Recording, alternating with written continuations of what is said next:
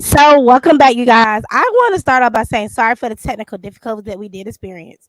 We did not know we was going to have issues with our music. Um, so we want to apologize about that. So, because of that, we're not going to have a lot of dance breaks. We're just going to have two dance breaks, and there are songs written by me. So, I know we're not going to have any issues with me playing those two songs that I wrote and had produced to go in my books. So, you guys, like I said, we are so sorry for any inconvenience. So, our readathon may lag a little bit because our authors have to receive their emails and check their emails so they can come to the new screen and read to you guys. So you may see us read my book again, or she may read her book again. But once again, we're sorry for any inconvenience. But let's get into this Arthur. You already fell in love with her in the beginning. Now she's back with another book about hair, and it's called Hair Like Us. We'll be right back. I am the author of Hair Like Us. Denny and his friends face bullies.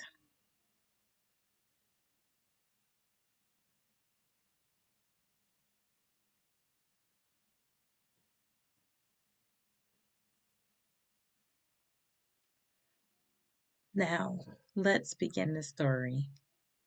Good morning, Denny. Time to get ready for school. As Denny tossed and turned, his mom was first greeted by his curly afro,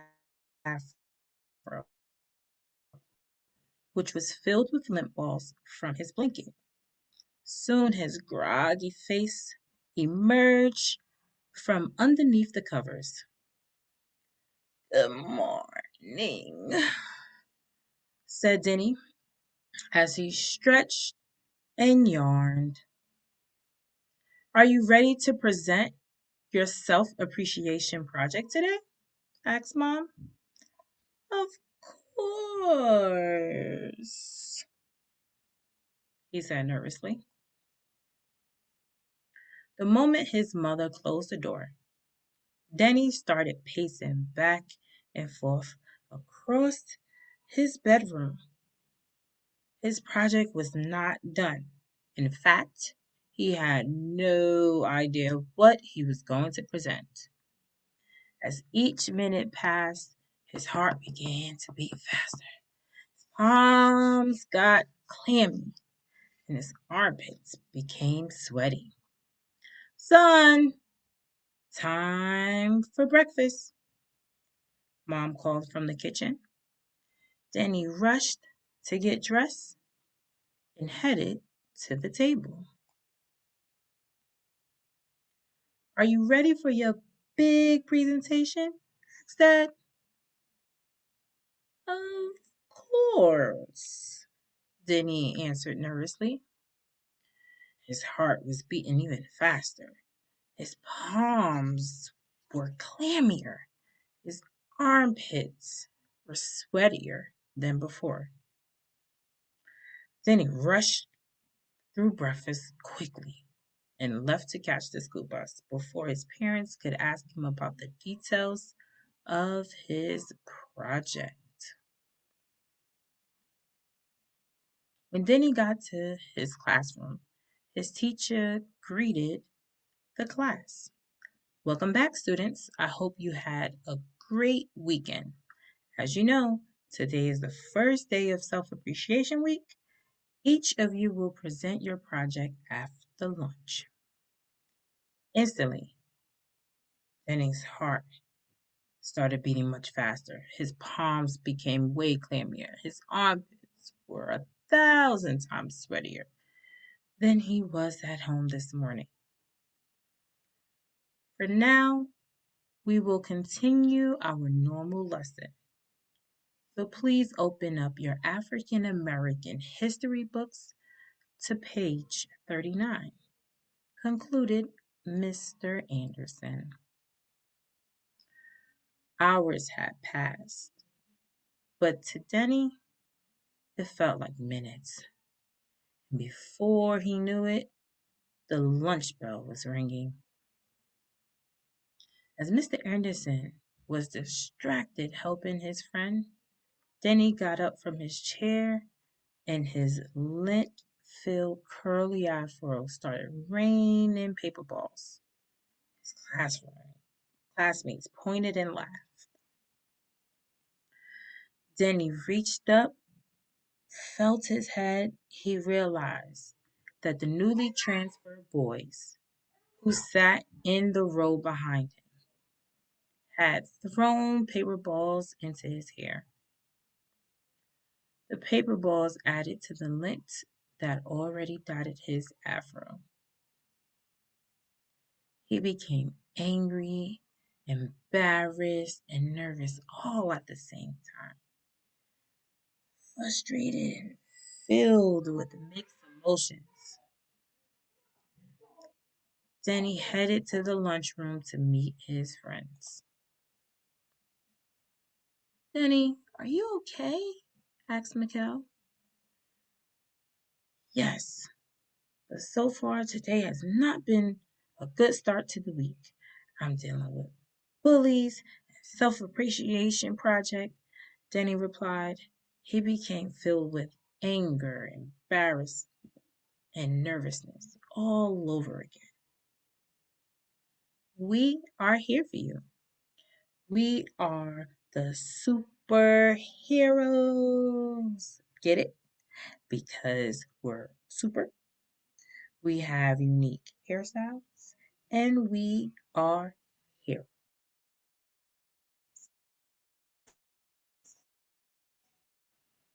said Demir in his imaginative cape hysterical. Let's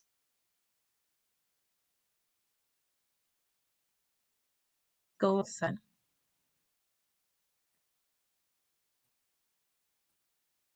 They walked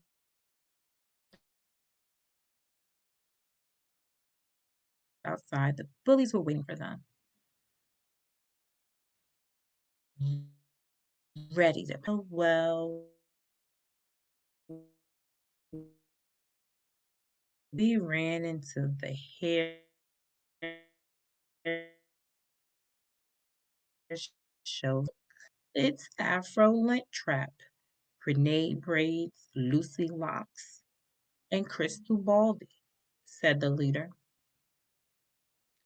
We like the way we look. Why don't you? Asked Denny. Because we don't, piped up the other bully.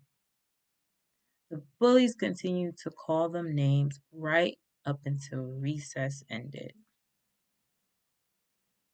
Denny and his friends felt proud that they had stood up to the bullies, but they also felt ashamed and embarrassed because of all the teasing. With their feelings at war with each other, the boys walked back into the classroom with their heads hanging low.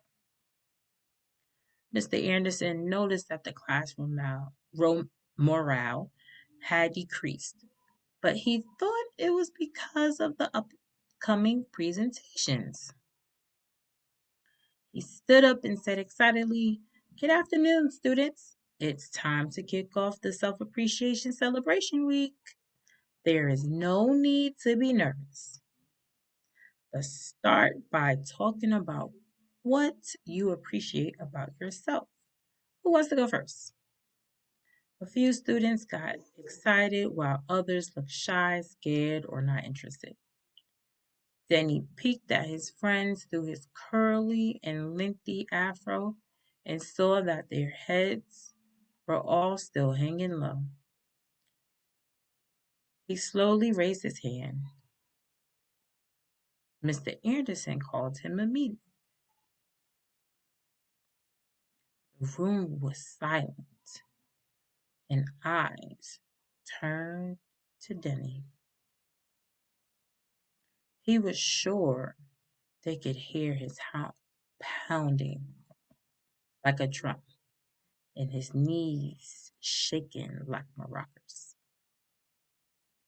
Then he kept his head low, pointed to his curly and lengthy afro, then whispered, "My hair." Danny, please speak up, said Mr. Anderson. Danny's head raised, his back straightened, his chin came up high, forming into his proud stance. He looked at his friends with their heads bent low and said proudly, I appreciate my hair. Hair, I love my hair. I love the curly, lengthy afro style I wear. Then he chanted, and his friends lifted their heads and smiled from ear to ear. Mikkel quickly stood up and said proudly, hair, I love my hair. I love the cornrow braids style I wear. Hair, I love my hair. I love the locks style I wear, said Demir. Hair, I have no hair. I love the bald style I wear, said Declan. Then he and his friends chanted proudly, hair, we love our hair. We love the styles we choose to wear. Hair, we love our hair. We love the styles we choose to wear. Then he and his friends turned to the bullies. The bullies' faces became as red as a raspberry. The leader stood up. Sorry for teasing you all about your hair.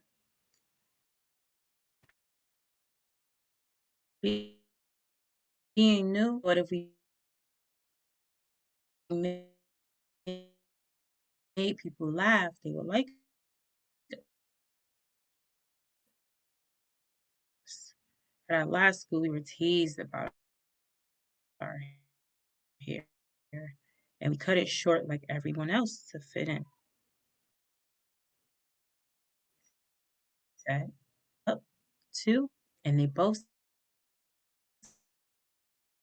said, hair, we love your hair. We love the styles you choose. Hair, our hair. We love the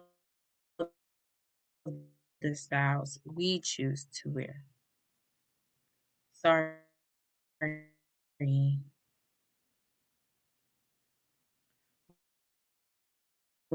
One by one, the rest of Denny's classmates stood up and expressed their self appreciation. Before long, the class morale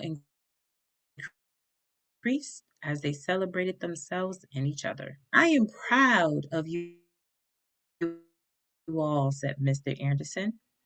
It is important.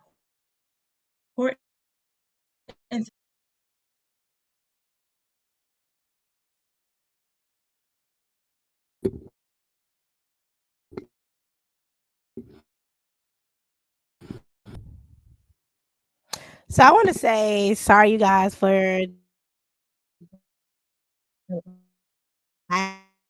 before we went live. We made sure we had fixed all our issues because this is our second live.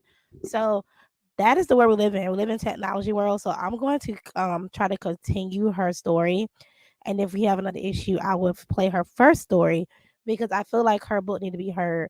Just like look at this illustrations, you guys. Look at it.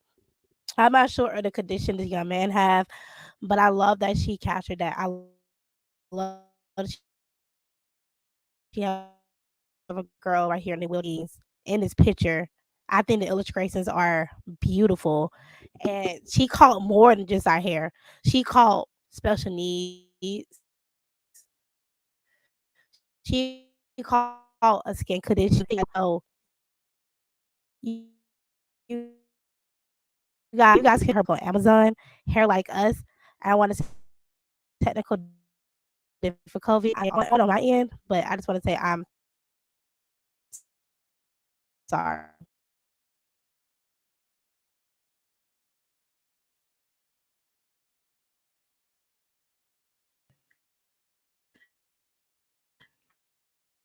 Our differences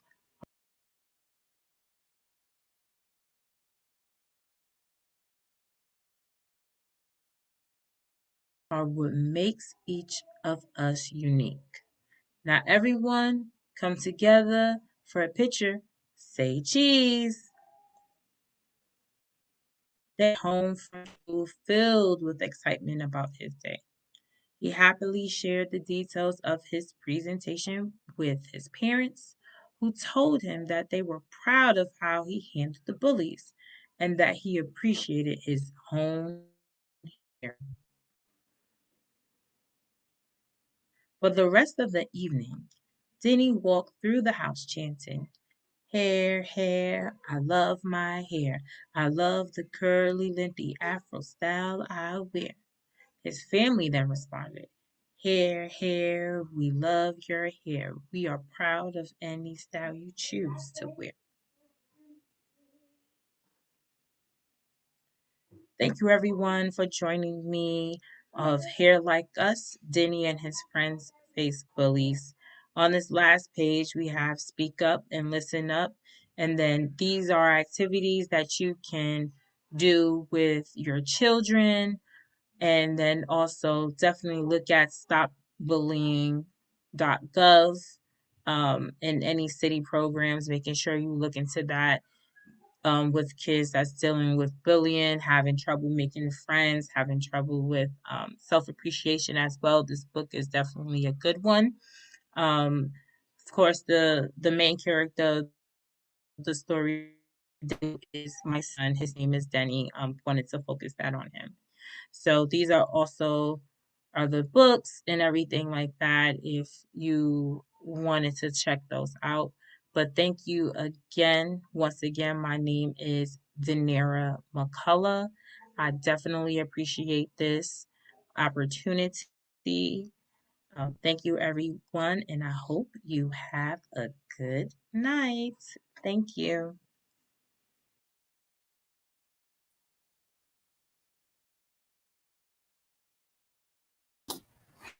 That was such an awesome book. Our next author is Crystal. Is our next author up yet? Yeah, she's here.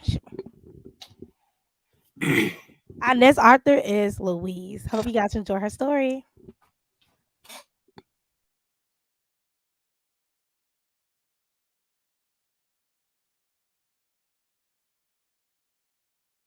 You're muted, Ms. Chatborn. You,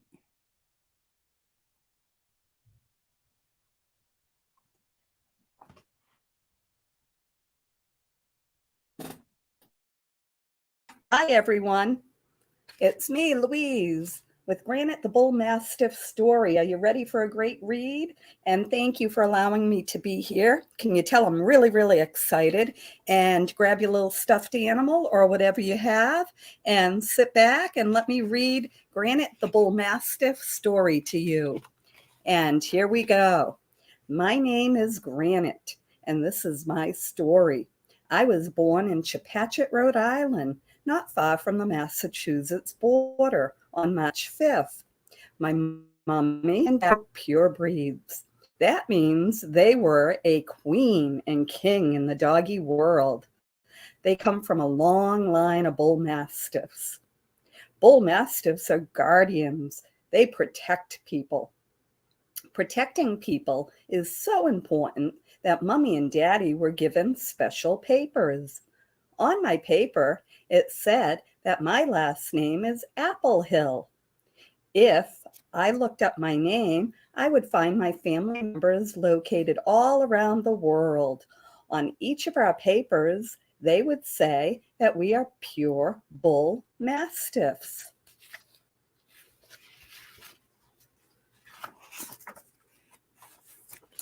I weighed 8 pounds when I was born. It is important to know how much a puppy weighs and how old they are before going to their new home. My new home is going to be with my paw parent, Louise. Do you have a picture of yourself when you were a baby? When my new mommy, Louise, came to see us, my parents got so excited. They jumped on her. Bodies were as tall as she was standing on their hind legs. They gave her big kisses, just like I did. I was born along with 7 sisters and brothers. All my sisters and brothers, including myself, wore different colored ribbons tied around our necks so that our new paw parents could tell us apart. Some of us looked orange, some of us looked tan. What color was your hair when you were born? The bull mastiff's color of fur can be brindle, fawn, and red. Brindle is the color of a tiger's fur. Fawn is the color of a lion's fur. And red is the color of a fox's fur.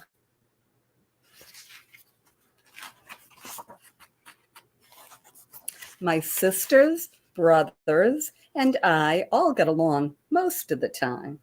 However, some would try to push into Mommy for more milk, or at times we would fight over the same toy until one of us would give up or grab a different toy. We had to learn to share and get along. They call that socializing in doggy talk.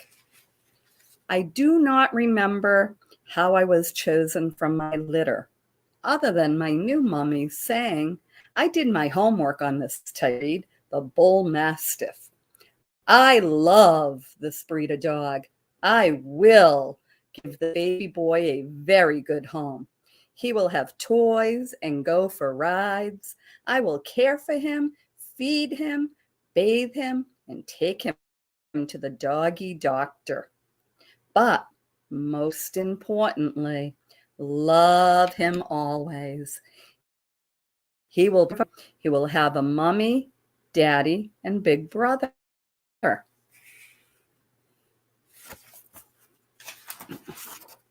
I was still too small to leave my doggy mommy and daddy. I was just a few weeks old. My parents made calls every week to determine my progress, such as eating, gaining weight, and walking.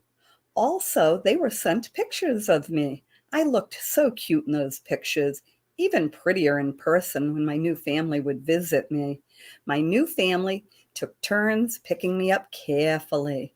We would kiss and hug each other. They loved giving me belly rubs, and I liked getting them. Finally, I was 8 weeks old.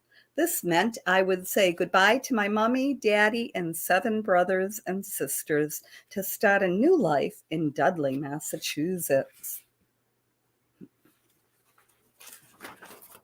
When I arrived at my new home, there was a party. Guess who the guest of honor was? Me. During the party, I was given my new name by mommy, daddy, and big brother. Are you ready? My new name is Granite. Whenever they would call my name, I would come to them. The party was fun. I received all kinds of toys, a new bed, treats, and a very big crate that my mommy called a condo. It was that big.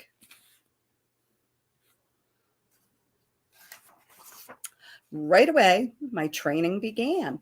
I learned how to sit, stay, down, and give my paw. It was hard for me to come on command. I hated being stuck in one place. I would get loose by breaking free from my chain, lifting the fence gate's handle, and pushing open the door. I did this a lot. I enjoyed my freedom and would run all over the neighborhood. I remember one morning when I was a few years old. My mommy was dressed for work. Work, treats, and food. So I am okay that she needs to leave me 5 days a week for work. Oh, back to my story. There was morning dew on our grass. I had seen our neighbor way down at the other end of a street. Before my mummy saw him, I started to run over to him to say hi. I forgot. My mommy was holding on to the other end of the leash. I started to run and began picking up speed. I weighed over 120 pounds. It looked like Mommy was water skiing across the front lawn with her high-heeled shoes. While passing the side of our house, Mommy tried to grab the corner to hang on. I was so strong that Mom had to let go of the leash. When I got to my neighbor, he was dressed in his police uniform. I thought I was going to doggy jail. Instead, he said, "Hi, Granite." I gave him his good morning kiss. Mommy approached and said that she was sorry. Maybe not all. I did not get my morning treat. Has that ever happened to you?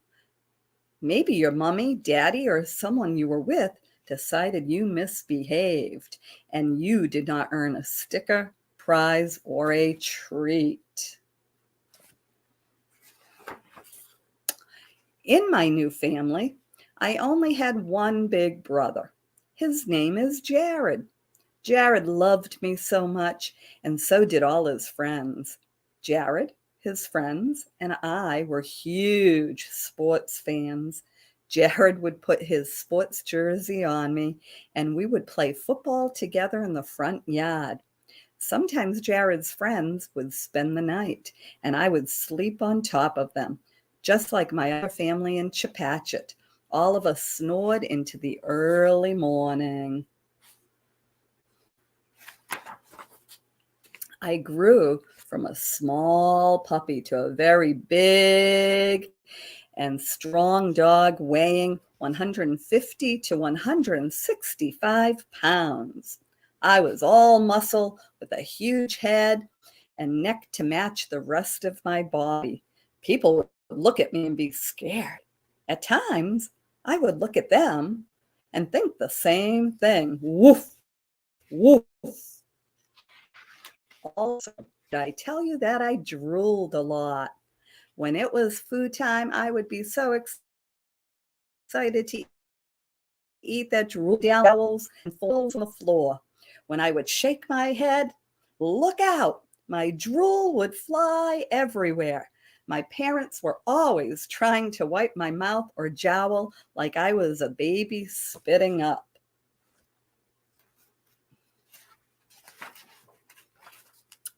I was also a perfect guard dog.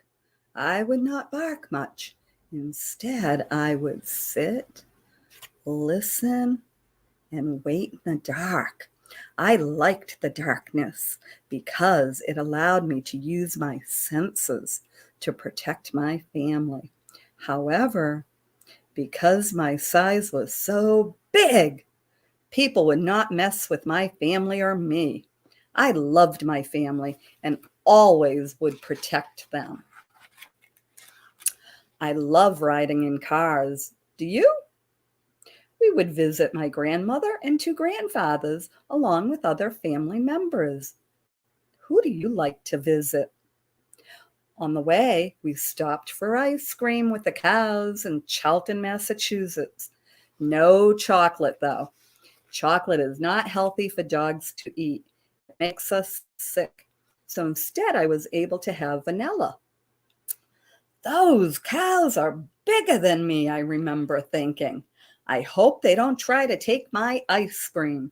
When I got my vanilla ice cream, I ate it fast with my big tongue. It was so yummy.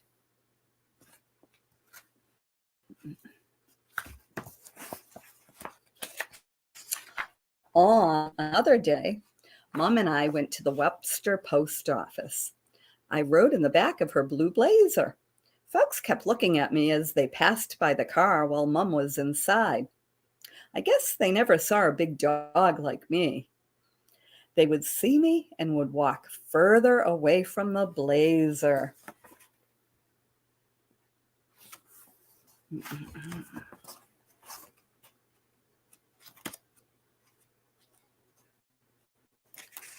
Then, while I waited for Mom to come out of the post office, one of my favorite grandfathers got out of his car and came over me.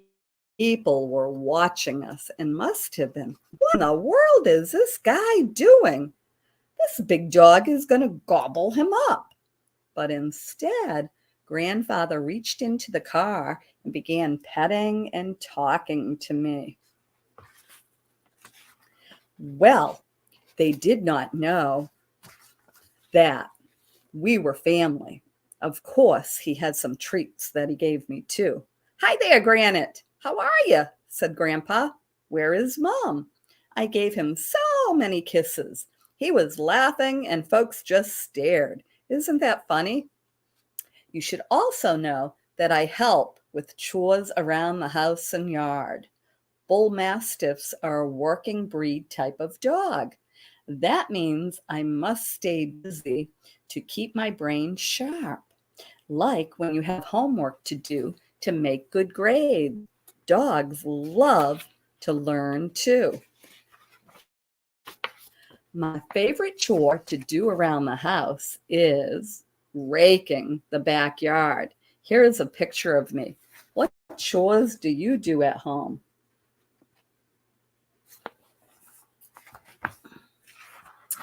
I love my family. I have to go now and help around my house because I want a special treat.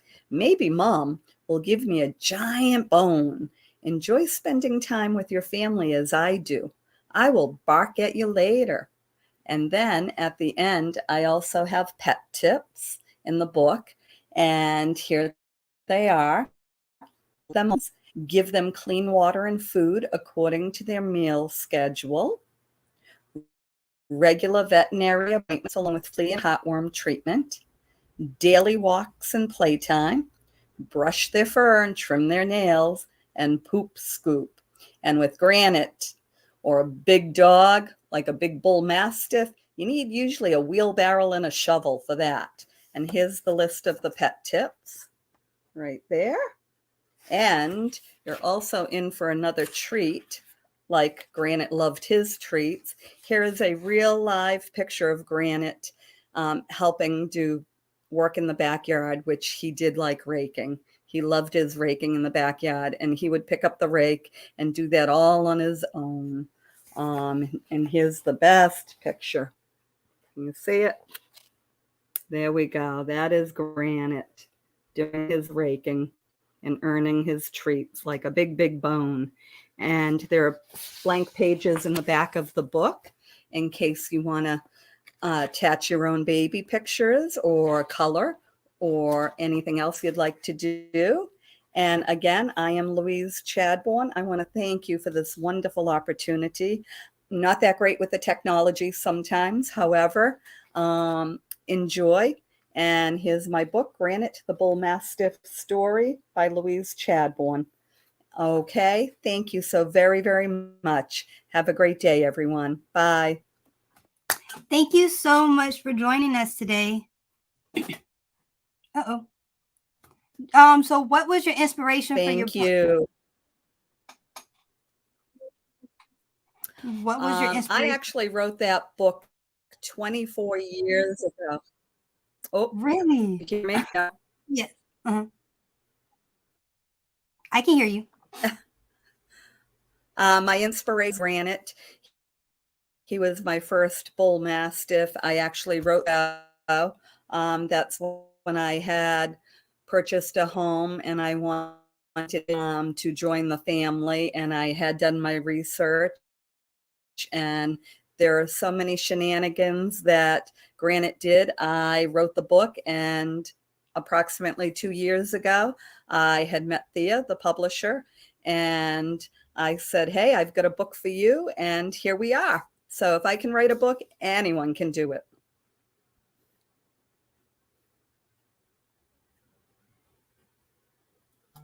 I absolutely love your book. I was muted. I have a husky mix, and she loves to pull us around with her big self. So your book was beautiful. I loved it. It was so cute. Thank you very much. And yeah, the husky is definitely, I've had some huskies too. They're definitely a working breed as well. Yes, that's wonderful. Thank you. Thank you. Have a great day, everyone. Thank you again. Bye. Okay, so we're going to go to a break and we'll be right back.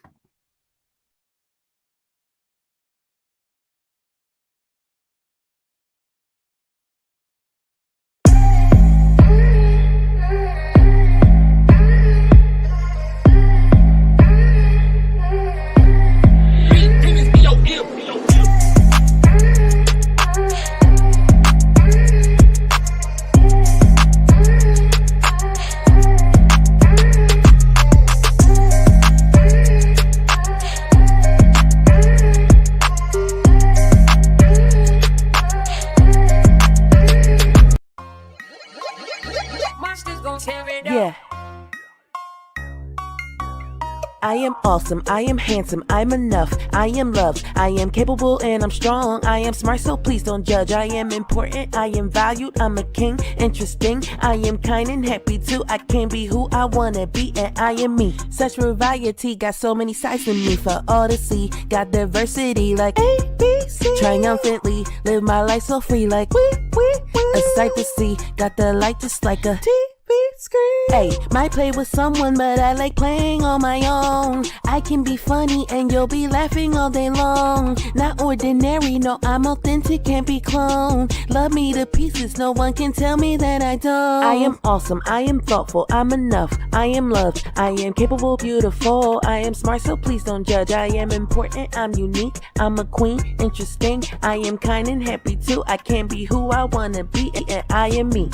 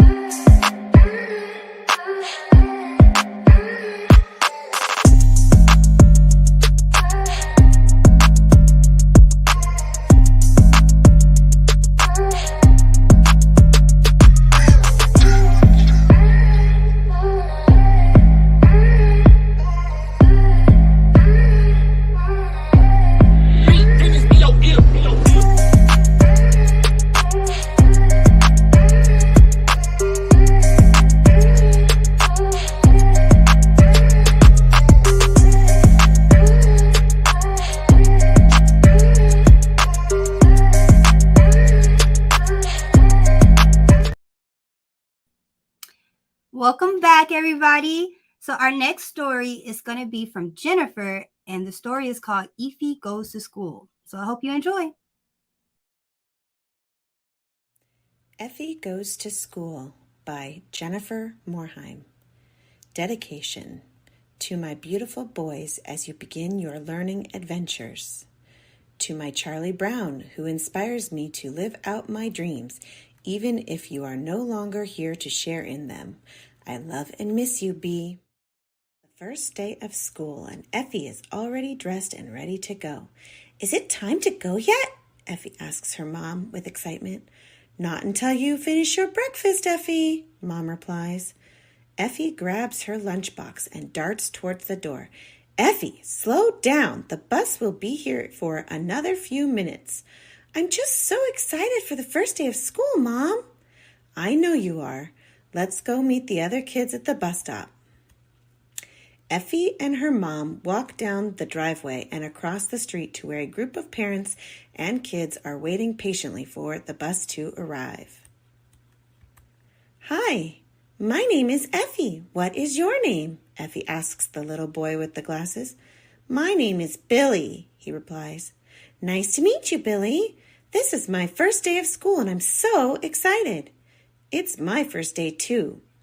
Want to sit with me on the bus, Billy? Effie asks. No, thanks. I want to sit by myself, Billy says grumpily. Effie thought she had made her first friend, but Billy doesn't seem to like her for some reason. She decides she will find out why. The big yellow school bus arrives right on time.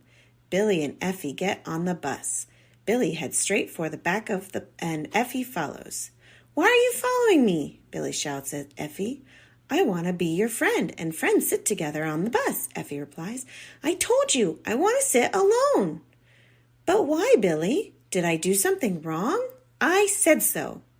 Effie sits a few seats away from Billy. Effie decides she'll try again once they get to school. The bus stops to pick up a few more kids before arriving at school. Effie sees the big red building with a clock on the top through the bus window. School looks like a barn, Effie whispers to Billy as they get off the bus. Billy ignores her and keeps walking. See you in class, Billy, Effie tries again. Still, no response from Billy. Effie walks through the big red door and sees all the kids piling into classrooms. She sees the door with the number 1 painted in black and dances into the classroom. Effie finds a seat in the front row. There are 9 seats in the classroom. The teacher is seated at her desk in the front of the room. Hi, I'm Effie, and it's my first day of school. I'm so excited to be here. It's nice to meet you, Effie. I'm Mrs. Smith. I'm happy to have you in my class, and welcome to school. Effie smiles. The door opens, and 2 girls walk in and sit in the back of the classroom. Then the bell rings, and the rest of the class piles into the classroom, including Billy. Billy, come sit next to me, Effie chimes. I'm not sitting in the front, Billy replies. A blonde little boy sits next to Effie and says, Is this seat taken? Effie turns to look and smiles. No, I'm Effie. Nice to meet you. I'm George. I'm sorry that boy was so mean to you. Are you friends? We met at the bus stop. I'm not sure why he doesn't want to be my friend. Well, I'll be your friend. Everyone should want to make new friends their first day of school. Maybe he got in trouble this morning by his mom, so he is taking it out on you. Maybe. I'm not going to let it ruin my first day of school. The bell rings again and class begins. Math lessons. 1 plus 1 equals 2. 2 plus 2 equals 4. English lessons. A is for apple. B is for ball. C is for car. D is for dog. I can't wait to learn how to read, Effie tells George. I started learning this summer so I'd be ready, George answers back. Really? How cool. I got flashcards this summer, but I only made it through half of them. The bell rings again. Okay, class, lunchtime. Everybody grab your lunch and follow me to the lunchroom, Mrs. Smith chimes. The class gets up and follows Mrs. Smith into a large room full of round tables and chairs. They walk up to a blue table with yellow chairs. Class, this is our lunch table. We eat as a class, so every day we will eat here, Mrs. Smith continues. What do you have for lunch today, Effie? George asks. My favorite, peanut butter and banana sandwich and a juice box, she replies. Yum, I have a banana sandwich too. Effie looks across the table and notices that Billy is not talking to anyone and doesn't have a lunchbox. Billy, do you want half my sandwich? Effie asks. Billy starts to cry. Effie gets up and walks over to him. What's wrong, Billy? You have been so nice to me all day. I've been so mean. I left the house without my lunchbox, and while you've wanted to be my friend, I've been embarrassed that I forgot my lunch on the big first day of school. It's okay, Billy. Here, have half my sandwich. That's what friends are for. The bell rings again, and it's back to the classroom. Billy sits down on the other side of Effie in the front row. Billy, this is George, Effie introduces. Nice to meet you, George, he responds with a smile. Nice to meet you, Billy. Welcome to the front row, George giggles. The rest of the class was filled with finger painting and story time. The final bell rings, and Effie looks down on her desk. What's wrong, Effie? Billy asks. That bell means it's time to go home. I had a great first day of school, and now I don't want to leave. It's okay, Effie. We get to do it all over again tomorrow, George replies with a giggle. Effie lifts her head with a big smile. The three of them walk out of the classroom to go meet the bus. The three of them head to the back of the bus and talk all the way home. How was your first day of school, Effie? Did you make any new friends? Effie's mom asks as they walked up the driveway. Oh, Mom, I love school. I made 2 new friends and I can't wait to see them tomorrow. Effie sits down at the kitchen table where there is fresh cookies and milk waiting for her. This was the best day ever, Effie proclaims as she slumps down in her chair, cookie in one hand and milk in the other. The end. About the author. Jennifer is proud to release her first published work. Effie has been a part of her family since 2008, but has taken many years and having 2 young ones starting school to decide it was time to share Effie with the world. Jennifer plans to take many more adventures with Effie now that she's here. Jennifer lives in Renton, Washington with her loving and supportive husband and 2 beautiful boys. Jennifer has many passions, but writing has always been one of her most personal and precious gifts. About the illustrator. Heimio is a mother and children's book illustrator who puts her heart into all her work. Her character drawings convey emotions, and her choice of color captures the fairy-like world of dreams. Hi everybody, I'm Jennifer and I'm the author of these Effie's Adventure children's book series. Thank you so much for taking the time to read Effie Goes to School with me today. I hope you enjoyed this story and you are looking forward to Effie's next adventure. In our next book, Effie and her friends are going to go on their first field trip and they're headed to the Science Museum. Do you remember your first day of school? What about your first field trip? Where did you go? I know that you guys are going to love the series as it grows. And most importantly, Effie and her friends want you to know that you should have fun no matter what situation you get into. And even if you face a problem, there's always a solution, and just work together and enjoy and learn. Keep reading and we'll see you soon. Bye-bye.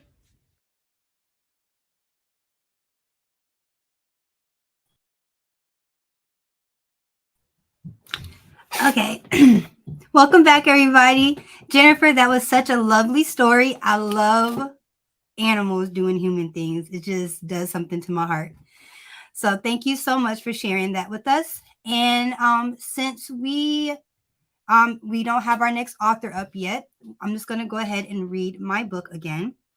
Jason Becomes a Hero, and it's about bullying and how to overcome it. Okay, Jason Becomes a Hero.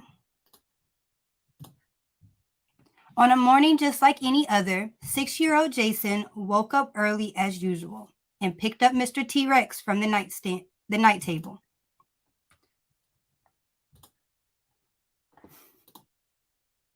After brushing his teeth, he went to the kitchen to eat breakfast with his family. Good morning, Jason, his mother said, planting a kiss on top of his head. His siblings, Mario, Phoebe, and Sophia, were already at the table, mouths full of cereal and toast. Jason loved eating breakfast with his family. Hearing their story was his favorite part. All of a sudden, a big ball of fur came running in. It was Honeycomb, the family dog. She loved sitting next to Jason. Do you want some bread? Jason broke a piece of his toast and passed it to the dog, who wagged her tail happily. Okay, hurry up, you guys. I'll take you to school today, Mom said. I want Dad to drop us off, Jason replied with an angry tone. Dad always took them to school, and Jason didn't like change. Dad's busy today, so I'm taking you instead. No, I won't go. I want Dad. At that moment, Dad came in the door.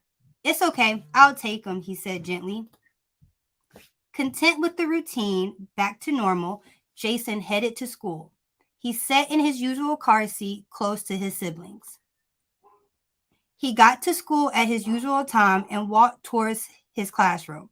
But when he got to his seat, something wasn't right. A boy was sitting in his chair.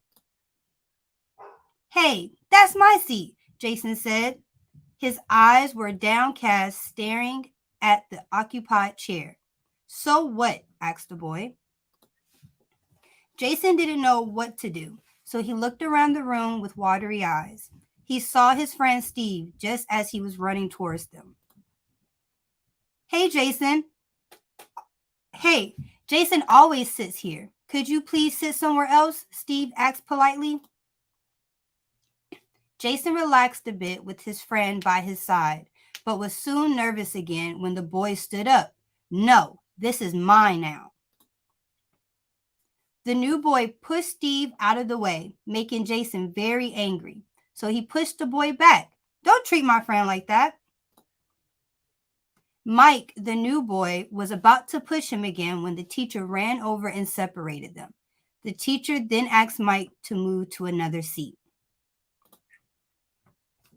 That was amazing, Jason. You were as strong as a superhero. You saved me, Steve thanked him.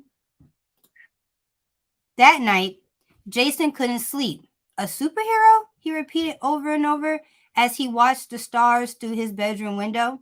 That would be nice. I could help people. I wish I could be a real superhero, he said to the sky. Finally, he was asleep. When Jason got up the next day, his sister Sophia looked him up and down real good. You look different today, she said. Well, thank you, replied Jason without paying much attention.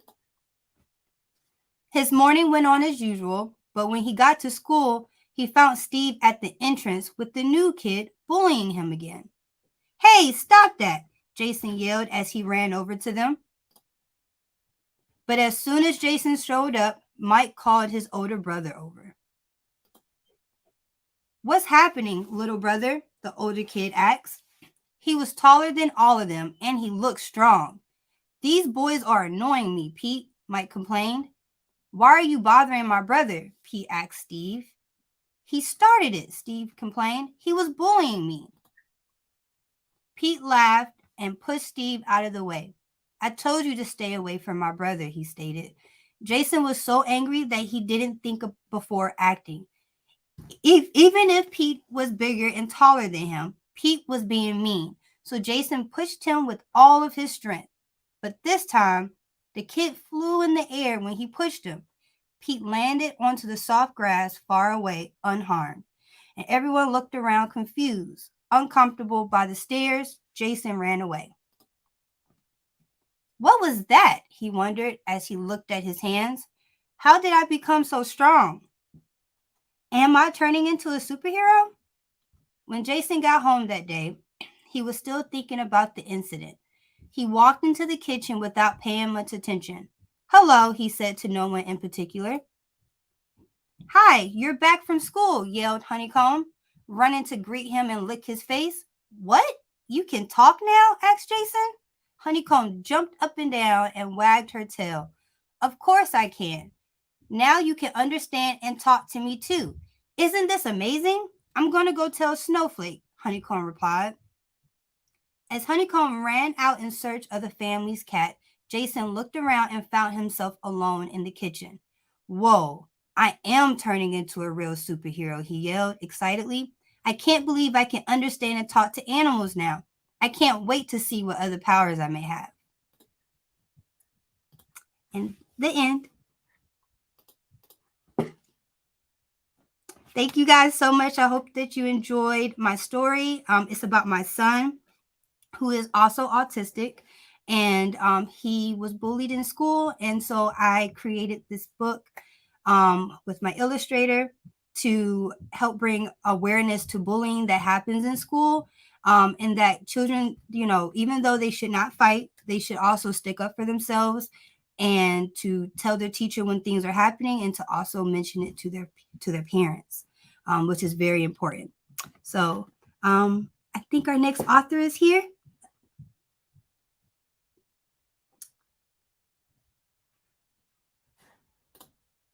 Okay, so Tamara, are you ready to read? Okay, we're going to go on a break for a little bit. Be back.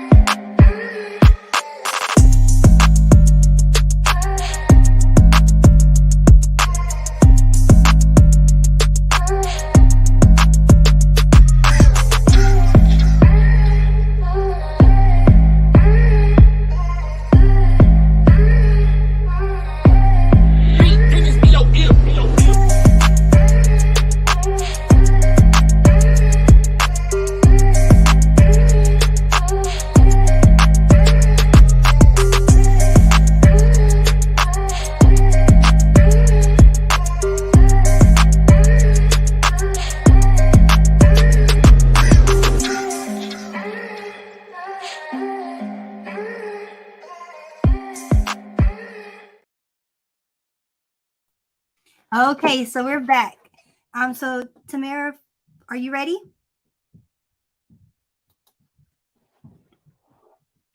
How you doing? Oh. Oh, can you hear me?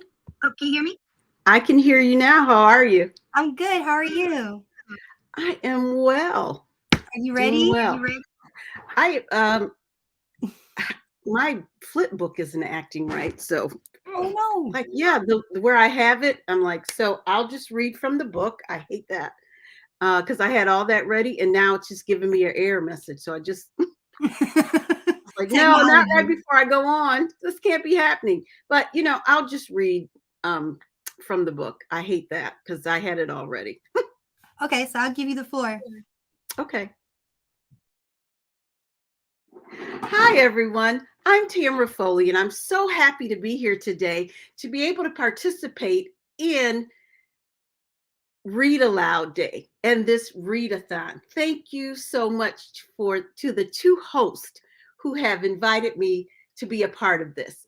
Today, I'm going to read my book, Cassie's Big Change, Going from the Living Room to the Classroom.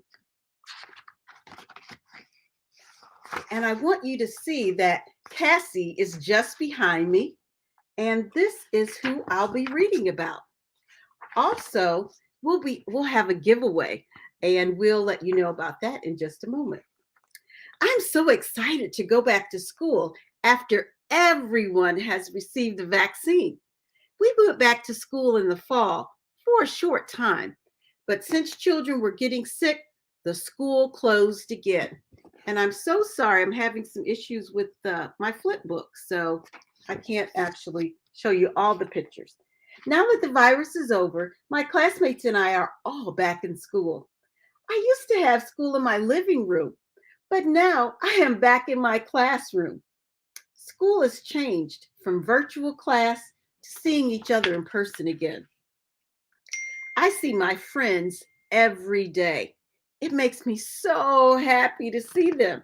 I also wave to Miss Garrett, my previous teacher, every morning in the hall before I go to class. My new teacher is Miss Foley. Miss Foley is very kind, but highly organized. She encourages the children to write in their journals every day about their feelings. She says, I want to make sure that you are ready to learn. You have to think and focus on school. Write down every feeling you experience before school that is not good and whoosh it away. Miss Foley has the time each day to speak to her about a problem. This is a private time, so other people don't know what you are saying. This is one of the ways that she is like Miss Garrett. They both care about us. Today is art class. Mr. Castillo uses Play-Doh to show us how to create characters in a book we are reading with Miss Foley. He makes his Play-Doh in many bright colors, and you can see that, all the colors that Mr. Castillo has. And it's easy to mold. I worked on a bear from the story. It reminded me of the bear I hug when I am feeling sad or lonely.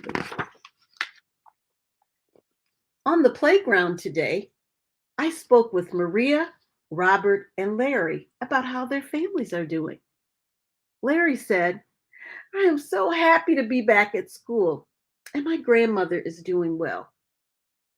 We were excited. Maria said, my family's been eating well since my dad began working again.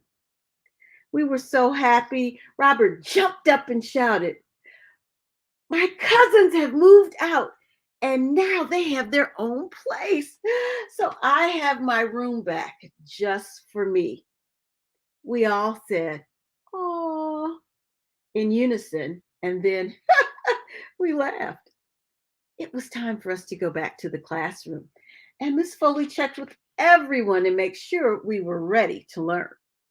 She wanted us to write our story about the character we created in art class.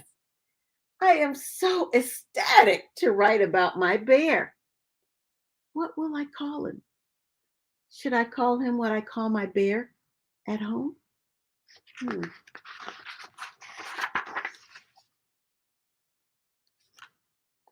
It was time to go home, and Cassie could not wait to tell her mom about the project. She ran into the house and looked for Mom, but she was in the yard. Mom, I have a great project and I need your help, I shouted. Mom said, Cassie, you are out of breath. What is going on? Mom, I have to write a story about a bear that I'm creating in Mr. Castillo's class. I just can't decide what to call her, Mom. Do I want it to be a boy or a girl? Cassie was so confused. She said to her mom, I want it to be a girl just like me. Great, Mom shouted in excitement. Now, Cassie, what is a girl's name that you'd like? Cassie put her hands on her head and she began to think. Cassie said, Mom, I would like to name my bear after Granny. What is her real name? Granny's name is Maggie, Mom explained. This is what I'll call my bear, Maggie. Cassie, you have made a great decision. I am so proud of you, Mom said. I told Dad when he got home from work. Dad said, I am sure Granny would be so happy that you named your bear after her. Dad hugged me and I felt thrilled. I can't wait to tell Mr. Castillo the name of my bear. The next morning, Mr. Castillo, I saw him in the hallway on my way to class. So I stopped and I told Mr. Castillo the name of my bear. I was too excited to wait until art class tomorrow. Mr. Castillo said, Cassie, I know you cannot wait to see your final bear. I am sure it will be fantastic. You better hurry to class. I thought about my bear all morning. I wrote in my journal and expressed how happy I was to begin my story. Miss Foley explained the steps to writing a story. She posted the steps on the board. The next day, Miss Foley taught us how to write a topic sentence. We always complete one with her before we write one on our own. I wrote my topic sentence and raised my hand for Miss Foley to check it. Miss Foley nodded her head and smiled. I was happy that I finished this step in writing the story. It was time to go to lunch. After lunch, Miss Foley said, I am so proud of your topic sentences. Now we will complete the next step this afternoon and then work on it again next week. The next step in writing a story is writing down the details or drafting. So we went back to all of the ideas we wrote down during our brainstorming. We began to put these ideas into sentences and complete thoughts, so it makes sense. I used a lot of emotional words in my story. We went home for the weekend, and I told Mom and Dad during game night about my story and all the words that I used. They were so glad that I was expressing feelings. We had a group hug. Oh, and I felt so good about my story. On Monday morning, I was so excited to go to school to work on my story. I jumped out of bed. Mom woke me up. She was so shocked. Cassie, are you okay? She said, Yes, Mom. I'm just ready to work on my story at school. I am glad that you are so eager to write. On the bus to school, I kept thinking about what next steps were we going to work on today. I just couldn't remember, but I knew Miss Foley would tell us again. Today, we also were going to art class, and I could work on my bear. Today is going to be a great day. We wrote in our journal, and then we began to work on our story with Miss Foley. First, we had to go back over what she had taught us, and then we moved on with taking our sentences and putting them in order. Miss Foley walked around the class and asked us questions to make sure our story made sense and to make it better. Miss Foley said, "You have done well with your story. Put your materials away and get ready for Mr. Castillo. He is proud of how your characters are being created." We went to Mr. Castillo and he sat with each of us and told us how we could make small changes to improve our characters. We all worked hard to do an excellent job on our characters so that Mr. Castillo would be proud of us. We continued to work on our stories the next day, and we had to reread all of the details and then go back and make any changes that we were editing and revisiting steps. We had to work with a partner, and then Miss Foley checked them before we could type the final story on the computer. I went to the computer and typed my story. I felt so proud of myself. I could not wait to get home and show Mom and Dad. I knew that they would also be proud of me and my story. Before we left school, Mr. Castillo came in and gave us the characters we created to take home. When I ran off the bus, Dad greeted me at the door because Mom was cooking dinner. I said, "Dad, would you come in the kitchen with Mom so I can show you something?" "Sure, Cassie," Dad replied. I announced to Mom and Dad, "I want to read my story to you and show you my bear that I created in class. I am so proud of myself, and I hope you'll be proud of me too."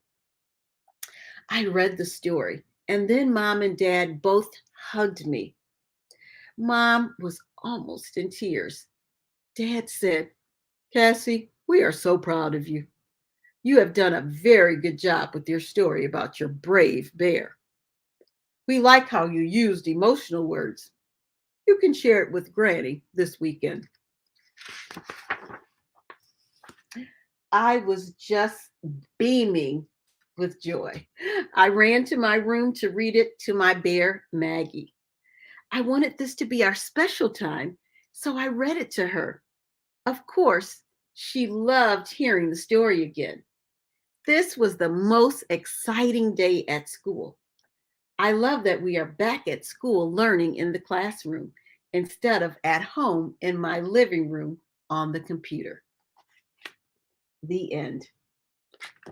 I hope you enjoyed Cassie's story. And this is the bear and the book that we'll have as a giveaway during the readathon. If you love the story, please feel free to send us a message at cassiesbigchange.com and just put in the comments what you thought about it.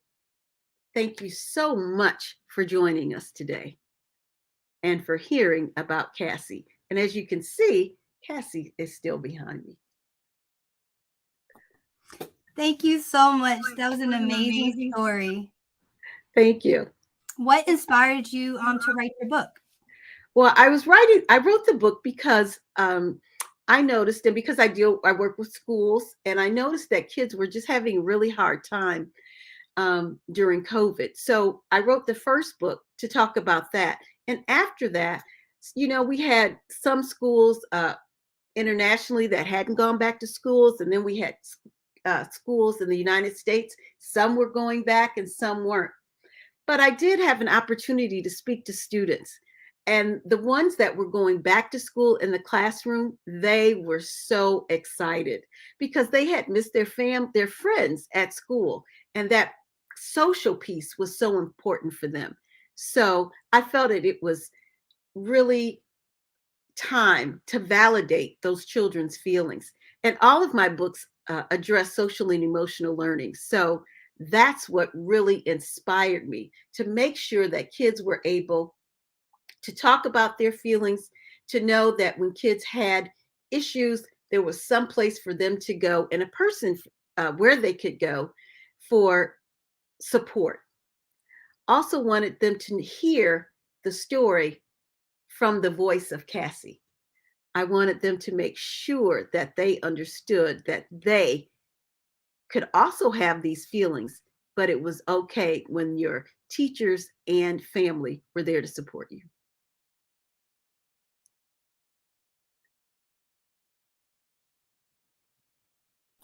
I'm so on mute. Awesome. Okay, so are you working on any other projects? Any other books? I am. I was just working on one before I came on. So I am. I'm working on a couple new Cassie books, and I'm also working on an adult book that deals with social emotional learning.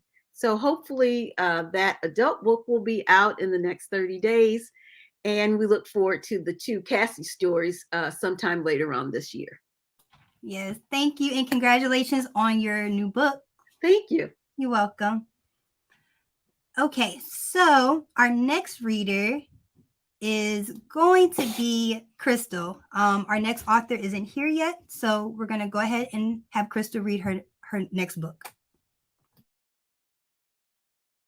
Hi, you guys. I'm back. Let me go ahead and present this book for you guys.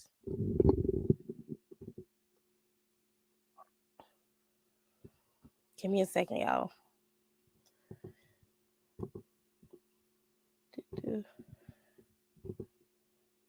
Alrighty. Can you guys see the screen? Can you guys see it? Yes, we can see it. Okay. Thank you. All right, so you guys, I am reading. I am awesome. Positive affirmations for affirmations. Sorry, positive affirmations for autistic children. I am awesome. No words are needed for me to be fantastic. I make friends at my own pace. I am confident. I am proud of who I am and who I'm proud of who I am and who I am becoming. Because when I look in the mirror, I see a beautiful reflection. I am confident.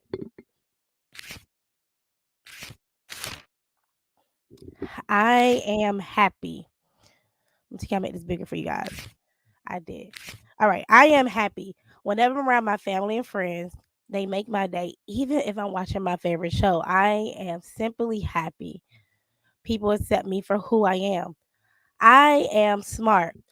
I love reading and learning new things every day from my school and my therapist. I am smart. I am kind. I am very understanding of others and I love to show affection towards my loved ones. I am kind. I am strong. I have hidden superpowers that I sometimes activate. I am enough. Despite being atypical, I am the same as everyone else, and I'm an awesome kid. Just being myself is enough. I am capable. Whatever I wish to do is up to me. I am loved. It doesn't matter that I'm different or have autism. My parents and family still love me no matter what. I am thankful.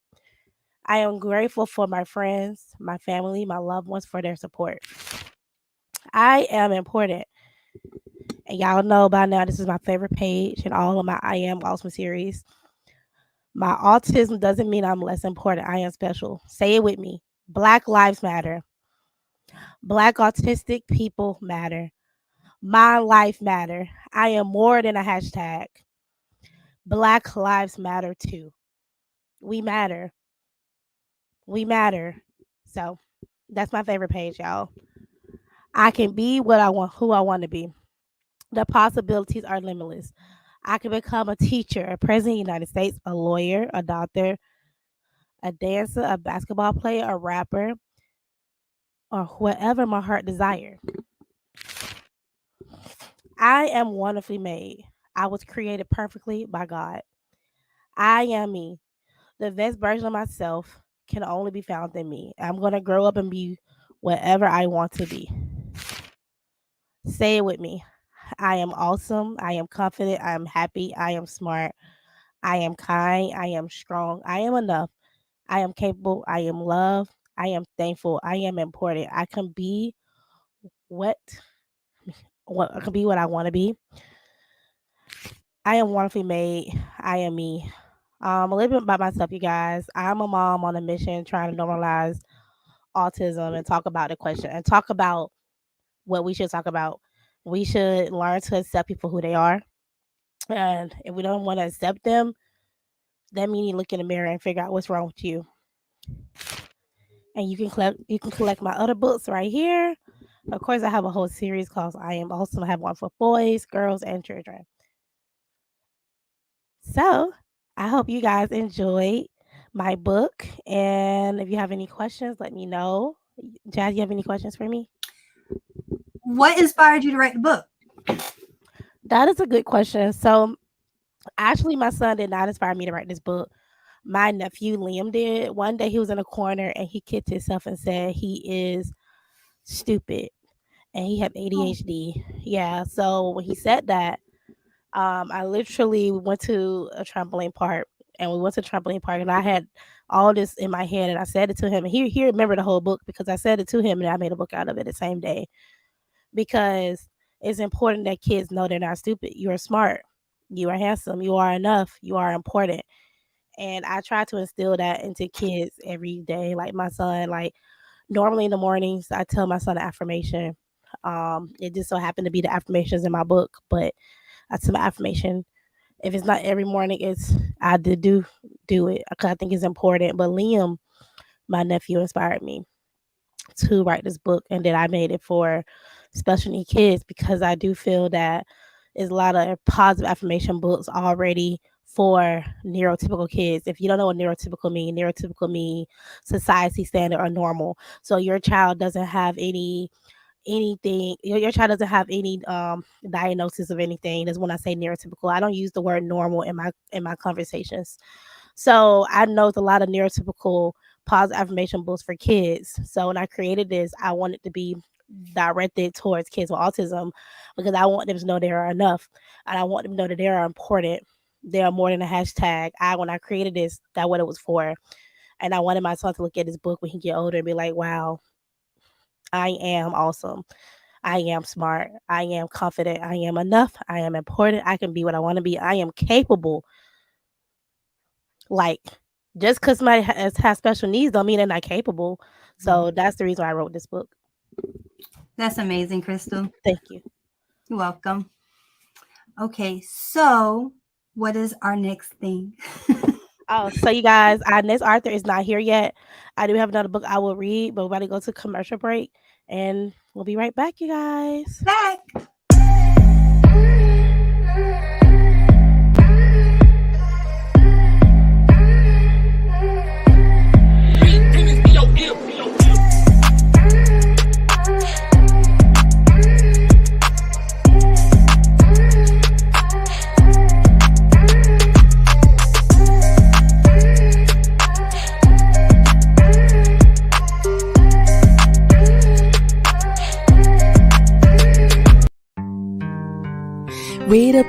Read a book about autism awareness, and then you can share it with your family. Read a book, let's get an education and teach it to the nation. Come and read with me. Read a book about autism awareness, and then you can share it with your family. Read a book, let's get an education and teach it to the nation. Come and read with boys and girls today. Let us all celebrate the friends that we have made. They like to play in their own way. They speak with more than words, like or okay. They like the things they do, and they can do them every day.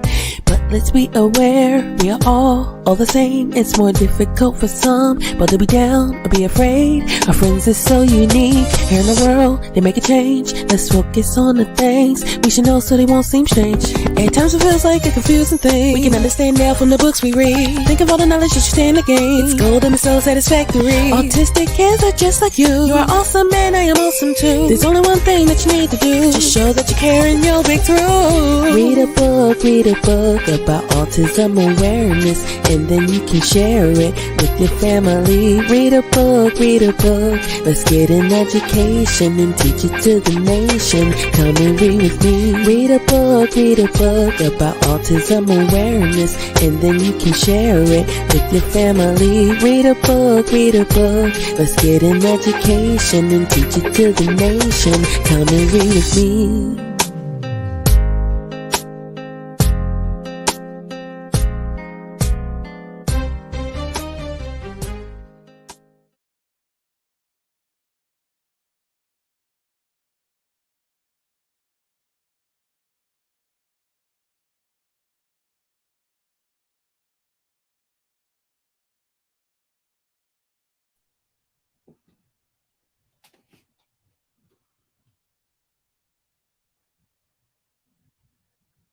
Okay, so welcome back, everybody.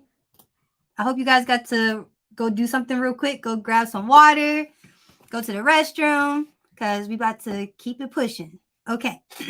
So, Crystal, are you going to read your next book or? No. The next author would be Hair Like Ours. She decided she wants to read her book again, so we'll be right back. Okay. Hi everyone, my name is Tanera McCullough. I am the author of Hairstyles Like Ours, Milani and Friends Face Bullies. Hairstyles Like Ours, Milani and Friends Face Bullies. Hair, we love our hair.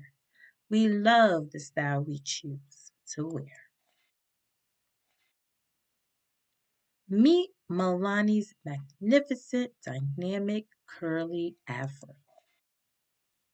Every morning, Milani stands in front of the mirror and admires her magnificent, dynamic, curly afro. She often got mesmerized styling her magnificent, dynamic, curly afro until she heard Mom calling from the kitchen. Milani, time for breakfast. Then she would rush to get dressed and head to the table. This Saturday morning was no different. When she got to the table, the rest of her family were already there. Kids, what are you planning to do this Saturday morning? Asked Mom. Dad is taking me to mixed martial arts class, replied Denny. I am meeting my friends at the park across the street, Milani responded. Great. Now be the best version of you today. And I want to hear all about it when you get back, said Mom. Of course, said Denny and Milani in unison. After breakfast, Milani met up with her friends Danira, Mariana, Kwanzaa, and Aquia at the park. They played double dutch and hand games like they typically did every other Saturday.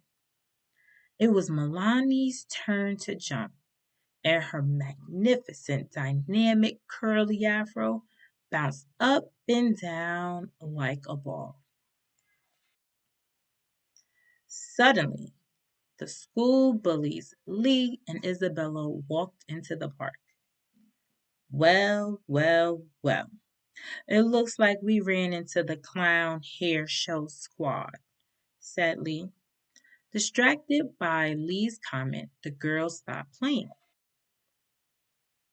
That is not a nice thing to say, Lee. We love how we choose to look, said Milani. Oh, so you like looking like clowns? Snickered Isabella. I get it. We have the tingly afro, grenade braids, lumpy locks, crystal baldy, and cereal box. She continued. You can say what you want, but we are proud of our hair. Hair, I love my hair. I love the magnificent, dynamic, curly afro style I wear Milani sang. Daenerys quickly picked up the chant and said proudly, "Hair, hair, I love my hair. I love the beaded, braided style I wear. Hair, hair, I love my hair. I love the lovely, lively locks style I wear." Akuya continued. Hair, hair, I have no hair. I have alopecia, but I love the bold, bald style I wear. Mariana joined in. Hair, hair, I love my hair. I love the low, luxurious, low cut style I wear. Kawanza added. Hair, hair, we love our hair. We love the styles we choose to wear, chanted Milani and her friend. The two of you don't have to like our hair, but we do, said Akuya. Kawanza continued. Our parents taught us that self love is very important. Now, since the two of you have nothing nice to say, please leave. The girls had never stood up for themselves like that before. So the bullies were shocked and stood frozen like deer in headlights. I am not sure if you heard, my friends, but please leave, said Milani sternly. Lee and Isabella didn't know what to say, so they just turned around and left the park. The girls resumed their game of double dutch, and now it was Daenerys' turn. As she jumped, her beaded braids made waves like the ocean and clack, clink, clink sound. The other girls laughed in enjoyment, and at the sound of her hair, sang, Hair, hair, we love our hair, as they continued to play. Milani went home from the park filled with excitement about her day. She vividly described everything that happened to her family. Her parents were proud of how she and her friends defended themselves and were not ashamed to express self love and unity. For the rest of the evening, Milani walked around through the house chanting, Hair, hair, I love my hair. I love the magnificent, dynamic, curly afro style I wear. And her family responded, Hair, hair, we love your hair. We are proud of any style you choose to wear.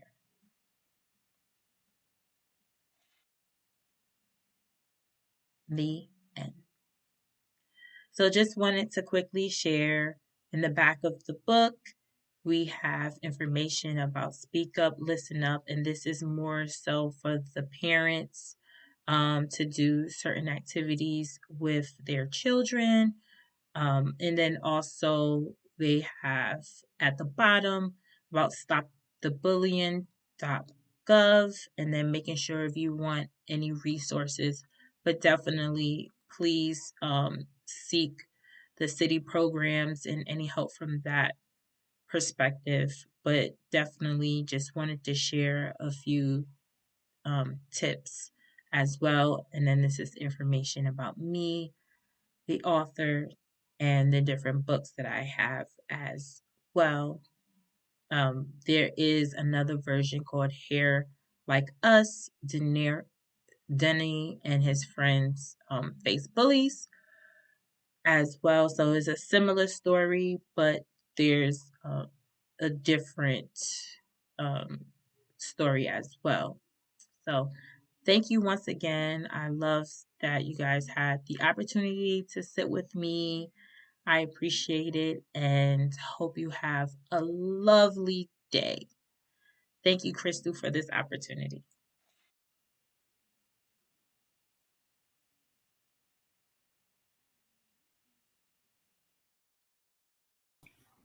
Okay, so that was a lovely story. Did you love that story, Crystal? I think it was a great story. I love how we're talking about celebrating our natural hair. I can't wait to see a Smart About Children book about loving your locks. Man, and it's Black History Month. We cannot forget Yep. that. So this is I'm pretty perfect. sure there's an author out there to have a book about loving your locks. Well, I would love to support you and buy it because I just joined the lock journey and I've been locked now for 3 months. So you guys. But we have our next Arthur here. So you guys, thank you guys for rocking with us. I can see she just had a technical difficulty. But anyway, you guys, thank you guys for rocking with us today. Like I said, today is World Read Aloud Day. It was created by the brand Salaskits. I have a problem with my S words, y'all. I wanted to just throw it out there for somebody to comment. And also, my son is here, so you may hear a little bit noise in the background, but it's okay because I'm a mom. So, Jasmine, why are you excited about World Read Aloud Day? Well, first of all, it introduces me to other people's stories. We get so caught up in our own world and in our own stories that we don't really get the privilege to hear everybody else's story. So World Read Aloud Day allows that for us. And by us doing a readathon, you get a whole bunch of authors and you get introduced to their stories. So that's why I'm excited. It's back. It looks like our Arthur is back. So I am ready to hear her book, you guys. Next up, we have Lorraine, and she is reading Logan 3D Surprise. We'll be right back.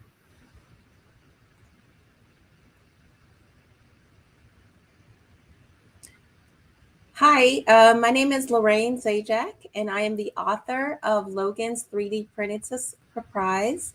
I'm really excited to share this story with you guys. So here it goes.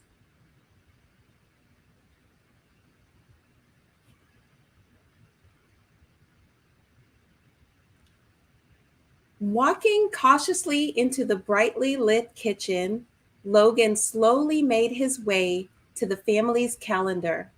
He was both excited and anxious. Mom, is tomorrow Sunday? He asked. Are there only 7 more days till Mimi's birthday? He marked another day off the calendar with a giant red X. Yep, Mimi's 70th birthday is almost here, replied Mom. Soon we will celebrate this important event, showering Mimi with presents, cake, and many hugs. She tickled Logan on his neck. Logan loved celebrations. Birthdays meant parties, friends, goodies, yummy food, and fun gatherings with family members. He could not wait for next week to open gifts with Mimi. Gifts to her from Mom, Dad, his sister, and brother, Pawpaw, and Tiger, his puppy. However, something was troubling him at the same time. Logan was not 100% ready just yet. 1 week did not seem like enough days since he still had not gotten a special gift for his grandmother. Looking around the bustling kitchen, bowls and pans, flour and eggs, sugar and butter cluttered the counter. Logan found his mom busy baking a scrumptious birthday for his Mimi. What would it be? A tasty cake? A delicious pie? Lots of yummy cookies? His mouth watered just thinking of his mom's delicious baked goods. Logan wished he could figure out what his present to Mimi would be. Logan did not want to interrupt his dad, but he knew that he needed. Oh, I'm sorry. The next day, Logan approached his dad for help with what was bothering him. He noticed a workbench loaded with hammers and nails, drills and screws, wood and paint. As he inspected the hot, dusty garage, he could tell that his father was diligently building a special gift for Mimi. What would it be? A giant birdhouse? A sturdy bookshelf? A perfect wooden chest? However, whatever it was, Mimi was sure to be surprised. Logan did not want to interrupt him, but he knew he needed his father's input on this dilemma. Dad, today is Sunday. There are only 6 more days before Mimi's birthday, and I'm still not sure what to make for her. Can you please help me decide? Logan pleaded. I know how important choosing the right gift is to you, son. You have a great imagination. Let's use that to get some ideas, his dad said. Logan thought hard about his present for Mimi. What was he going to make? The days were passing by faster than he had imagined. Now it was Monday, 5 days before Mimi's birthday. Logan could hear the humming of a motor coming from upstairs. Wanting to investigate, he quickly ran toward the rhythmic sound. Aha! The sound pushed its way out of his older sister's room, where she was huddled around her sewing machine, crafting away. Fabric and buttons, ribbons and tulle, threads and empty spools covered the floor. He could tell she was sewing an extraordinary gift for Mimi. What would it be? A beautiful doll? A snug apron? A soft dish towel? Whatever it was, Mimi was sure to be surprised. Could I use your machine to sew my project? Logan asked his sister. I wish it was that easy, Logie Bear. Sewing takes time to learn, she replied, patting him on the head. I've been taking sewing classes for years. What about you? What are the classes and skills you have been learning? Maybe that could be part of your special project. Logan paused for some time to consider the classes he was taking at his homeschool co-op.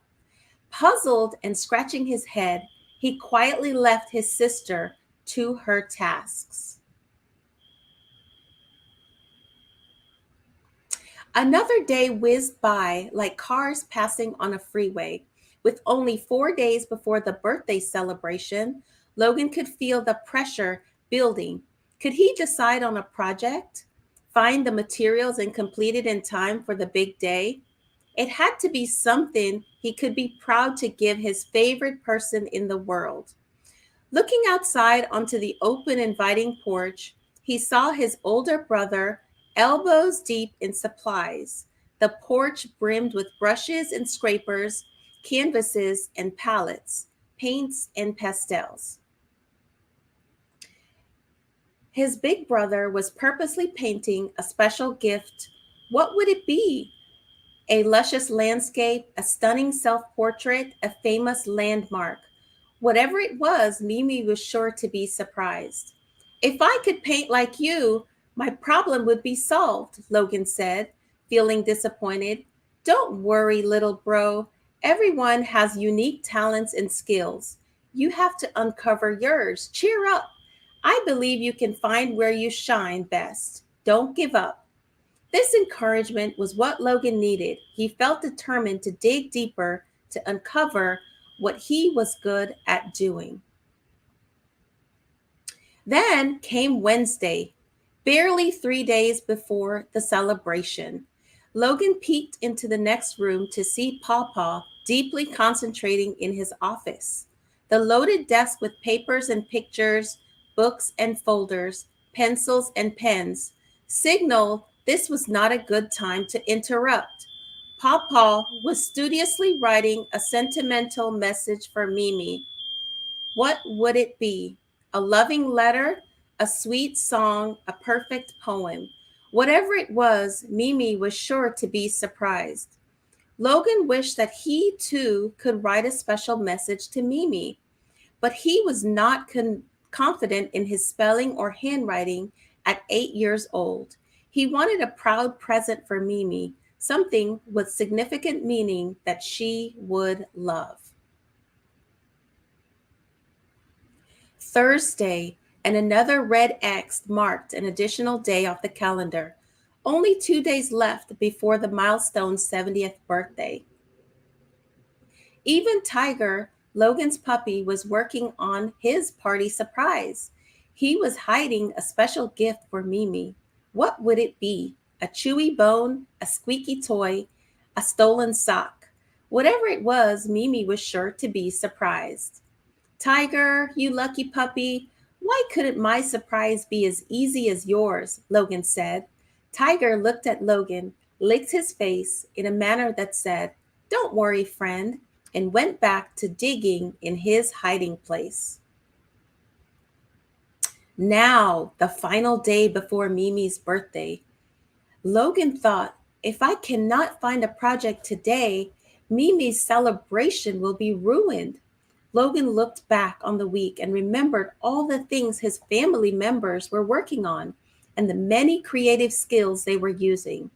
Mom was baking, Dad was building, sister was sewing, brother was painting, Pawpaw was writing, and even Puppy, Tiger, seemed to be creating a spectacular gift. What were his unique talents and skills? What would his special gift to Mimi be? A picture frame, a personalized drawing, a family book. These all seemed like great ideas, but nothing meaningful enough for his extraordinary grandmother. Whatever it was to be, time was ticking. He needed to decide. As his sister suggested, Logan listed all his homeschool co-op classes. Magic tricks with Miss Dana, easy kids robotics with Miss Joanne, fairy tale STEM with Miss April, 3D design and 3D printing with Miss Jenny. Ha! A light bulb went off in his brain. He screamed and jumped in excitement. He knew what to do. He recognized that his unique talent and skill he would use. Logan was capable of creating a one-of-a-kind, inventive, from-the-heart birthday present for his special Mimi. Just like that, his favorite teacher popped into his mind. Miss Jenny, she was a civil engineer who taught his 3D modeling and 3D printing class. Logan enjoyed this class the best because of Miss Jenny's detailed stories and problem-solving adventures. He also remembered her telling him, anything is possible when you use your mind to imagine, CAD to design, and a 3D printer to create. Logan ran around the house, bursting with excitement and inspiration. He shouted, I know what to do. I've got it. I can 3D design and print just for Mimi. I can 3D print it too. I can CAD. Within minutes, Logan sat at his computer workstation in the family's game room. He thought of all the steps engineers took when tackling a project. Engineers ask questions, imagine a fix, and design and create a solution. Today, he was an engineer on a mission to make the best birthday present his grandmother had ever received. The first step was to imagine his project. In his mind, he could see what he wanted to build. However, he still had to determine how big or tall to make it, what color, the materials to use, what size would fit his printer, would it need to be split into 2 pieces? A mountain of thoughts flooded his mind. Next, he moved to his computer to design and model his project, something his teacher, Miss Jenny, called CADing. Using special software, Logan put the beginnings of his design on the work plane. This was similar to building with blocks, but on a computer. He took his time positioning, grouping, duplicating, and pasting 3D shapes into the bright blue grid, carefully creating the masterpiece just as he had imagined it. Lastly, it was time to bring his design to life by sending the file to the 3D printer. Printing would be the true test. He was determined not to leave or be distracted until he got it right. He knew that 3D printing takes many tries and can be a lengthy process. His last project took several hours to print. He had to be patient, careful, and focused while waiting at his desk, crowded with rows of filament, spools in all colors, scrapers, snippers, cords, and rulers. The printer churned and buzzed, filling the air with the sweet smell of burnt corn. The coiled filament was melted and intentionally deposited on the printer's bed, layer by layer. As the minutes ticked on, Logan could see his project forming, first the bottom layer, then the middle, and finally the top portion. After several tries, some troubleshooting, and redesigning, success! Logan beamed with joy as he triumphantly finished his birthday surprise for Mimi, just in time for bed. "This is my most epic creation yet," he declared.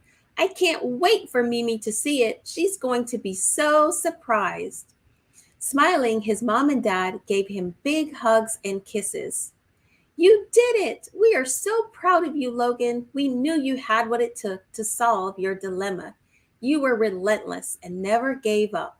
Now head to bed to get some rest before the party tomorrow." Finally, the big day, Mimi's 70th birthday. What a week it had been.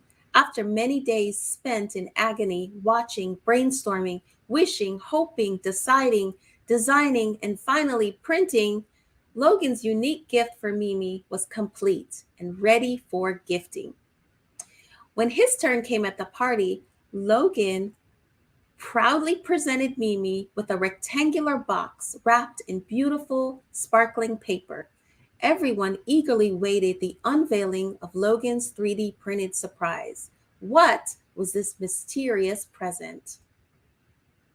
Mimi carefully unwrapped the present, revealing an intricately designed 3D printed Eiffel Tower.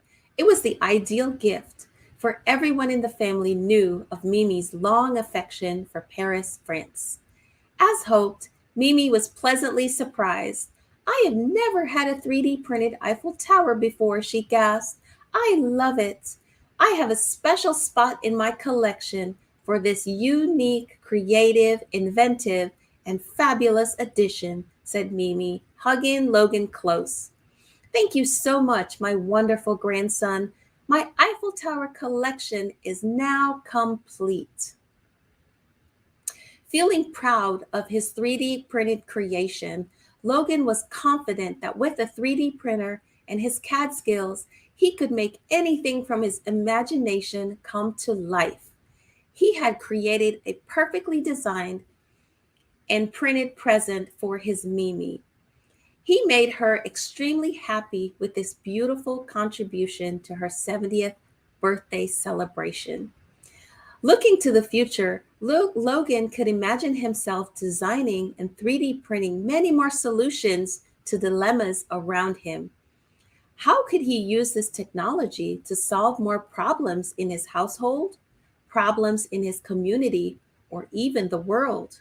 He thought to himself, someday designing and 3D printing homes for the homeless or homes for a Mars colony.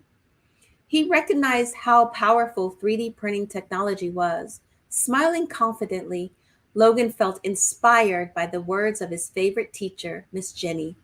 "With a creative mind and technology, students, you are limitless." Now he could understand what she meant. With this recent experience, he had proof and could finally agree. Logan felt limitless. Well, thank you guys very much for joining in and listening to my story. I am the author of the book, and I'm also a STEM educator. And so I teach children ages 8 to 12. I introduce them to computer-aided design and 3D printing. And this story came out of a real-life experience with my children and also with the students that I teach. I believe that children are super creative and that with the right technology and the right skills, they are able to change the world around them. So for those that are listening, I have some talking points or thinking points in the back of the book, just kind of asking kids to brainstorm about problems that they have solved. How did they choose to solve those problems? Did they receive support from their families? And just try to help them look at situations in their life from an engineering perspective or a perspective of them being problem solvers. So again, my name is Lorraine and I am the author of this book. It was beautifully illustrated by Maria Gabriela Gama, a very talented individual, and I appreciate your time. Thank you very much today.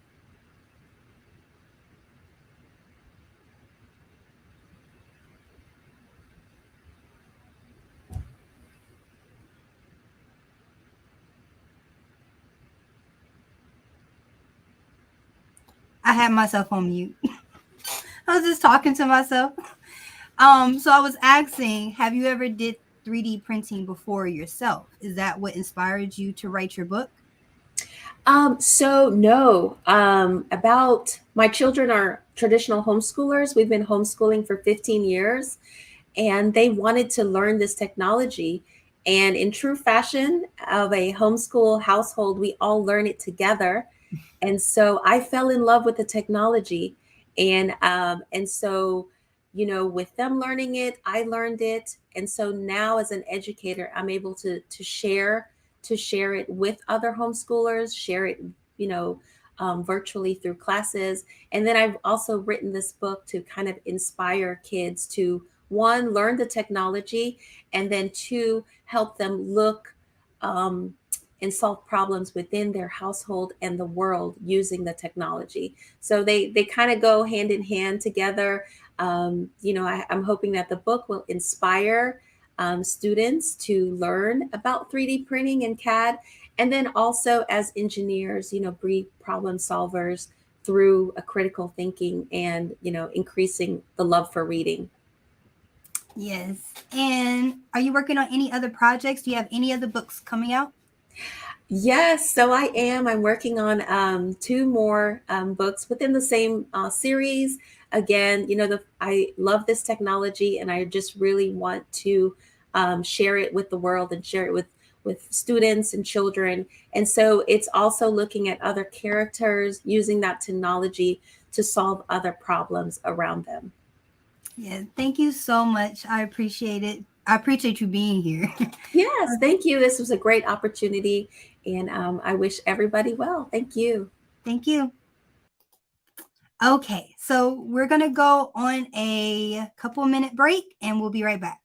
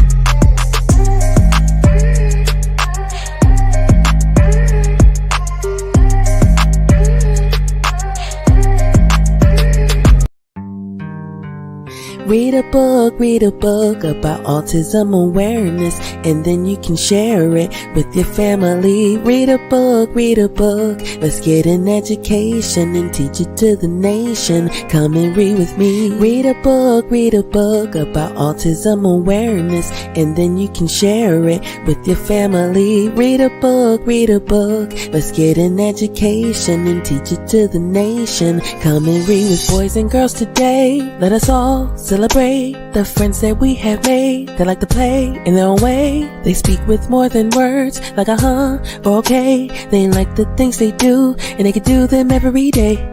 But let's be aware, we are all the same. It's more difficult for some, but to be down or be afraid. Our friends are so unique. Here in the world, they make a change. Let's focus on the things we should know so they won't seem strange. At times it feels like a confusing thing. We can understand now from the books we read. Think of all the knowledge that you stand to gain. It's golden and so satisfactory. Autistic kids are just like you. You are awesome and I am awesome too. There's only one thing that you need to do. Just show that you care and you'll break through. Read a book about autism awareness, and then you can share it with your family. Read a book, let's get an education and teach it to the nation. Come and read with me. Read a book about autism awareness, and then you can share it with your family. Read a book, let's get an education and teach it to the nation. Come and read with me.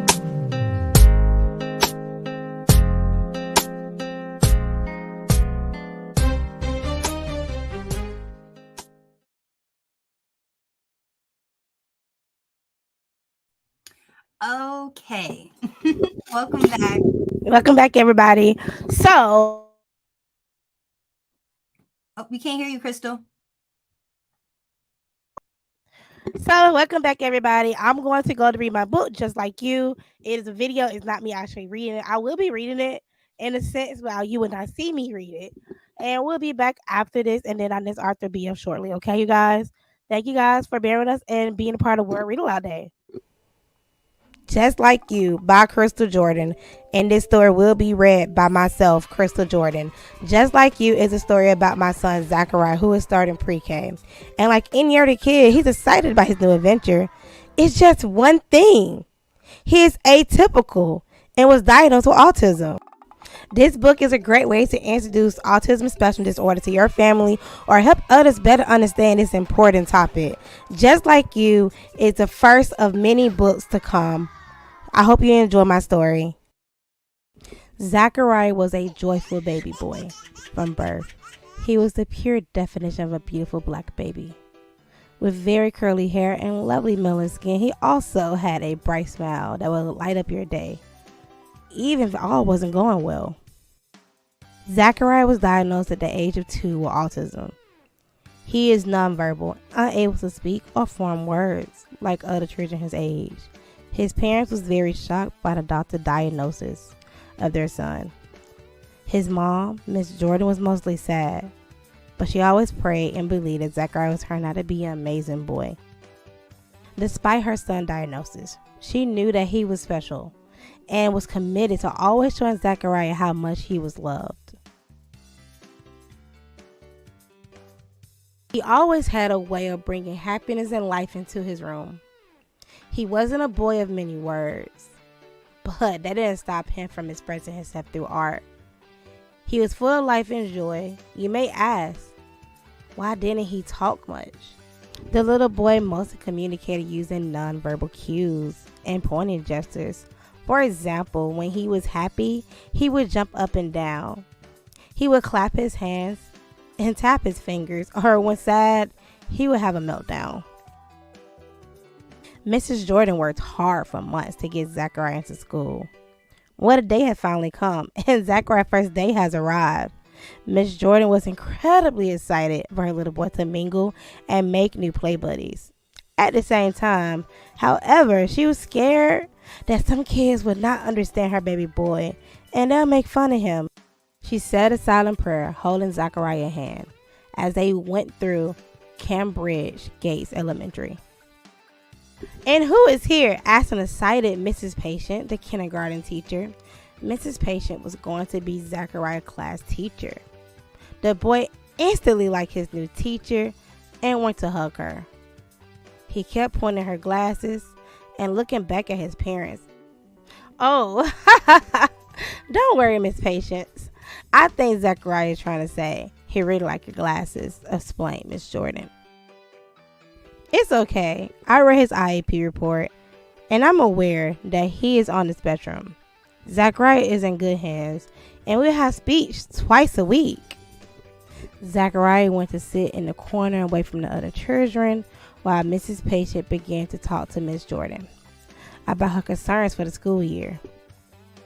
Zachariah was diagnosed with autism at 2 years old. He can barely say any words because he's nonverbal.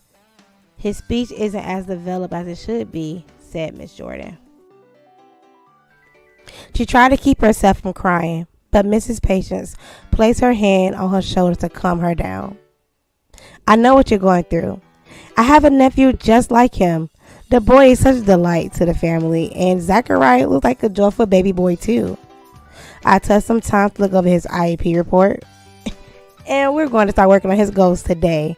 Don't worry, Miss Jordan, Zachariah is in good hands. I love the fact that this has never stopped him from being a happy kid. I feel much better knowing that you have taken the time to go over his report, and it shows me that you will take good care of my boy, replied Miss Jordan. Is that for me, Zachariah?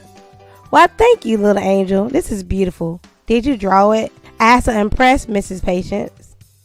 Zachariah nodded with a big smile on his face. He brought with him a beautiful drawing of a lily for his class teacher. The boy may not be a chatterbox, but he was loud when it came to art. Holding back tears of joy, his parents waved goodbye. They were so happy to see their boy excited about learning. Mrs. Patience took hold of Zachariah's hand and walked into the classroom. Good morning, class. I have a new friend for you. Say hi to Zachariah. Good morning, Mrs. Patience. Hello, Zachariah. Welcome to our class. It's fun to be here, and we hope you enjoy, replied the little boys and girls in unison. Zachariah just looked around and grabbed his sister's leg. Zachariah is nonverbal and on the spectrum. He has very few words. Don't be shy, Zachariah. We are nice people, shouted Jax, his new desk mate. The class started by introducing themselves to their new classmate. It was now Zachariah's turn, and he was extremely nervous. He started stimming, slapping his hands, and jumping up and down. It was playtime, and the kids began to play with each other. But Zachariah went to the corner to play with his toys alone. See, Zachariah doesn't play with other kids. Sometimes he plays next to the kids, I wonder what we're but he going doesn't to see interact at the with them. museum, Effie tells Billy as they climb onto the bus. Jax walked I up went to the Zachariah science and museum a few introduced times himself. over the summer, Billy Hey, replies. my name is Jax. I don't like He sat next to science. Zachariah, who Why continued can't playing we with go his to an blocks. art museum Jax instead? helped Zachariah Jessie stack the asks. blocks so tall Jessie, science that they is fell. awesome. The Both museum boys will laughed be so too. much. Stick with Liam us came and over we'll to help show them you, clean up Effie since says Mrs. Patience excitedly. said Effie that gets off the playtime was bus, almost waving to done. Billy and Jessie as they walk All down kids the street. began to clean up, Mom, and I Mrs. need you Patience to played sign some this music. So I can go to the Zachariah science museum loved next week, music. Effie tells her. He started to Hi, dance. Effie. How was He school? closed his What eyes did you learn about today? and danced to the Have a beat of the snack and tell song. me The all other about students it. were so amazed We're still that they watching started our shouting and caterpillars. clapping. George has finally started its Jax and cocoon. Liam were good friends And Jessie named her and talked about how they were going to Winky, make and Zachariah we their all new best laughed. friend. They Effie thought he eats was her so crackers cool. and I cheese think and heads Zachariah into is the cool, family room shouted to a classmate. play. You go, Zachariah. You are Effie so wakes cool, up and decides shouted she's Jax. going to plan Mrs. out Patient how was to make completely this. shocked that Zachariah was doing so well on his first day. She was impressed. He may not use many words, but he is indeed special. All the kids surrounded Zachariah, hugged him, gave him high fives, and just like that, he became the most popular boy in class. Mrs. Patience said, "Class, it's time to sit," a phrase that Zachariah was used to hearing since he has joined ABA therapy. Zachariah quickly went to his assigned seat. As the class returned to their seats, everyone was already on their feet clapping and chanting, "Zachariah is the coolest, forget the rest." At 10 a.m., the bell rang. Jackson and Liam walked to Zachariah and offered to show him around the school. They were very friendly and patient with him and instantly became his friends. Zachariah smiled and clapped his hands, and using his hands, he made a love heart sign. It was his way of saying thank you. It was also his way of saying he loved his classmates. They all went to play at the swings together. Although Mrs. Patience kept a close eye on Zachariah, Jackson and Liam took good care of their new friend. Zachariah was smiling, laughing, and playing aside with the other kids. It was indeed a great first day at school. See, Zachariah is just like you, but he's just atypical.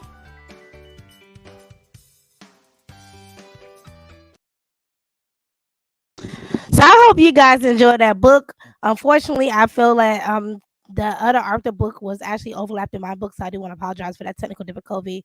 So I don't know if you was here, Miss Jennifer video was played. You guys, her book was so cute. It was just really cute.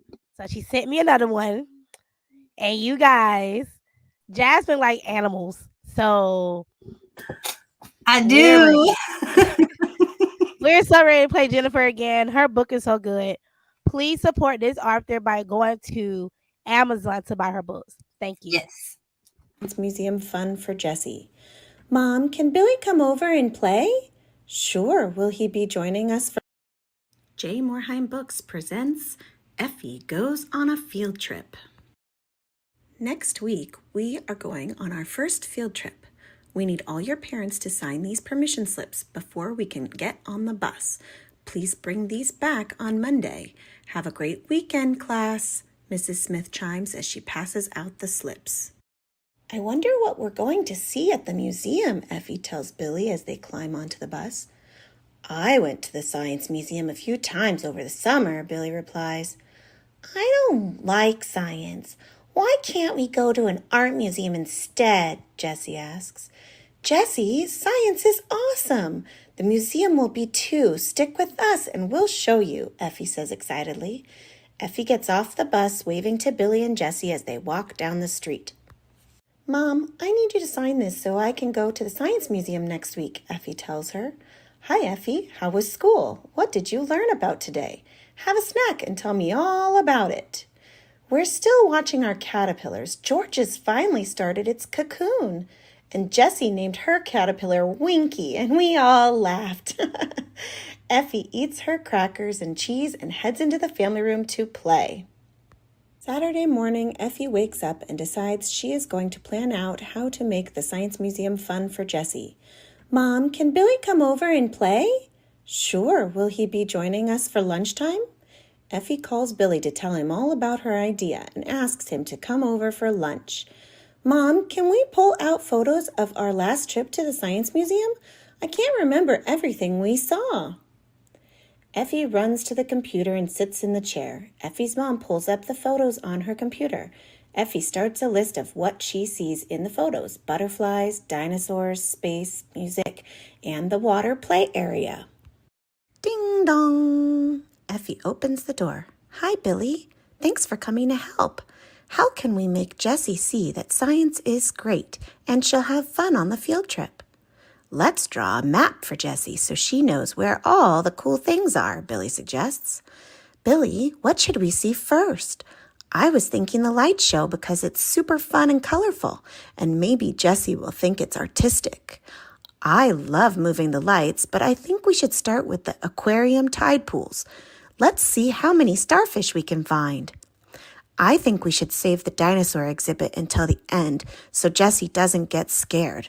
Good point, Effie.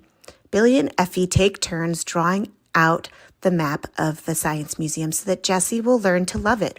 Don't forget the butterfly room, Effie squeals. I think Mrs. Smith is taking us there first so we can see how our caterpillars will look once they become butterflies, Billy responds.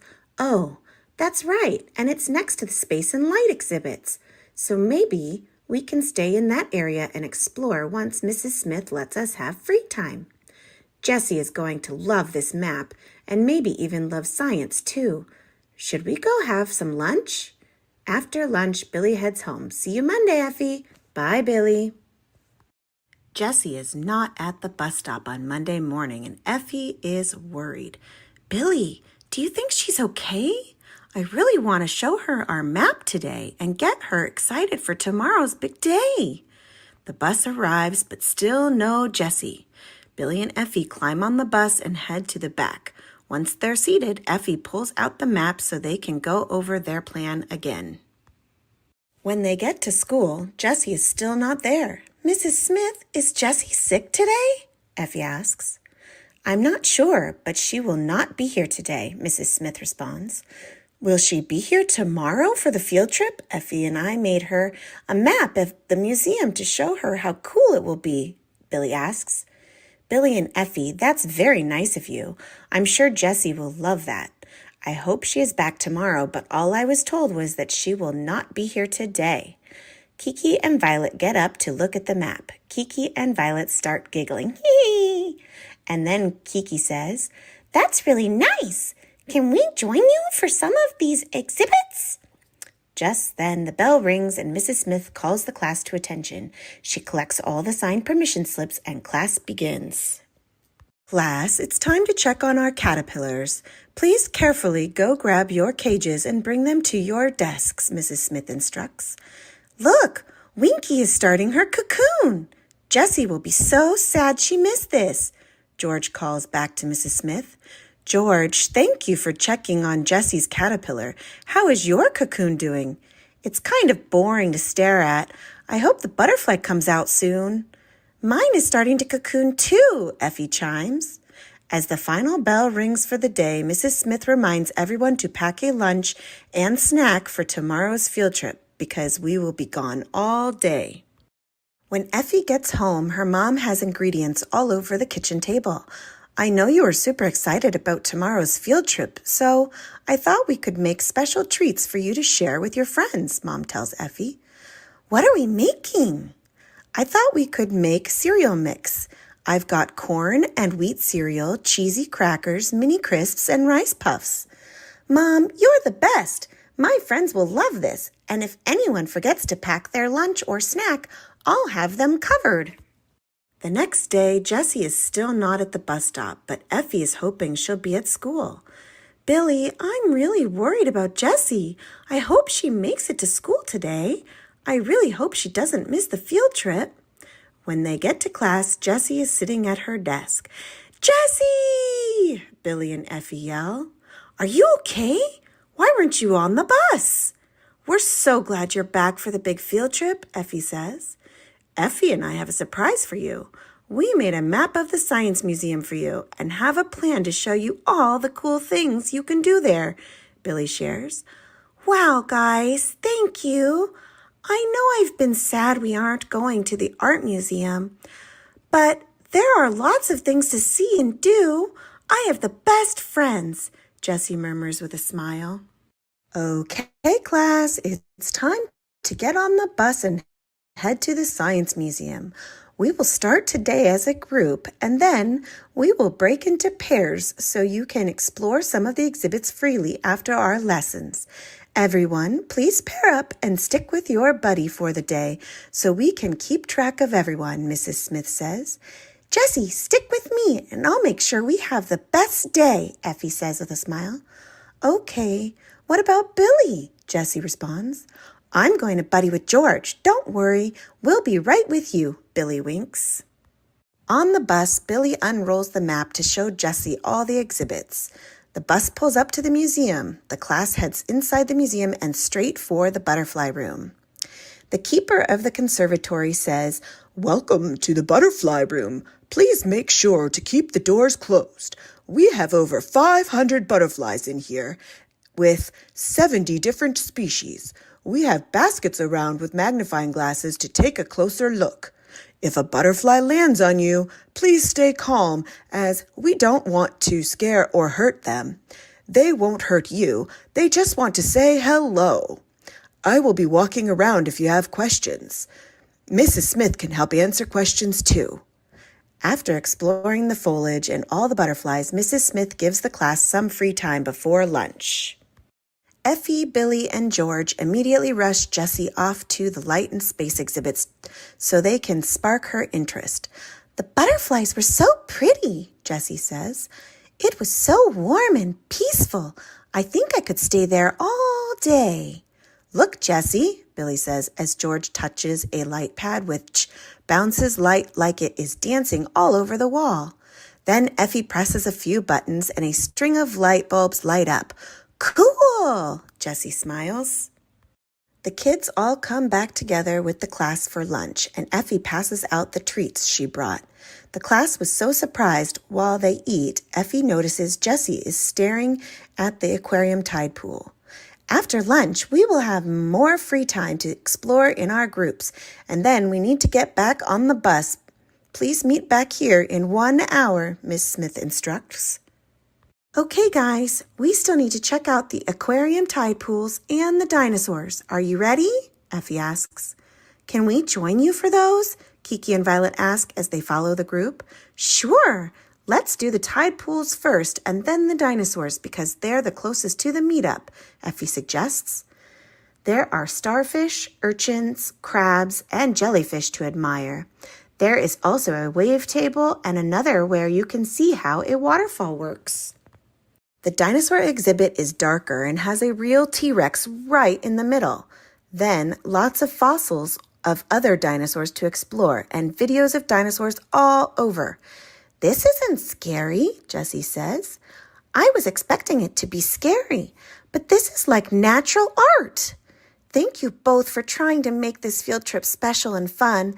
I can tell you both really love science and want me to love it too. Jessie hugs both Effie and Billy as they head back to meet the bus. I'm so glad you had fun, Jessie. We knew you would see how art and science work together and can be fun, Effie replies. Okay, class, we need to head back to the bus, Mrs. Smith says as she rounds up the class. On the bus, Jessie, Effie, Billy, and George look at the map one last time while laughing all the way back to school. Thank you for joining us today for Effie Goes on a Field Trip. About the author, Jennifer lives in Renton, Washington with her loving and supportive husband and 2 beautiful boys. Jennifer has many passions, but writing has always been one of her most personal and precious gifts. Sharing Effie Goes to School was a milestone in her writing career. Holding on to Effie since 2008 and finally releasing her to the world means that she can bring all her adventures and friends to life too. www.effiesbooks.com or Instagram Effies_books and Facebook Effie's Books, all one word.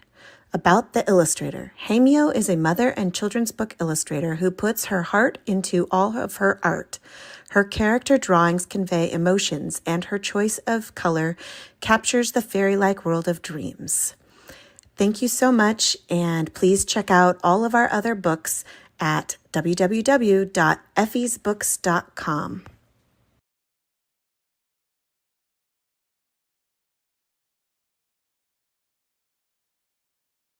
Welcome back. Did you guys love that story? I did. But I'm more excited that we actually have the author here, you guys, Miss Jennifer herself. So, you guys, if you already heard the first 2 books, I know this 3rd book is going to be good. Mm-hmm. So, let's get to our new author, Miss Jennifer. Well, you already know her because you already read 2 of her books, right? Right. So, let's get right to her. Hi, Jennifer. Hi. We are so excited to hear your book. Oh, you're muted.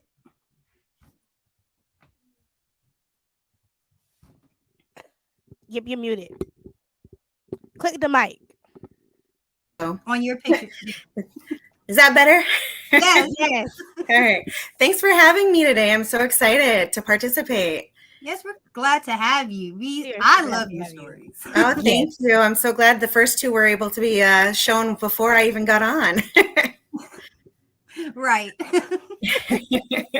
I'm having a little bit of internet issues, so it took me. I've been trying the last 5-10 minutes to get logged in here. So hopefully I won't get locked off while I'm trying to read the next story. I'm just trying to load the file so I can share the pictures while I read, but while I'm doing that. So this is the first book you guys had on Effie Goes to School. There's my camera. Effie Goes to School. So that was the first one. And then this was the second one you guys just shared. Effie Goes on a Field Trip. And the newest one for the Effie's Adventure series is actually Effie's Friendsgiving. And this is an inclusive holiday book. So it celebrates all the winter holidays. I've never seen any books that include all of the holidays. And so it really is nice to be able to share a little bit about each holiday, because we don't all celebrate the same things. And even if we do, we celebrate them differently. And so that's what it's all about. And this book actually also has 6 custom recipes in the back. So it doubles as a little kid's cookbook. So let me see if I can get my file open so that I can share my screen with you all. So just give me a second. If anybody has questions about Effie, I can answer those while I'm trying to get this open. But I've been writing books since I was about 10 years old. And it was a way for me to work through all of my anxiety and emotions that I was going through as I was growing up, and was always afraid to kind of put it out there into the world. And then somebody told me that the biggest part of fear is that there's success on the other side. And we're sometimes afraid of that because we don't know what it means. And so to face your fear and get it out there and see what happens. And that's kind of what I did. I put the first book out and started selling copies and decided, okay, let's do this. Let's see, my computer is not letting me open the file. So I am going to read it from the book, and then I will try and get you guys to see all the pictures. Effie's Friendsgiving. It's dedicated to my mom, Renee Levy, who always celebrates holidays in a big way. There are always room at our table for anyone who was alone during the holidays. Good food, family, friends, and laughter bring all of us together and are the best parts of the holidays. My mom was also so great about decorating our home from top to bottom for every holiday, making them all equally special. She literally has, 2 or 3 totes in her garage for every single holiday, like Valentine's, St. Patrick's, New Year's, like whatever it was, she had tons of decorations. So here we go. Effie spent all weekend making invitations for all her friends. Mom, I want everyone to be able to celebrate. My friends all have such different backgrounds from ours. I cannot wait to all come together and share. Effie sighs as she crawls into bed. Effie, I'm so proud of you for coming up with this party. Mom kisses Effie and says goodnight, my sweet little girl. And then there's an invitation.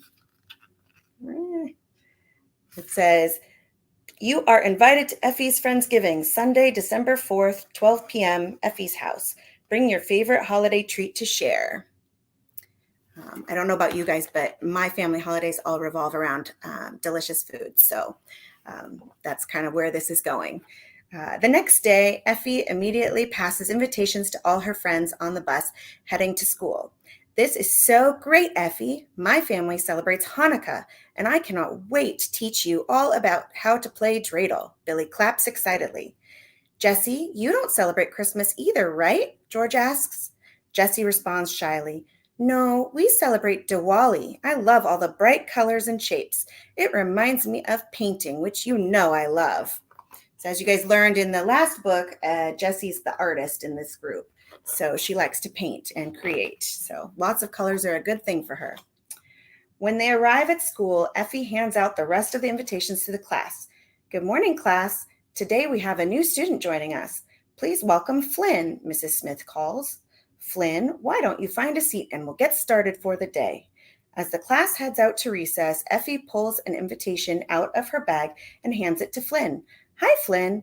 I'm having a little holiday get-together and I'd love if you could join us. Flynn smiles and thanks Effie as they head out the door. So this is the little llama is Flynn. He's the new character. As the class comes back in, Mrs. Smith tells them to take their seats quickly because they have a special guest, Mr. Ridley, the librarian. Class, as you know, there are many holidays in the fall and winter season. Today, we're going to look at some books about how everyone celebrates. Mr. Ridley pulls a few books off his cart as he continues. By show of hands, how many of you have heard of Christmas? Hanukkah? Great. Who here celebrates something other than these two?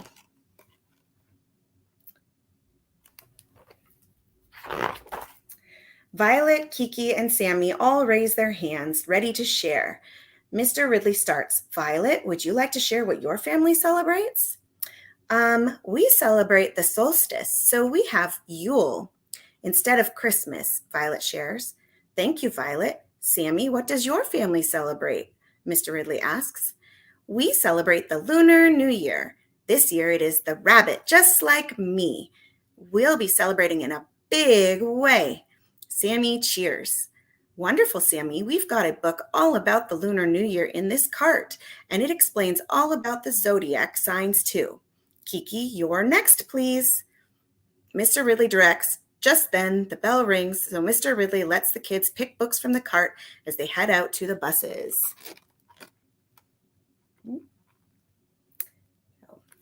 For those of you that don't know, we just finished celebrating Lunar New Year. It just finished last week. So happy Lunar New Year to those who celebrate. When Effie gets home, she tells her mom all about her day and the new classmate Flynn. The next morning, the ground is covered in snow. Oh, Mom, I hope this doesn't ruin my party plans. Effie, don't stress about the snow. It should be gone in time for your party.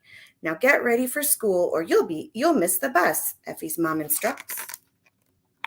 And funny thing about this is I actually did a launch party here in Seattle, Washington on December 4th this year for the launch of this book, and it actually did snow that day. So it's kind of funny that I wrote it in the book a year prior to what actually happened.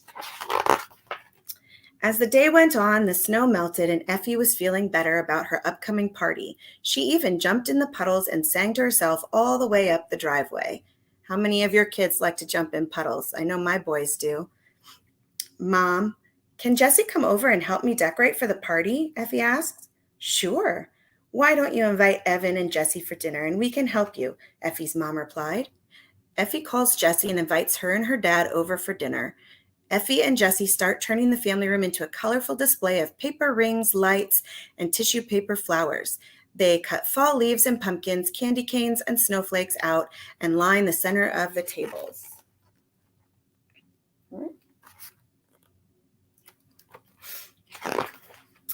Evan turns to Hannah and says with a chuckle, Hannah, can you tell which holiday they're celebrating? Is it fall, winter, or spring? I know, right? Effie wants to make sure all her friends feel celebrated. She has been so busy trying to make this as unique as she is. Would you like to join us for the party and help me supervise? Hannah responds, I'd love to, thanks. You are so nice to be hosting this.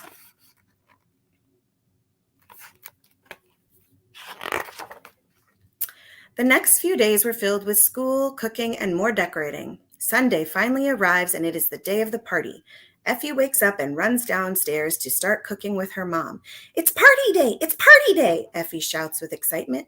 The turkey is dressed and is ready for the oven. Can you grab the door, Effie? Effie's mom asks, carrying the large roasting pan with the turkey inside.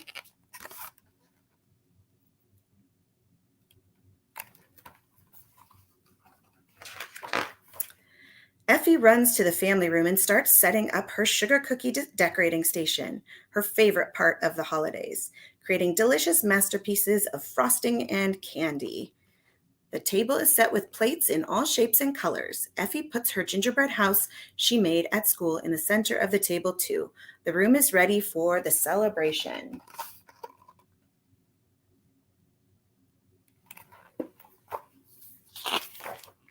Jessie and Evan arrived early to help with the final setup and cooking.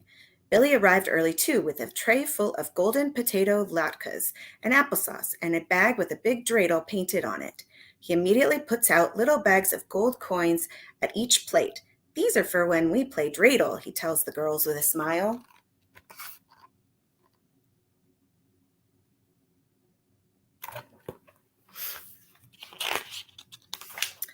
George, Violet, and Kiki all showed up next. Kiki has a tray of cookies, Violet has some beverages and a Yule log cake, and George has sides for the feast, mashed potatoes and roasted veggies.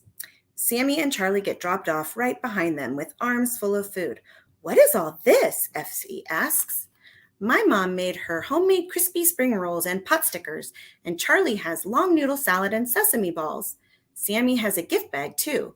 After dropping off her food, she starts putting little red envelopes on each plate next to the chocolate coins Billy brought. These are for luck," she smiles again.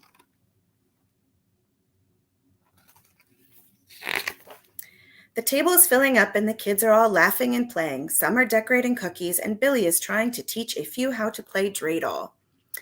The doorbell rings and Hannah answers. "Hello, welcome to Effie's Friendsgiving." "Hi, I'm Flynn. I just moved to town and Effie invited me." "Welcome, Flynn. The kids are in the other room. Go enjoy." As Hannah was about to close the door, she sees the neighbors coming down the path.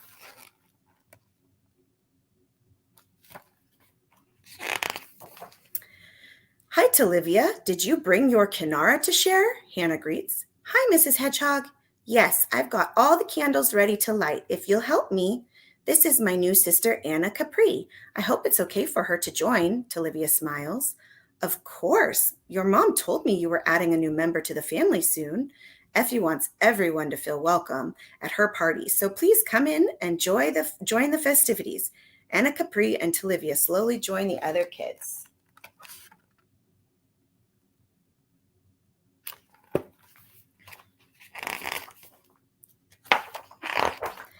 Thank you all so much for coming to my first Friendsgiving. I'm hoping we can go around the table and share about our holidays and family traditions.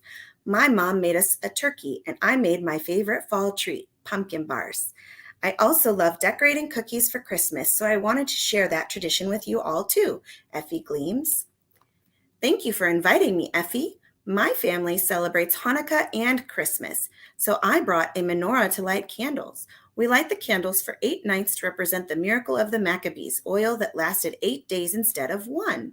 On Christmas Eve, we watch movies and string popcorn garlands for our trees, although we eat more than we string." Flynn winks.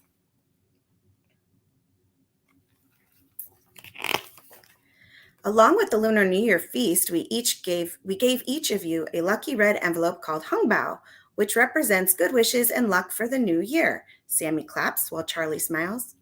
"Hi, everyone. I'm Olivia. I live next door. My family celebrates Kwanzaa. I brought my kinara and the 7 candles to light. Each candle represents one of the 7 pillars of Kwanzaa, and the colors represent struggle, hope, and people of African descent. I also brought some roasted sweet potato casserole. My favorite part is the marshmallows. This is my new foster sister, Anna Capri. She just joined our family this week. I brought some peppermint bark to share," Anna adds with a smile.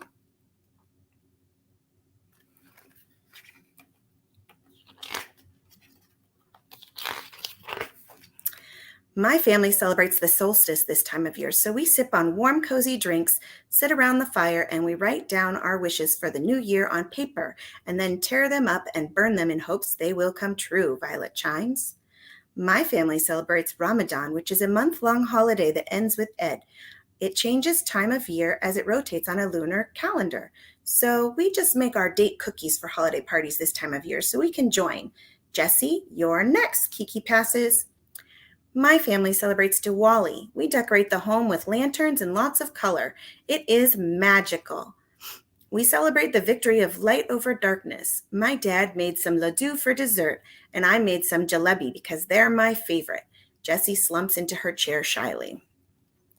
My family also celebrates Hanukkah. I gave you each a bag of gelt, which are chocolate coins, and we'll use them when we play the dreidel game. Billy shares next.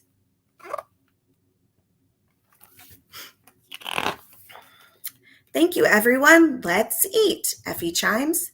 After eating, Billy and Flynn light the menorah and Olivia lights her kinara with Hannah's help. Some of the kids return to their dreidel game while others finish their cookie decorating. Look, everyone, it's started snowing again. Let's go play. George jumps up with glee.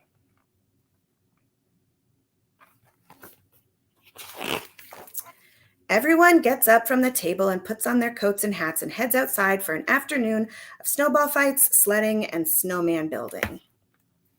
This one's for all those people tuning in from Texas that are dealing with lots of snow today. And then the last couple of pages, I have, like I said, six recipes for you to try out with your family in the back of the book.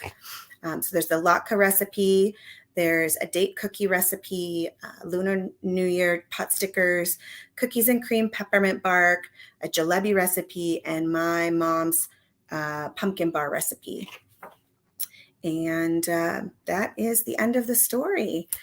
So I have, like I said, the 3 Effie books. I also have an Effie coloring book that came out as well that has all kinds of activities available for young ones. The pages are all perforated. There's different word games. And I also have a book called Sweet Halloween that is not part of my Effie collection. So that's what I've got. If there's any questions, I can answer questions. Otherwise, you can find me at effiesbooks.com. And anybody who purchases for the month of February gets a free sticker sheet, because February is my birthday month and I like to celebrate all month long. So this is what the little sticker sheet looks like. So if you place an order on my website, you're going to get a free sticker sheet for placing it in the month of February. So cute. When is your birthday? February 24th. So at the end. That's okay. That's okay. It's coming. It's coming. So what inspired you to start the Effie book series? Yeah, the series. Yeah, so I actually had a dream about a little hedgehog in a pink bow and dress one night. It's back in 2008, and being somebody that's been writing for so long, I keep a journal next to my bed and jotted down some notes. And then the next morning, I wrote Effie Goes to School, and then I just kind of held on to it. I couldn't really find the right illustrator, and it took me a while. And then unfortunately, in 2019, my brother, who was always my biggest supporter and also a big risk taker, he owned like 4 businesses. He suddenly passed away. And so through the grief of that, and then falling into COVID, I decided that life is short and it was time to get out there and face my fear. And so everything has just grown from there. And I'm working on a new Effie book called Effie's Summer Vacation. Hopefully we'll be releasing this summer, and a new dinosaur series for a younger audience coming out this fall. Awesome. Thank you so much, Jennifer. I appreciate you being here. We appreciate you being here. My pleasure. Thanks for having me. Yes, we're happy you was here, and I want to get the dinosaur book. I think my son will love it. He loves dinosaurs, so thank you for thinking about the boys, because Yes. boys don't love dinosaurs, and my nephew absolutely is obsessed with dinosaurs. Like, yes, I'm also looking for. Speaking of dinosaurs, I am collecting children's drawings of dinosaurs. And they can be of any dinosaur, and the kids can be of any age. And I'm going to create a collage for the end sheets of the books. So for those who don't know what an end sheet is, that's the beginning part of the book that's actually glued down to the cover. So instead of having, in this one, I have gingerbread houses, but I'm going to have kids' drawings with their name and ages printed on the inside of all the dinosaur books. There's 9 books total. So if you have little ones that are dinosaur lovers like my boys, have them draw me a dinosaur and send it to me through social media or through my website, and it will get added to that collage and printed in the dinosaur series books. Wow, that is amazing. Yeah. That is amazing. My son loves dinosaurs, so yeah. I would definitely be in contact. Awesome. Yeah, my 3-year-old can name every species. It's amazing. Yes, my son can too. I was like, I don't even know all of the names. No.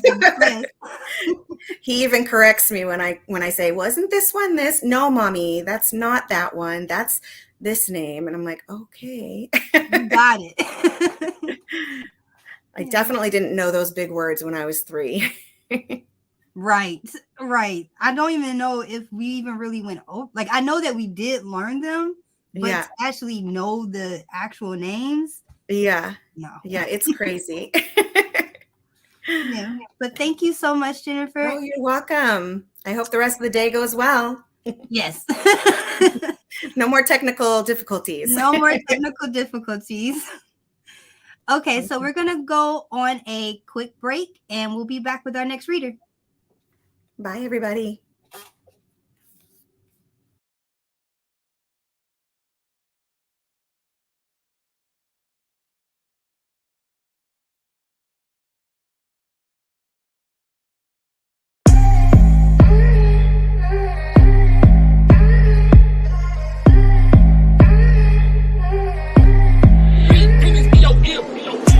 In a world where entertainment is right in our hands, you may ask yourself, what is the point of reading? In today's fast-paced world, reading is becoming a dying habit because there are fast alternatives to consume on social media. I read about a book a month, so I'm going to give you my top 10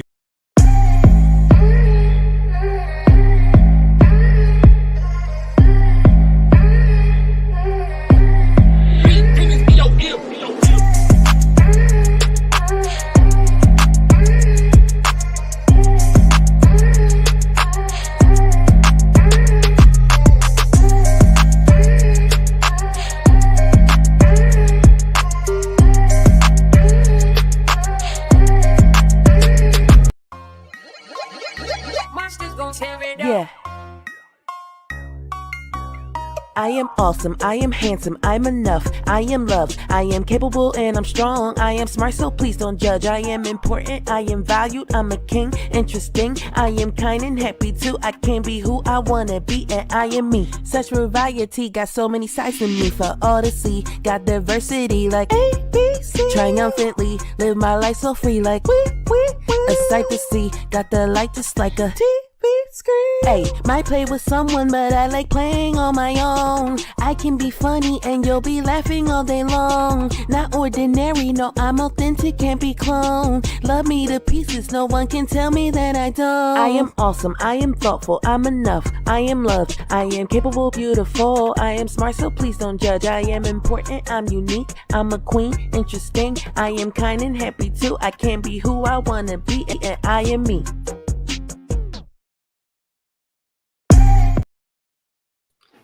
Okay, welcome back, everybody. And our next reader is Terry Williams. How are you? I'm well. How are you? I'm doing good. Are you ready? Yes, I am. Okay. Are you going to be holding your book or If you have it, I can do the PDF. did you? Oh, just don't worry about it. I'll read it. I'll just. Okay. I'm going to step off. You have the floor. Hello, everyone. Today, I will be reading Jamarcus's Preschool Day. And I hope you guys can see the pictures, but good morning, Jamarcus. It's time to wake up on this beautiful day. Mom, 5 more minutes, please. Okay, I will set your alarm for 5 more minutes. The alarm goes off and Jamarcus jumps out of the bed. He walks to the bathroom to brush his teeth.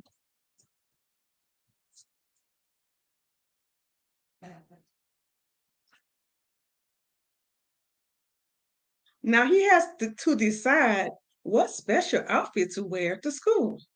Jamarcus looks in his drawer and pulls out his favorite line t-shirt and a pair of blue jeans. Jamarcus walks into the kitchen.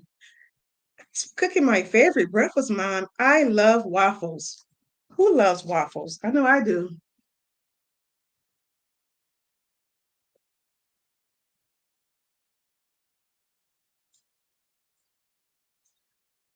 On the ride to school, Jamarcus talks to his mom about all of the different trucks and buildings he sees. Look at that dump truck. We have one of those at school, he yells. When he arrives at school with his mom, Jamarcus becomes very sad because he knows that it is time to say goodbye to his mother. They walk inside the building and are greeted by his teacher and friends. Mommy, don't leave me. I want to go with you. Have you ever experienced that before, boys and girls? Your first time in preschool? Mommy reminds Jamarcus she has to go to work. She says, "You will learn so much at school and have an amazing time with your friends. Give me one more hug and kiss. I'll count to three and I'll hand you over to Mrs. Johnson." Miss Johnson embraces Jamarcus and shares all of the exciting things she has planned for the day. Jamarcus meets his teacher for the first time.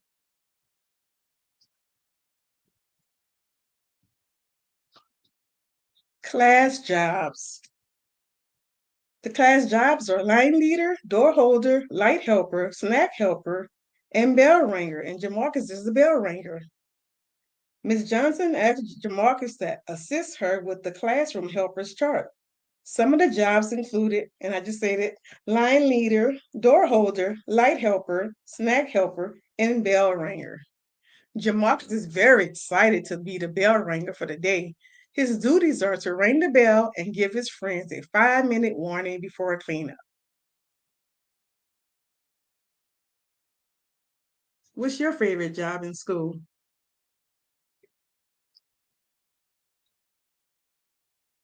During morning playground time, he gets to practice throwing the basketball in the basketball hoop with his friends. When morning snack time arrives, they have Cheerios and milk for snack. I love Cheerios.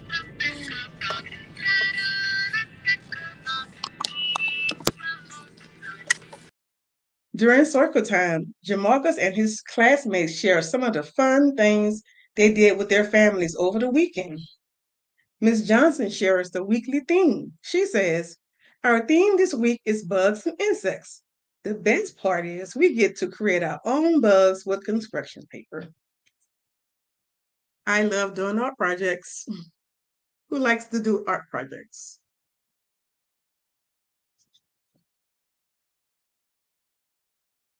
After circle time, Jamarcus gets to choose what learning center he wants to play in. His choice are Block Center, Dramatic Play Center, Library Center, Art Center, Writing Center, and Science/Math Center. Jamarcus picks the Block Center because it's his favorite and gets to play with his friend.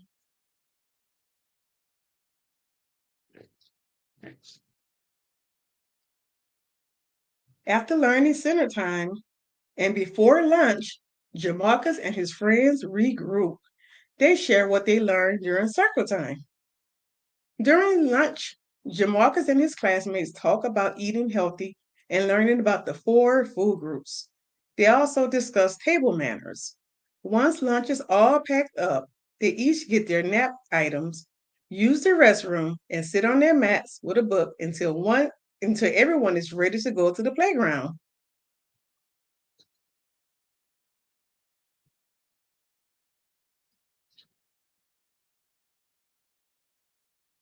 While outside, Jamarcus gets the tire swing along with his two other friends.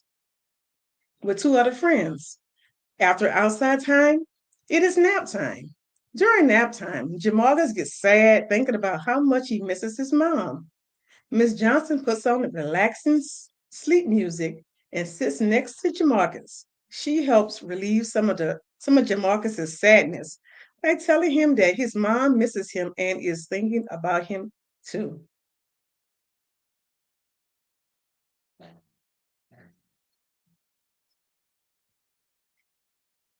After nap time, it's afternoon snack. Today's snack is crackers and cheese cubes. Once snack is over, Jamarcus gets to play in the learning centers with his friends again.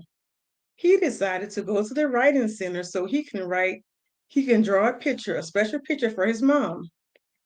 Isn't that sweet?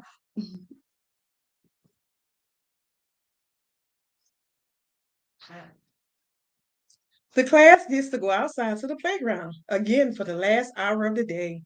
Before that, Mrs. Johnson reads a fascinating book about insects. When the class enters the playground, Miss Johnson asked them to look for some of the insects they read about. Going outside gave Jamarcus a clue that his mother would be picking him up soon. Before he goes home, Jamarcus wants to play in the sandbox with his dump truck like the one he saw on the way to school. While he is playing inside the sandbox, his friend Camilla says, "Here comes your mama, Jamarcus."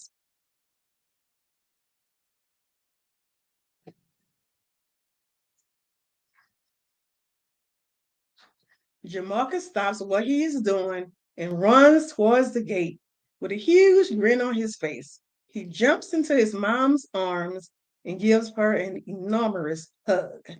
The end.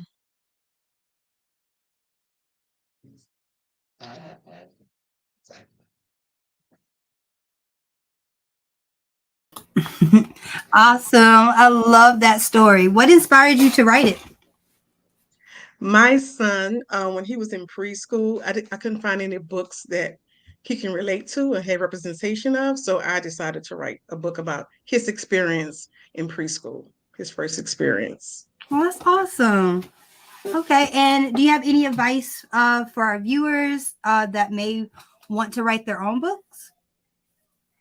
Yes, just start the process. Just purchase the journal and just start writing your ideas, and eventually it'll come together. And don't worry about the grammar or anything. Just write what you're feeling and what you experience, and like I said, it'll all come together eventually. Thank you. I'm so glad to have you with us. I loved your book, and hopefully Thank you. you'll be with us next time for the next event. Yes, I'll come back. I have a couple other books I can read. Okay, so everybody, we're gonna go on just a few on a few minute break. And we're gonna have a video that's talking about why reading is important, and then I'll be back to read my book. So I'll see you guys in a minute.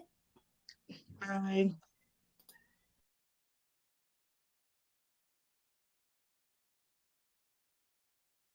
In a world where entertainment is right in our hands, you may ask yourself, what is the point of reading?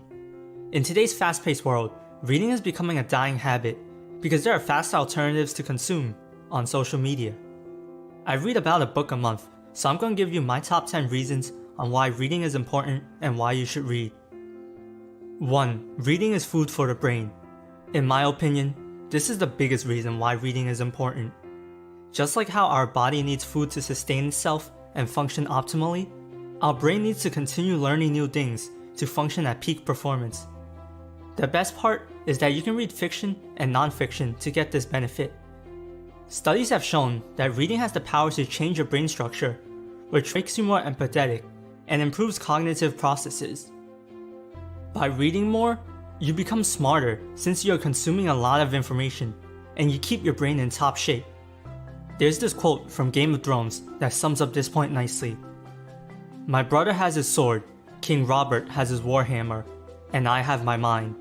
And a mind needs books as a sword needs a whetstone, if it is to keep its edge." Tyrion Lannister. 2. You become better at conversations. Books help expand your vocabulary, which you can then use to express yourself better. Your speech will then be more refined and intelligent. Also, since reading widens your knowledge, you're empowered to participate in an interesting conversation.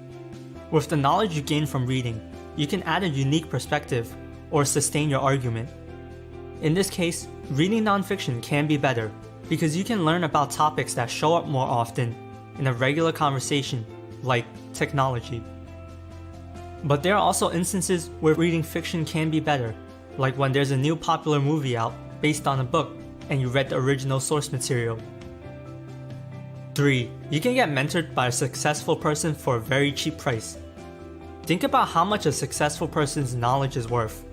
People are willing to pay millions to have lunch with Warren Buffett. If you're a normal person like me, you don't have that kind of money. But with books, you can get mentored by a successful person for less than $50. A book is literally the exact words, ideas, mindsets, advice, and even the experience of the author put into a collection of papers. It's almost like if the person is right there next to you, speaking to you. 75 of self-made millionaires reported that they read at least 2 books a month. The knowledge you can get from reading is irreplaceable. 4. Reading improves your focus and concentration. In our fast-paced world today, our attention spans are really short. Reading a book can help fix this because when you read, your attention is only focused on the story, and you can be fully immersed. You might even achieve a flow state where you are 100% focused and forget about the world around you. Try reading for 10 to 20 minutes before work on your morning commute, and you might find yourself more focused and productive at the office. 5. Reading opens your mind. As a reader, you will interact with different stories from different people with different ideas and beliefs. This helps open your mind and be more accepting of others, as well as improve your ability to judge other people's character. 6. Reading helps relax you. When you are reading something good, your mind is more relaxed, and the subject you are reading about might even bring inner peace. If you are reading fiction, while you may not be fed the images and sound like when you are watching a movie, you can experience the images and sound with your imagination. The feeling you get from finishing a book can be better than the feeling of finishing a Netflix episode. 7. Reading helps improve your memory. Whether you are following your favorite character through their journey or remembering tips on how to make more money, you will be using the memory area of your brain and keep it active. When you really need to remember something important, it will be easier. Every new memory you make creates synapses or brain pathways and strengthens existing ones, so memorizing will get easier. 8. Reading helps you make decisions better. When you are armed with all sorts of knowledge, making a decision can be easier because you see all possible options. You can make educated guesses on how each choice will play out and pick the one you like best. 9. Reading can help you sleep better. It can be hard to sleep when there's a lot of things going on in your mind. Reading for a short period of time can help push away what is bothering you internally. Also, we often use electronics late at night, which don't exactly help us sleep better because bright lights signal our brain it's time to wake up. Reading a book instead can help, but make sure you put it down once it's time to sleep. 10. You become who you are meant to be. This is a bit cheesy, but by reading, you can change your personality or beliefs. Books open up completely new worlds for us to grow and develop as a person. Do you read often? Leave a comment below and check out this playlist of book summaries if you're interested. In a world Welcome back, everybody. So our next author is Tiffany Teachy, and she will be reading her book. How you doing, Tiffany? Hey, how you doing? How you doing? Thank you so much for the opportunity. Of course, of course. So what book are you going to be reading us? I'm going to be reading What Can I Be? STEM Careers from A to Z, children's book. You ready? I'm ready. Okay.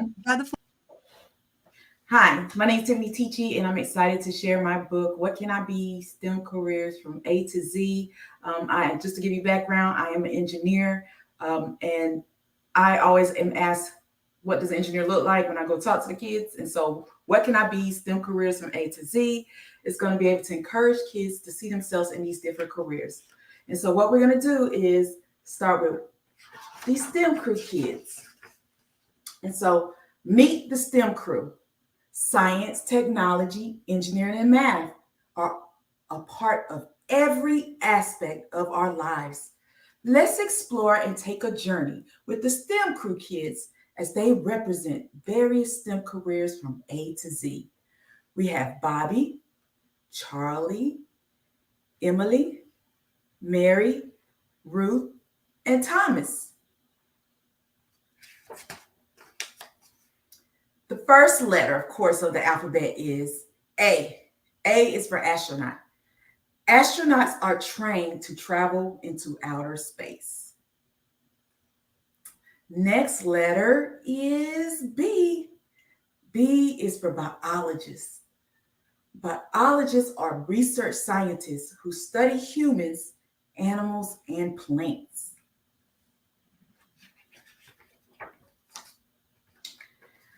Next letter is C. C is for civil engineer. And by the way, my brother is a civil engineer. And so civil engineers design and build roads, buildings, airports, and bridges while protecting our environment.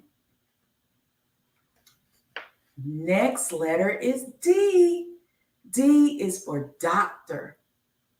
Doctors practice medicine to maintain or restore human health. Next letter is E. E is for electrical engineer. Electrical engineers test and develop electronics, electrical wires, and electrical poles. Next up is forester. F is for forester.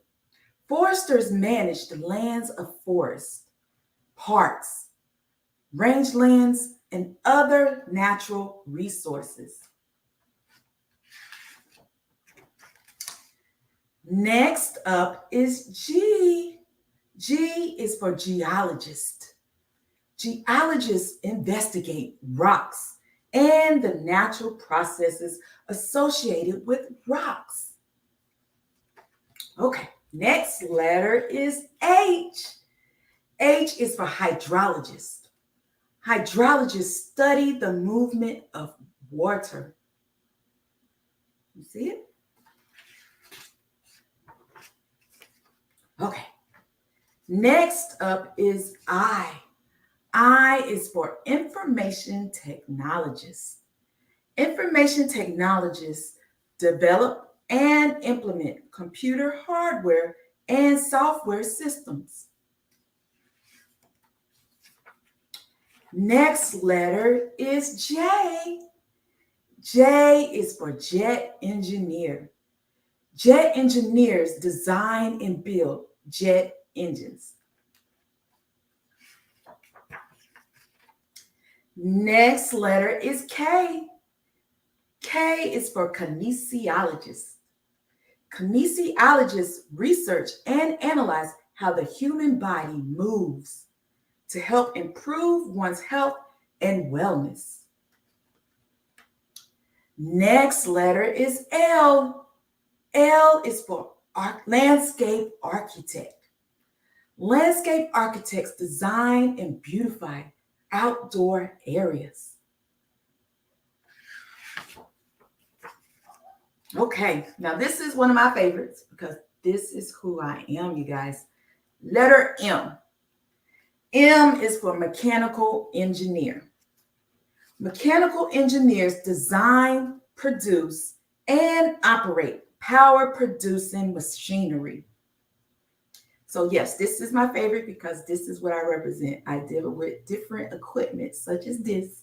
And so definitely want to make sure that I acknowledge this is my career as a mechanical engineer. All right, let's keep going through the alphabet. So next up is N. N is for nurse. Nurses care for patients' health.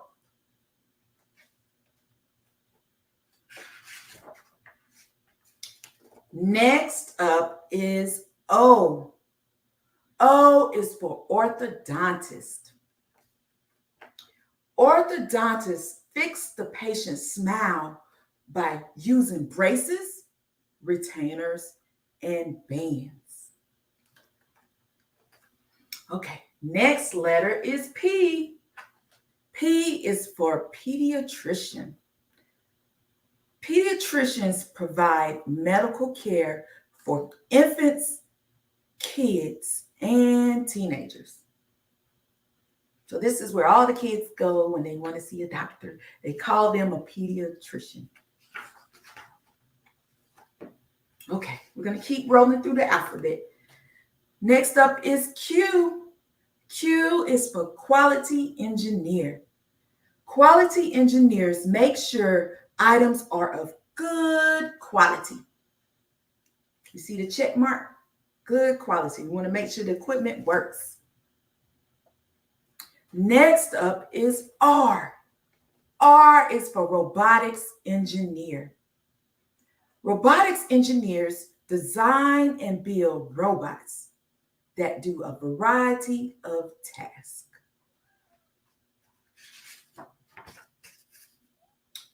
Next up is S. S is for statistician. Statisticians collect and analyze data to make decisions. Okay? Next up is T. T is for transmission engineer. Transmission engineers analyze and design electrical transmission lines and cables for power.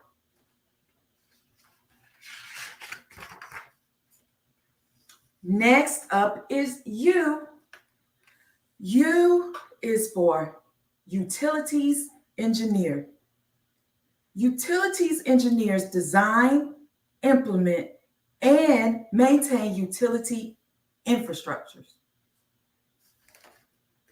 Okay, keep going through the alphabet. So next up is V. This is for those that have pets and those that enjoy having those pets go to a doctor. That is, V is for veterinarian. Veterinarians diagnose, treat, research, and provide health care for animals. All right, next letter is W. W is for web developer.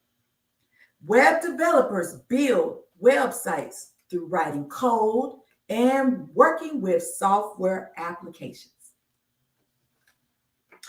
Next up is X. X is for X-ray technician. X-ray technicians support healthcare professionals by using X-ray equipment to take pictures of bones. All right, we're getting closer to the end of the alphabet, but bear with me. Next letter is Y. Y is for yacht designer. Yacht designers design large luxury watercrafts used for leisure activities on big bodies of water like the ocean. Next up, last but not least, for the letter of the alphabet is Z. Z is for zoologists. Zoologists are scientists who study animal behavior and habits. There you have it. What can I be? STEM careers from A to Z. You got to learn all the different types of careers in STEM, and hopefully you'll be one of these different careers in STEM. And once again, STEM stands for science, technology, engineering, math. And it starts for A is for astronaut, all the way to Z is for zoologist. And like I said, I'm an engineer, mechanical engineer. And then my brother's a civil engineer. And so we represent engineering, but I wanted to be able to show that you can be any of these type of careers in STEM. So what can I be? STEM careers from A to Z. My name's Tiffany Teachy. If you want to get some free STEM gifts and resources, I have a free STEM ebook. It's called 10 STEM Scholarships and Organizations ebook. And it's going to give you all different types of STEM organizations, scholarships that you can go. So go to www.stemisthe.way. www.stemisthe.way. You get a free STEM ebook, and there you have it. Once again, what can I be? STEM careers from A to Z. You can find me on all different social media platforms with @Tiffany Teachy. Go to STEMisthe.way.com. Thank you so much. That was awesome. Thank you so much. So what? Well, thank you for the opportunity. Yes. Oh, of course. Of course. So what inspired you to do the ABC book? Right. So like I said, I'm an engineer. And I said, okay, let me at least break it down for them, because it's already a kind of a challenging subject with dealing with the different STEM careers. And so I could have tried to write a storyline, but by showing the different alphabets, at least giving some good illustrations, I think that was what did it with the different parts of letting them know. And it starts being challenging them of what other things they can do. Just for example, like the robotics engineer. They can go do some robots. They can start doing some hands-on activities. And those are different ways you can take these careers, and the kids can start asking questions of, oh, what can I be? Okay, I can be this. So now what does it take to get to that? So the alphabet book was the route for me. And I was going to say about rhyming, but I said, no, that's too much thinking for me. Let me get this book out. So I said alphabet book worked for me. So that's the route I decided to go with when I decided to do it. Yeah, and I agree. I know, like, for me, I didn't know a lot of those jobs, you know? And so having a book that breaks them down for the kids, I feel like that opens up a lot of doors, you know? Oh, yeah. And it allows them to learn about it as they're going, telling their teachers, hey, I want to be this, you know, from the book, you know, and then their teachers start to help them to reach those goals. So, yeah. So thank you. Yeah, I just want to be that example, to be able to show them that they can be that. That's really what encouraged me when I would go to the schools. They would ask, and I'll ask them how many's met an engineer, and a lot of them haven't. So that's what made me decide, okay, I need to put it in writing. So hence, I decided to write a book. Now I'm doing some spin-off books. I've got it in the route. I got a journal that's coming. I've already got ready to go next week. That's ready to publish. Yeah. And then I have this as a color and activity book. I have it as a teacher's guide. I have it translated in Spanish, French, and Swahili. And so, yeah, I have different forms of it as well. But this is one that is a good starter to get them going. And so I do have a spinoff with the STEM Crew kids, with the STEM Crew Adventures. STEM Crew Kids Adventures. So look out for more. That is awesome. Thank you so much for joining us. No problem. Once again, go to STEM is the way. You can get you a free STEM ebook. Thanks. Did y'all hear that? Y'all better get that free stuff. Get these resources. It's good for you. Yes. Thank you. You're welcome. Okay, so our next author is here. Juanita, are you ready to go? Give me a thumbs up. Okay. Okay, how you doing? I am good. How are you? I'm doing great. So what book are you going to be reading today? So I'll be reading Bug Writes a Book, a child's first guide to writing a book. Awesome. Okay, I'm going to let you have the floor.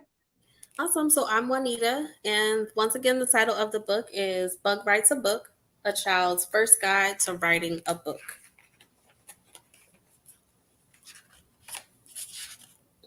This book was written to inspire even the youngest mind to start writing. I dedicate this book to my children, my nephews and niece, and my godchildren. I love all of you dearly and hope to inspire you every day. Bug always loved learning new words and writing stories. She was able to find inspiration from her surroundings.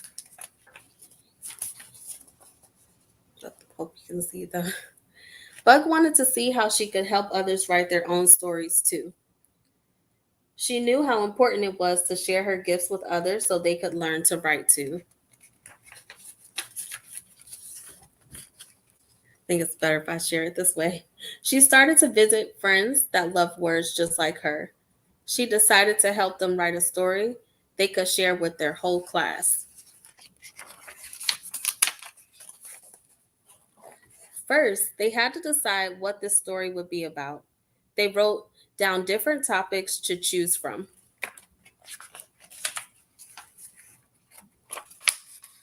After Bug helped her friends choose a topic, then they started writing each page to make their story fun and creative. They decided to draw pictures on each page to help their words come alive.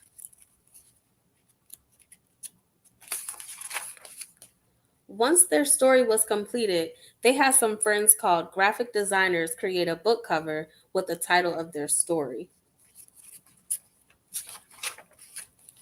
Next, they had some friends called editors read their book. The editors will make sure all their words are correct. The editors loved their story. Bug and her friends were ready to share their book with others.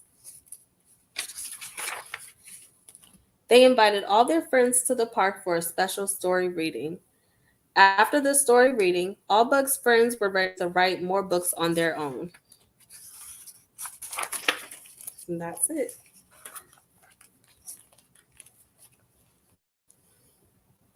I'm muted. I've got to get a handle of this mute. Okay. Okay. So I just had a quick question. Okay. What has been the most rewarding experience you've had when you wrote your book? Bug writes a book. I think just being able to put it in a way that children will be able to relate to it.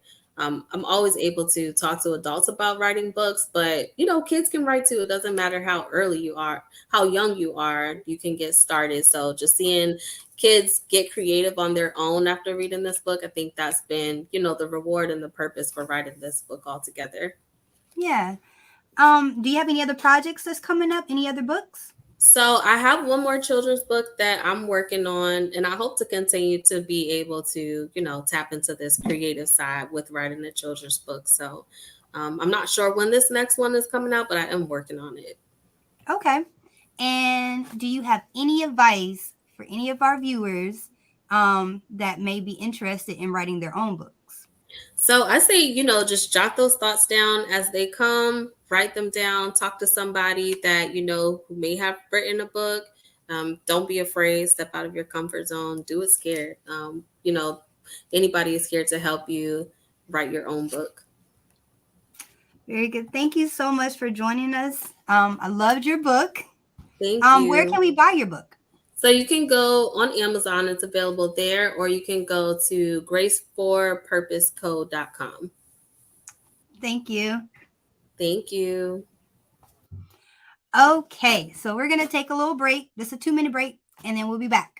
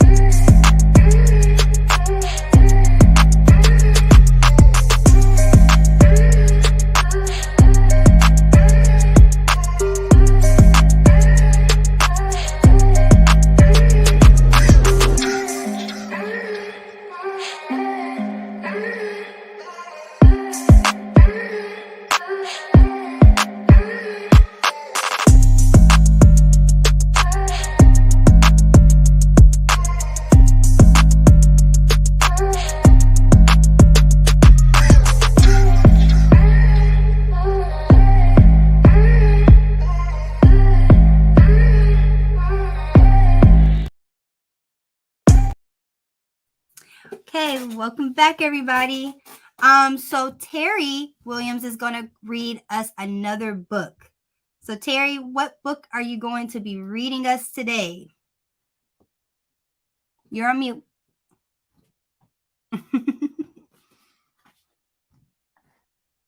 Sorry about that. I will be reading Geneva Counts with Grandpa, learning to count from 0 to 10. Awesome. You got the floor. And this book is written in English and in Spanish, but I'm only going to read the English version of it. My dedication, Geneva Counts with Grandpa, is in the memory of my maternal and paternal grandparents. I was inspired to write this book because my grandparents and I share a love of gardening. In addition, I would like to give a big thanks to my wonderful and supportive husband, family, and friends for their support during this writing journey. This is Geneva and her grandfather. She loves him very much.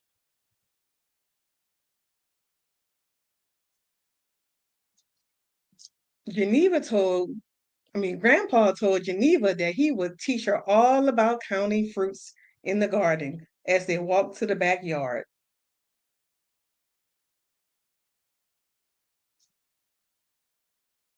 When they reached the garden, Geneva asked Grandpa, "How many fruits do you have in your garden? And what are they doing?"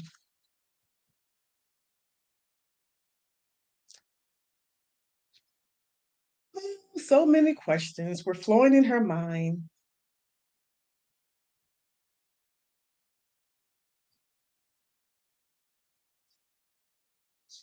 Grandpa replied, "Geneva, use your imagination and tell me what you think they're doing." Geneva smiled and said, "I will use my imagination."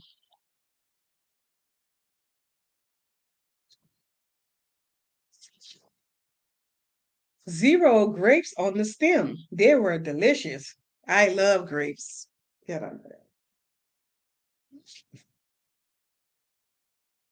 One banana is beautiful and loves to dance. One, the number one.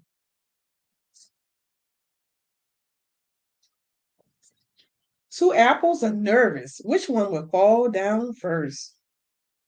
The number two, and there's two apples. Three mangoes are performing on stage. They are in a rock band. Have you ever seen mangoes performing on stage? This is a silly book. Four pineapples are at the beauty parlor getting their hair shampooed in style. Four pineapples.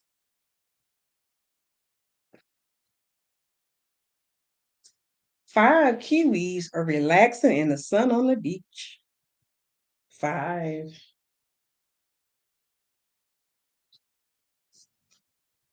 Six strawberries are playing football on the playground. Number six.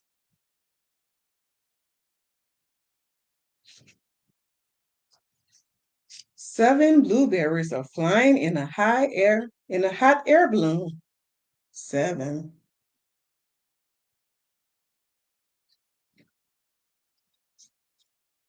Eight blackberries are playing soccer on the field. Number eight.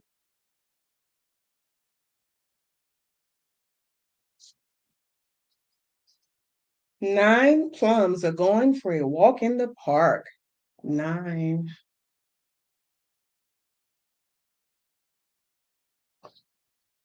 10 tomatoes are playing in the mud after it rains. 10.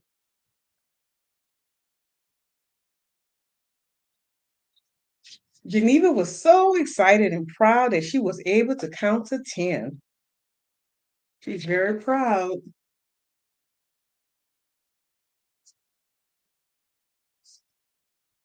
The end.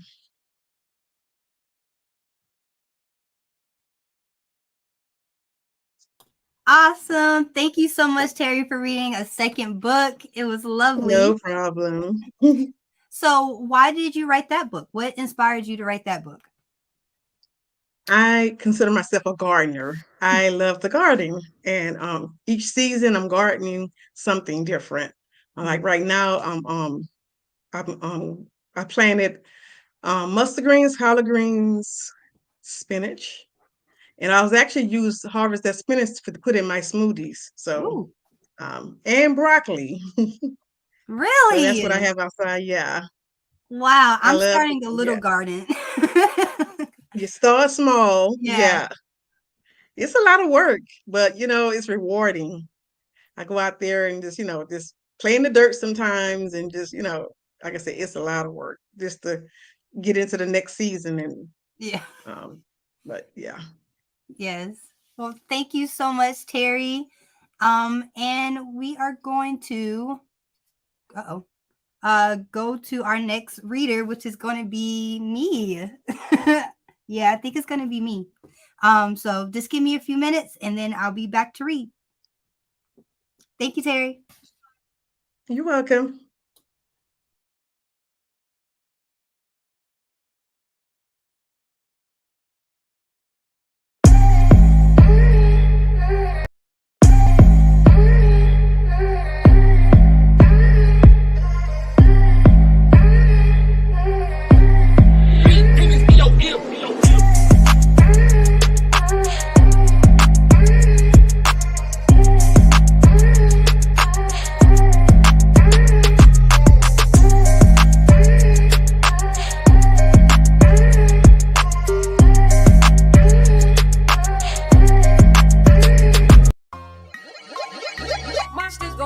Yeah.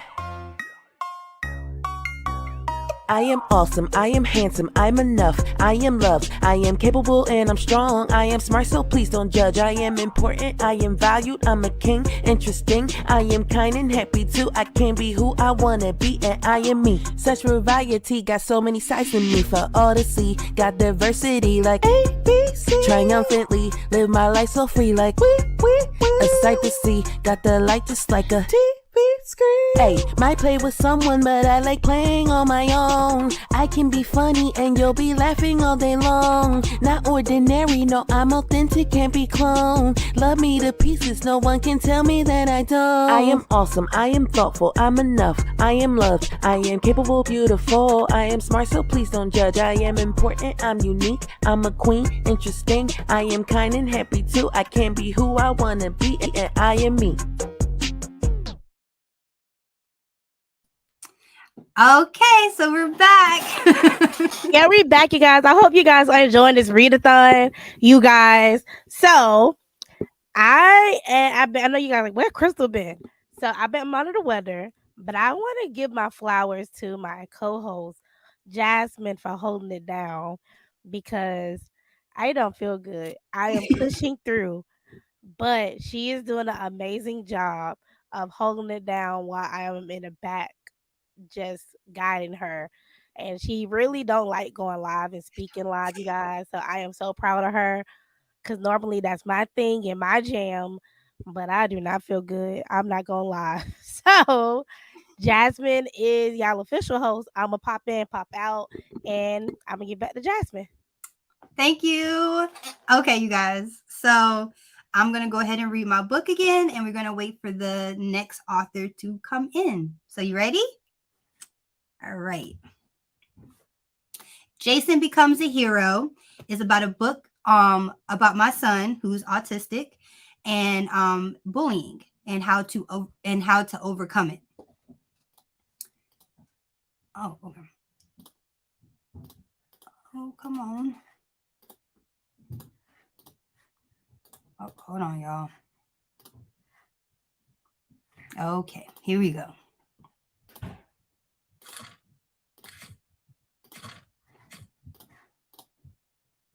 On a morning just like any other, 6-year-old Jason woke up early as usual and picked up Mr. T-Rex from the night table. After brushing his teeth, he went to the kitchen to eat breakfast with his family. Good morning, Jason, his mother said, planting a kiss on top of his head. His siblings, Mario, Phoebe, and Sophia, were already at the table, mouths full of cereal and toast. Jason loved eating breakfast with his family. Hearing their stories was his favorite part.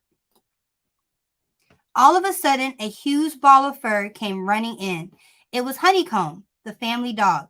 She loved sitting next to Jason. Do you want some bread? Jason broke a piece of his toast and passed it to the dog, who wagged her tail happily. Okay, hurry up, guys. I'll take you to school today, Mom said. I want Dad to drop us off, Jason replied with an angry tone. Dad always took them to school, and Jason didn't like change. Dad's busy today, so I'm taking you instead. No, I won't go. I want Dad. At that moment, Dad came in the door. It's okay. I'll take him, he said gently. Content with the routine back to normal, Jason headed to school. He sat in his usual car seat close to his siblings. He got to school at his usual time and walked towards his classroom. But when he got to his seat, something wasn't right. A boy was sitting in his chair. Hey, that's my seat, Jason said. His eyes were downcast, staring at the occupied chair. So what? Asked the boy. Jason didn't know what to do, so he looked around the room with watery eyes. He saw his friend Steve just as he was running towards them. Hey, Jason always sits here. Can you please sit somewhere else? Steve asked politely. Jason relaxed a bit with his friend by his side, but was soon nervous again when the boy stood up. No, this is mine now. The new boy pushed Steve out the way, making Jason very angry. So he pushed the new boy back. Don't treat my friend like that.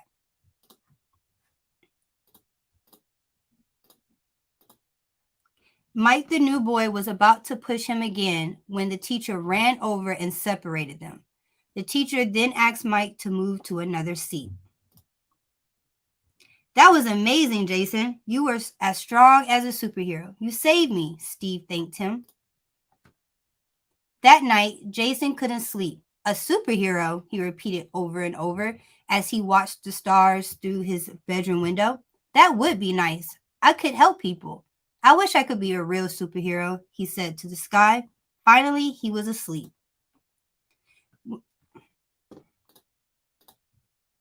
When Jason got up the next day, his sister Sophia looked him up and down real good. You look different today, she said. Well, thank you, replied Jason without paying much attention. His morning went on as usual, but when he got to school, he found Steve at the entrance with the new kid bullying him again. Hey, stop that, Jason yelled as he ran over to them. But as soon as Jason showed up, Mike called his older brother over. What's happening, little brother? The older kid asked. He was taller than all of them, and he looked strong. These boys are annoying me, Pete, Mike complained. Why are you bothering my brother? Pete asked Steve. He started it, Steve complained. He was bullying me. Pete laughed and pushed Steve out of the way. I told you to stay away from my brother, he stated.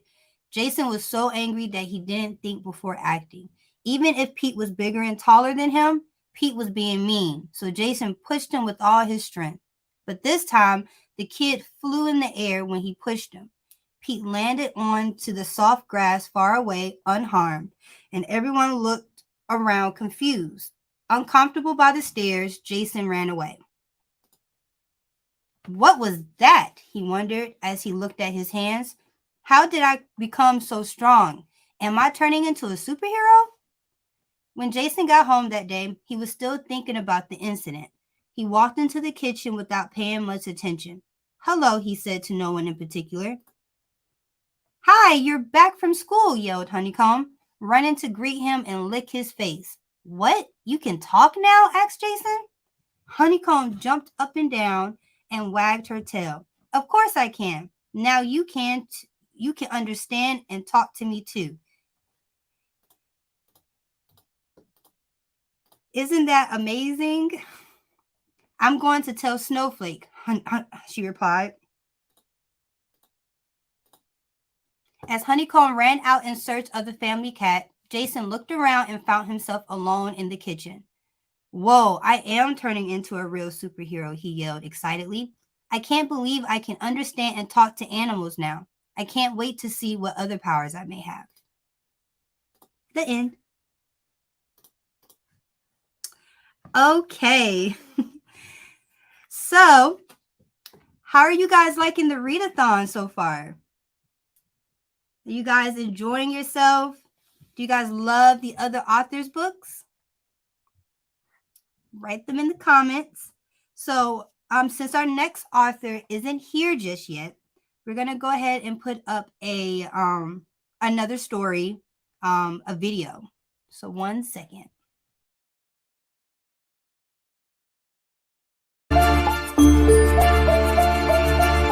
One Fish, Two Fish, Red Fish, Blue Fish by Dr. Seuss. One fish, two fish, red fish, blue fish. Black fish, blue fish, old fish, new fish. This one has a little star. This one has a little car. Say, what a lot of fish there are. Yes, some are red and some are blue. Some are old and some are new. Some are sad and some are glad. And some are very, very bad. Why are they sad and glad and bad? I do not know. Go ask your dad. Some are thin and some are fat. The fat one has a yellow hat. From there to here, from here to there, funny things are everywhere. Here are some who like to run. They run for fun, and the hot, hot sun. Oh me, oh my, oh me, oh my, what a lot of funny things go by. Some have 2 feet, and some have 4. Some have 6 feet, and some have more. Where do they come from? I can't say, but I bet they have come a long, long way. We see them come, we see them go. Some are fast, and some are slow. Some are high, and some are low. Not one of them is like another. Don't ask us why, go ask your mother. Say, look at his fingers. 1, 2, 3. How many fingers do I see? 1, 2, 3, 4, 5, 6, 7, 8, 9, 10. He has 11. 11 is something new. I wish I had 11 too. Bump, bump, bump. Did you ever ride a womp? We have a womp with just 1 hump. But we know a man called Mr. Gump. Mr. Gump has 7 hump womp. So if you like to go bump, bump, just jump on the hump of the womp of Gump. Who am I? My name's Ned. I do not like my little bed. This is no good. This is not right. My feet stick out of bed all night. And when I pull them in, oh dear, my head sticks out of bed up here. We like our bike. It is made for 3. Our Mike sits up in the back. You see? We like our Mike, and this is why. Mike does all the work when the hills get high. Hello there, Ned. How do you do? Tell me, what is new? How are things in your little bed? What is new? Please tell me, Ned. I do not like this bed at all. A lot of things have come to call. A cow, a dog, a cat, a mouse. Oh, what a bed. Oh, what a house. Oh dear, I cannot hear. Will you please come over near? Will you please look in my ear? There must be something there, I fear. Say, look, a bird was in your ear, but he is out, so have no fear. Again, your ear can hear, my dear. My hat is old, my teeth are gold. I have a bird I like to hold. My shoe is off, my foot is cold. My shoe is off, my foot is cold. I have a bird I like to hold. My hat is old, my teeth are gold, and now my story is all told. We took a look, we saw a nook. On his head he had a hook. On his hook he had a book. On his book was how to cook. We saw him sit and try to cook. He took a look at the book on the hook, but a nook can't read, so a nook can't cook. So, what good to a nook is a hook cookbook? The moon was out, and we saw some sheep. We saw some sheep take a walk in their sleep. By the light of the moon, by the light of a star, they walked all night from near to far. I would never walk, I would take a car. I do not like this one so well. All he does is yell, yell, yell. I will not have this about. When he comes in, I put him out. This one is quiet as a mouse. I like to have him in the house. At our house, we open cans. We have to open many cans, and that is why we have a Zans. A Zans for cans is very good. Have you a Zans for cans? You should. I like to box. How I like to box. So every day I box a gox. In yellow socks, I box my gox. I box in yellow. Gox, box, socks. It is fun to sing. If you sing with a yang, my yang can sing like anything. I sing high and my yang sings low, and we are not too bad, you know. This one, I think, is called the yank. He likes to wink. He likes to drink. He likes to drink and drink and drink. The things he likes to drink is ink. The ink he likes to drink is pink. He likes to wink and drink pink ink.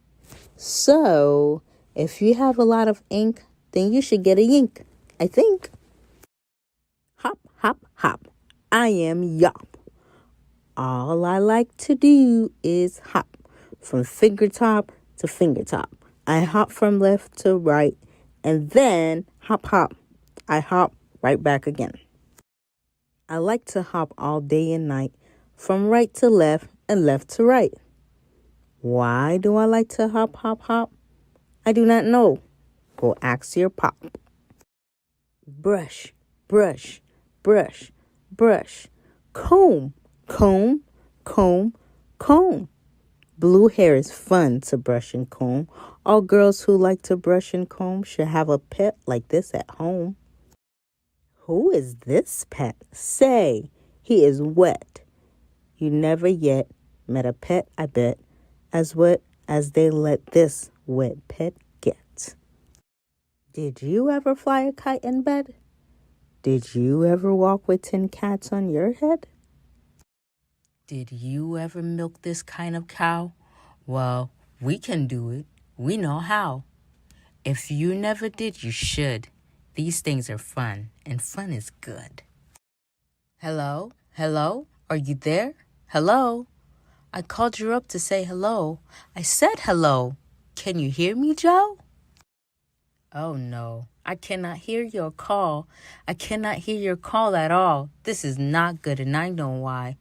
A mouse has cut the wire. Goodbye. From near to far, from here to there, funny things are everywhere. These yellow pets are called the Zeds. They have one hair up on their heads. Their hair grows fast, so fast, they say, they need a haircut every day. Who am I? My name is Ish. On my hand, I have a dish. I have this dish to help me wish. When I wish to make a wish, I wave my hand with a big swish, swish. Then I say, I wish for fish. And I get fish right on my dish. So, if you wish to wish a wish, you may swish for fish with my ish, wish, dish. At our house, we play out back. We play a game called Ring the Gack. Would you like to play this game? Come down. We have the only gack in town. Look what we found in the park in the dark. We will take him home. We will call him Clark. He will live at our house. He will grow and grow. Will our mother like this? We don't know. And now, good night. It is time to sleep. So we will sleep with our pet Zeep. Today is gone. Today was fun. Tomorrow is another one. Every day, from here to there, funny things are everywhere. Thank you for reading with us. Bye-bye. Awesome. Welcome back, everybody. So our next author is not here just yet. So Terry is going to bless us with another book. Yes, he's reading book 3, you guys. So we love that Terry has decided to read the third book. That's awesome. But I also love that she took the time to write 3 books, because most people will write just one book and they will stop. But Terry decided to write not 1, not 2, but 3 books that I know of. And I'm super excited to hear her third book. You guys, here's go Terry right here. Thank you so much, Terry. Hello. This is my third book, and it's another counting book. So it's Caleb Counts with Mom, Learning to Count from 11 to 20.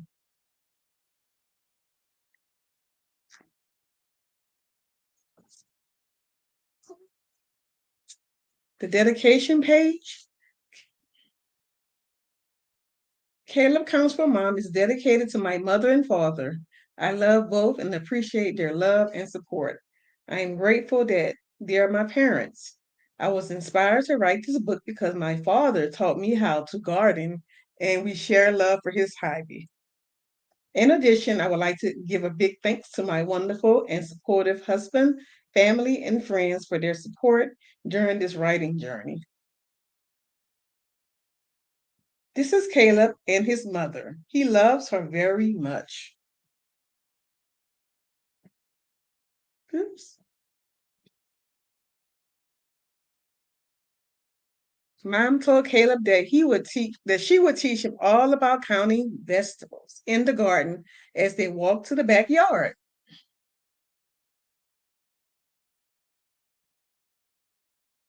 When they reached the garden, Caleb asked his mother, "How many vegetables do you have in your garden? And what are they doing?"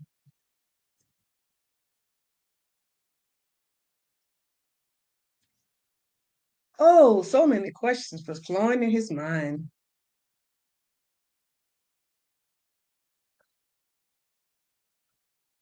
Mom replied, "Caleb, use your imagination and tell me what you think they're doing."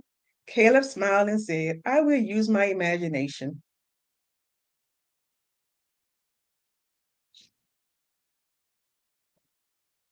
11 peppers, red and green, are prepared to play checkers. 11.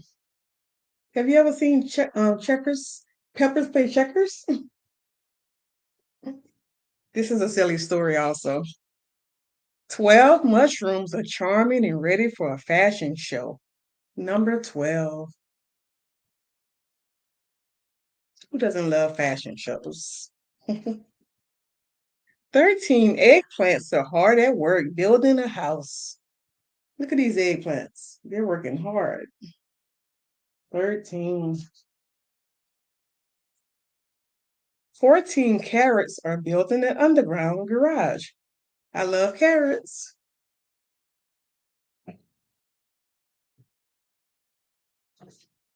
15 yellow squashers are having a big dinner to celebrate family. That's important, celebrating family.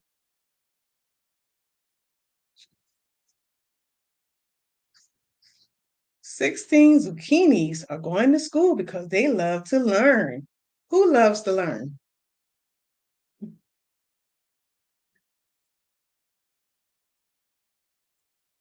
17 bunches of broccolis are going shopping for a new outfit. I love going shopping. Do you love going shopping? 17. 18 asparagus are singing in the rain. How lovely.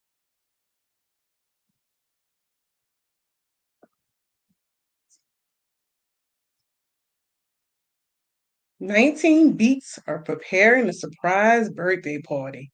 I love surprises.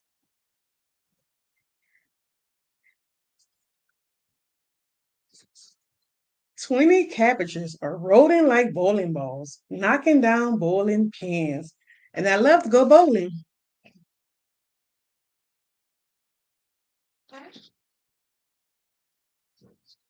Caleb was so excited and proud that he was able to count to 20. Here's Caleb.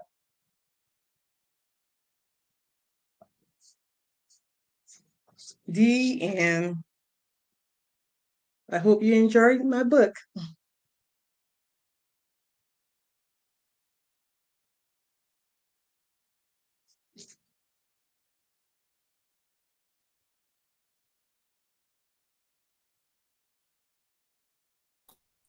I'm gonna get the mute eventually. I'm about to say you mute, but I'm back.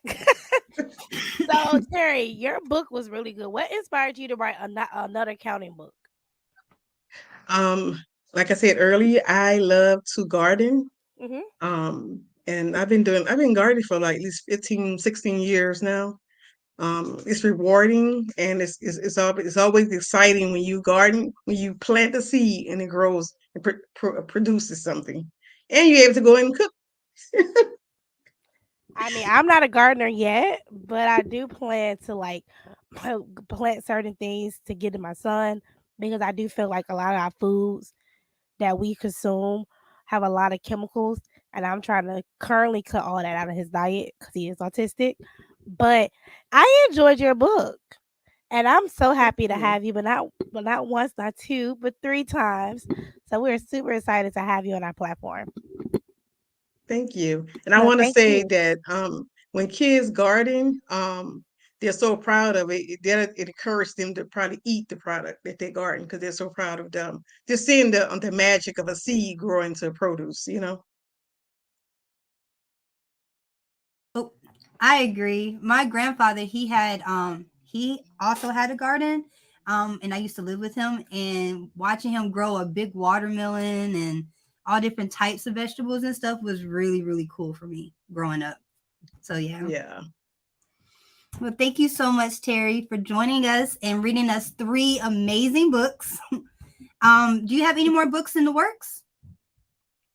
Actually, I have a couple of activity books that I what did I do last couple of months ago. The Geneva book, Geneva coloring activity book, and I also have a Smokey and Alex activity book also.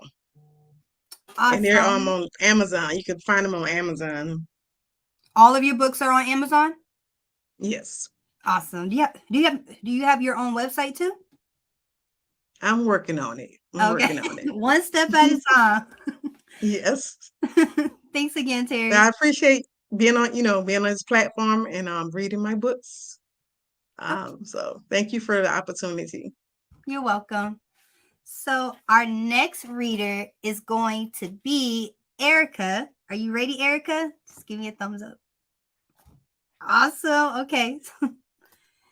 Hi, Erica. Hi. How are you? I'm good. So How are you? excited. Thank you. Yes, I'm doing really good. I'm really excited about this readathon and just World Read Aloud Day. I used to be a teacher before this, and now I'm a nurse. And so just give you a little bit of background. I used to teach 4th grade and then also middle school, and now I'm a nurse. And during COVID, I decided to learn how to publish my books. And today I'm going to read you one of my newest releases. I'm a nurse in the operating room. So I've had a lot of kids that have come to have surgery. And a lot of times they're scared or their parents don't know what to expect. So that's how this story came about. Little Miss goes to surgery. And so that's what I'll be reading today. So here we go. And then I wrote my dedication page. It says, this book is dedicated to all the children that find themselves having surgery. You are brave, courageous, and you can do this. To my preceptor who gave me the tools and encouragement to keep going and help me to become the circulator I am today. I'm so very grateful for your support and love. And to my operating room family, thank you for being a part of my team and impacting the lives of many daily. Many will never see what happens behind the red line, but they will be affected by your dedication and hard work. You are all amazing. And so this is kind of almost what an OR looks like. A lot of people don't get to see it because they're usually asleep when they come in. They have some medication and then they're asleep. So Little Miss is having to go to surgery. So let's see how it all happens. It says here, Little Miss, hello. Hi, Pop. It's almost time for me to go. Are you ready for your big day? Well, I'm a little nervous, I have to say. Mom makes sure we have all our things, like underwear, and I cannot forget Prince, my favorite stuffed bear. He keeps me safe and sound and feeling sure he's my best friend and his love is pure. So right here, she has her favorite stuffed bear. Okay. Time to give Big Sis and Pop a kiss. It is them I will definitely miss. I blow a kiss as I run to the car. The drive to the hospital will not be far. And so you see Little Miss here with her sister, and she's giving her a kiss here.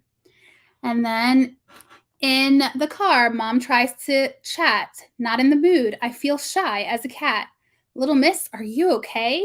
Yes, Mom, just not a lot to say. You know that everything will be okay. Yes, Mom, just keeping my thoughts on the day. And so there's little Miss with her mom and her koala bear heading to the hospital to get ready for surgery. And there she is there. And it says, we get to the hospital and everything is so bright. A friendly smile greets us and points us to the right. A corner full of toys is where Prince and I go to play. A nurse comes over and says, little Miss, may I join you today? And so, yes, see, there is the nurse and all the toys.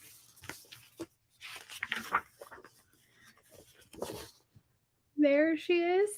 And she says, hi, my name is Miss Jen, and I'm here for you. Do you have questions or worries or need to go to the loo? I don't know, does anybody know what the loo is? It's actually the bathroom. I'm nervous and scared and feeling blue, but I know that surgery is the answer to being good as new. So right now, even though little Miss has to have surgery, she's just a little nervous, but she knows it's what she has to do.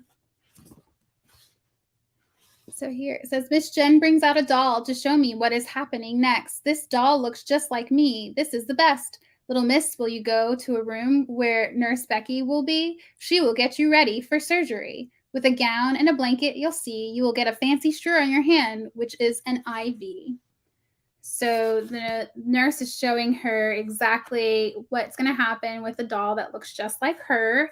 And then here are all the pictures of the gown that she's going to wear, the blanket that she's going to have, and then the IV, which is going to give her her fluids during the surgery.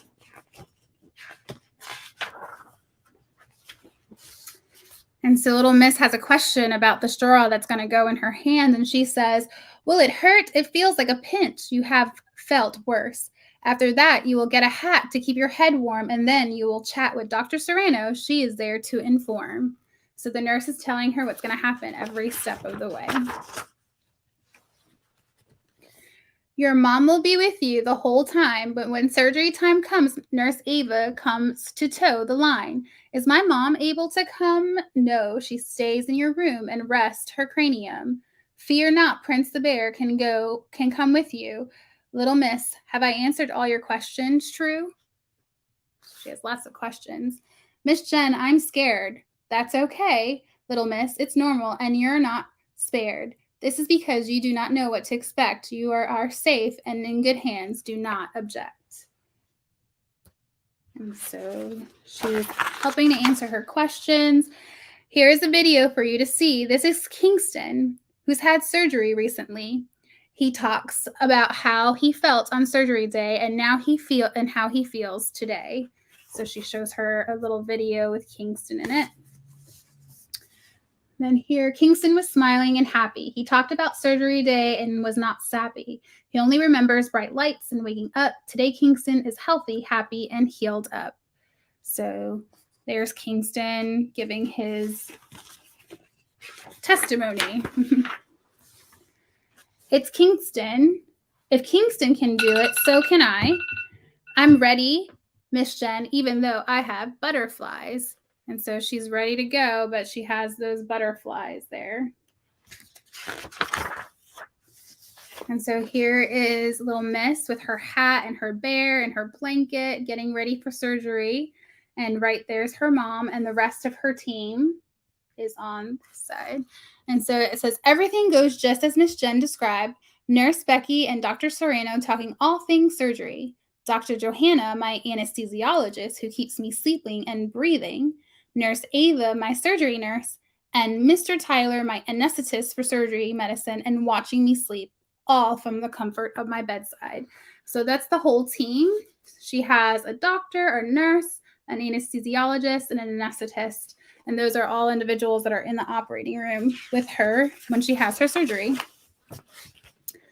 And everyone stops talking. It's time for me to go. Take those breaks off and get this bed to roll. Mom gives me a big hug and kiss. See you soon, little Miss. And so she gives her a great big hug there. I had Prince so tight and waved my hand for the ride. We crossed the big red line, and cold is the feeling this time. So she's about to leave, so she's waving goodbye.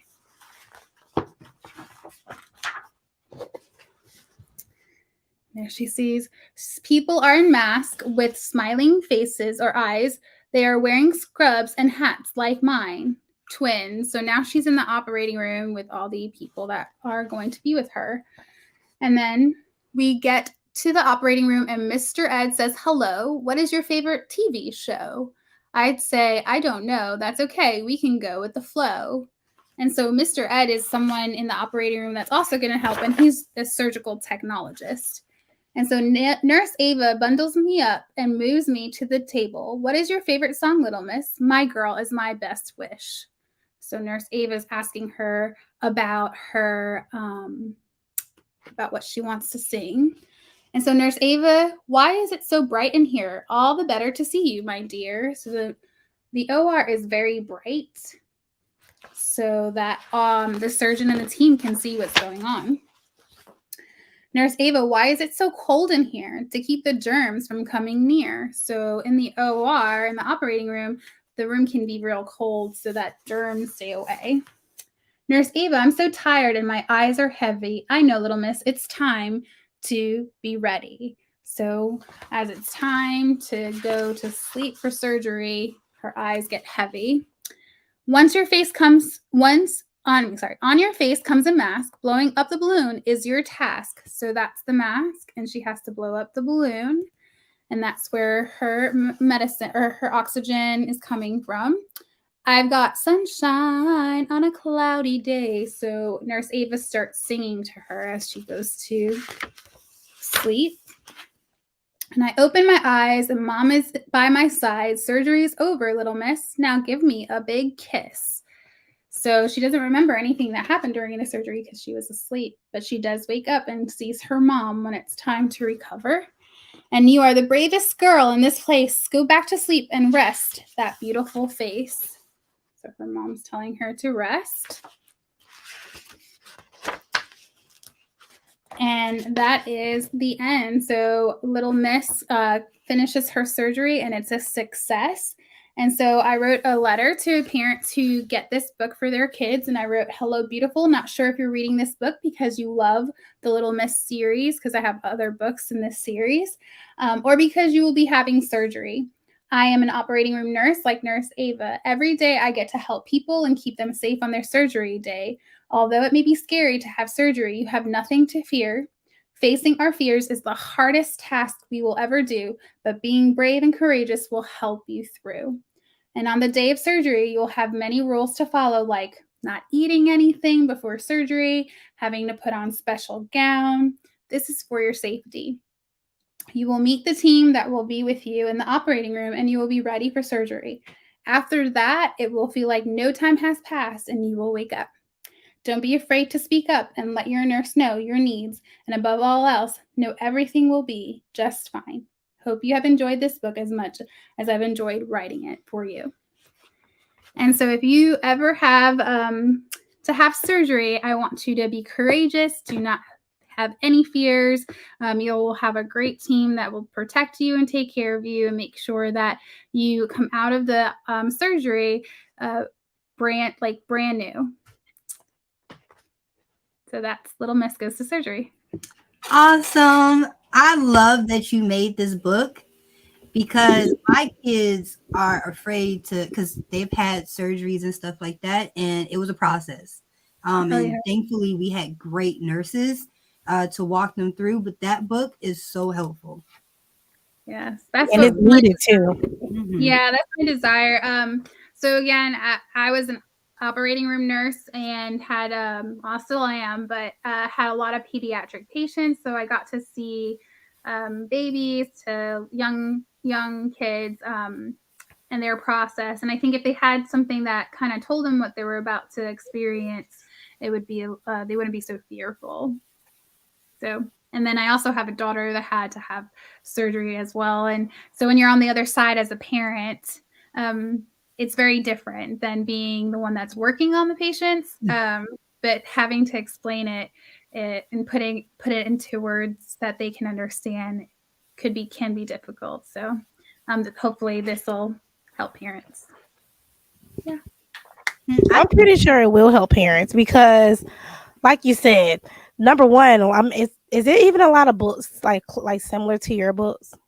Not really. There's might be a couple like based on a specific type of condition, like if a child has to have heart surgery. I think there might be a couple books on that, or tonsillectomy, which is taking out your tonsils. But that's why I kind of wrote this in more of a general aspect. I didn't really say what type of surgery she was having so that it could really, any kid could relate to it. And then also I have little man goes to surgery because I want boys to be able to relate to the character. So we have little miss, the girl, and then little man who's the boy. So we don't want to forget about our young boys too. So I love it. Jasmine, I think you had a question for her. Do I have a question? Do you have any other books that's coming out? So right now I'm actually working more on cookbooks. So I have 2 in the works, and then journals to go with that. So children's books I am putting on hold for this year to work on some other projects. But I do have a lot of other children's books that already have been released. That's amazing. Yeah. Thank you so much for joining us, Erica. It was a pleasure. Where can we buy your books again? So they are available on Amazon as well as online for Target and Barnes and Noble. So, but Amazon probably is your best bet. Okay. Thank you. Thank you for having me. Have a great rest of World Read Aloud Day. Okay, so our next author is going to be Miss Kim Seabrook. Are you ready? Yes, that is me. Hello. Hi, how are you doing? I'm doing great, thank you. How about yourself? I'm doing great. So what book are you going to be reading? So I'm calling this session like the little intermission session because I'm a poet. So this is a little bit different from what has been read today. I believe everything was children's book, right? Yes, it was. I'm super So excited I'm to have still you. gonna keep it. Huh? I'm super excited to have you because you guys, I'm gonna give you a little story time. She was kind of nervous because everything was children's book, and she's the only person who's not a children's book. And I told her, I said, listen, adults need something too. And like I know her book is poetry. So I think this would be good for the adults. For we've been listening to children's books all day since 12. So now we get to feed our adult souls and listen to Miss Yeah. Kim. Right, that's what the so the intermission session with Kim Goodluck Seabrook. So yes, this is called Memory Lane and it's called Reminisce with Me Through Healing Poetry. My stage name is Goodluck Seabrook, so you'll see Kim Goodluck Seabrook is my whole brand, the Good Looking Books and everything like that. So I created this book not just for poetry. That is great, but there's a reason why I started poetry. It became my therapy and my sense of healing. So let me read the introduction real quick, right? So Memory Lane was created as a branch off my album, which was put together in just about a week. So I had taken some time with creating this particular baby, and I also always wanted to create my poetry book. But if I had to have more meaning than just being able to read my story, so what I included in here, and I'm just going to make this quick. After each poem, there's actually a line page with the question for the reader to become a writer as well and reminisce through their journey, through their life, because the main purpose and what I do is to talk about our past, but to get through our past so that we can have a better present today.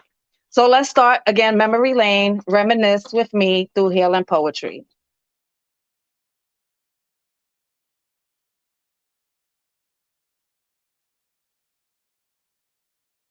So also what I also want to start out with, before the poem, there's also an introduction. And I'll start off with introducing the apology that I made to my son as being a mother, because there's no books for being a mother. So let's start off with that. And this is titled, My Apologies for Not Knowing, and then we'll get into the poem. So I had my son, and the poem that I'm going to read was written when he wasn't even a teenager, and he's now 23 years of age. I'm reflecting, looking at that poem and saying, wow, I'm impressed with how he really is all of the things I wished, hoped, and worked on with him. However, I put my son through a lot, and one was going into another unhealthy relationship shortly after my separation with his father. So I'm so sorry for everything that I've done, I didn't do, and didn't know how to do. I'm sorry for putting you in situations that made you make the wrong decisions in life. I thank you for not judging me, holding anything against me, supporting me, loving me, and believing in me. So that is a dedication to my son because, like I said, there's no book on how to be a parent. So, my son, April 28th, 1999. That's the day that my life turned around. 10 pounds, 9 ounces is my baby boy. I named him Daje. He's my new bundle of joy. They brought him to me and I just held him and cried because I did not want him to have a childhood like mine. His dad was around, but only about the 2 years after his birth. It's hard learning to put someone else besides yourself first. Unfortunate, my son, but I had to leave his dad. I know he wanted us together, but our relationship was bad. Hopefully, as my son gets older, he will understand that just because his dad is not around, he will still be a good man. To do what is right and not follow others, to appreciate what I have done for him as his mother, to take responsibility for the choices he makes, learn to deal with others and point out the real from the fake. Do not depend or rely on anyone else, to always live godly and to love himself first, to believe in his power and be nothing but the best. Want him to value himself as more, not anything less. Because life can be hard and not always fair. But one thing he could count on is that I'll always be there. Through the ups and the downs, through the thick and the thin, and of course, even when he has his first girlfriend. It surely isn't easy raising a boy to a man, but for sure, I'm going to do everything that I can. So before I go, I just got to let him know that I love him. He is my mind, my heart, and my soul. So, and then thank you, thank you, thank you. I know I can't hear everybody, but but after that, again, I have the line page. What are your thoughts about bringing life into this world? That's my question. And then I also use this book in my workshops for teenagers and adults as well, so that we can reflect again and just start our healing process. So I'll go into another poem. And I think this one, I'm skipping a few because I don't know, I want to keep it just, but there's some very, very important messages in here. And again, this is memory lane going down through my journey and my life and my experiences, which many other people can relate to. And the next one I'll go into this is the intro. And it says, then it becomes a reality. He does exist. So before that, I talk about relationships and things like that. You're in this mood like the sun is shining everywhere you go. You meet someone and they seem to be everything that you want and you just want to be. Everything that no one was to you, the feeling of being able to make someone feel like they never have to worry about being alone or hurt because you will be right there because you just want to be. Next one is titled, I Want to Be.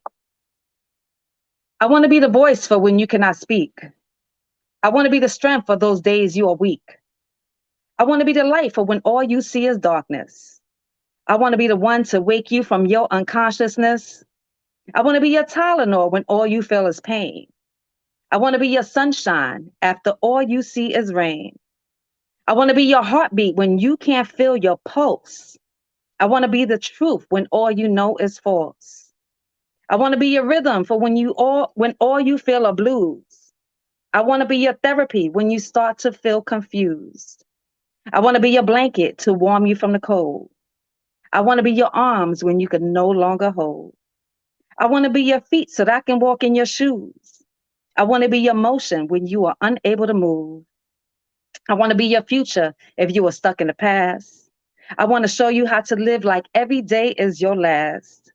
I want to be your garden so I can help you grow. I want to be your yes when you're used to hearing no. I want to be your rose petal because all you feel are thorns. I want to be your stitch when you happen to feel torn. I want to be your vitamin when you need your daily dose. I want to be your vision to show you that you matter most. I want to be your wings to help you fly high. I want to be that star that you wish upon up in the sky. I want to be your oxygen so that I can help you breathe. I want to be the key to your lock to set your spirit free. I want to be your navigation if you are unsure of which way to go. I want to be your high when you happen to feel low. I want to be your music to make you dance inside. I want to be your journey when you're ready for that ride. So that's I want to be. And then after that, my question, my prompt is, what do you want to be? Whether it's for someone else or yourself. And that's how we elaborate. Yeah. So next I want to go on to compromise. Because when we get into relationships, sometimes we have to compromise, right? That's a good question. How do we move on? How should we do? What shouldn't we do? If we are putting all this work into wanting to be all these things for someone else, but what about yourself? Even if it's just a little, what about compromising? So here's my next poem, Compromise, which I want to thank Eartha Kitt for being an inspiration to this poem. YouTube her video when you get a moment, Compromise.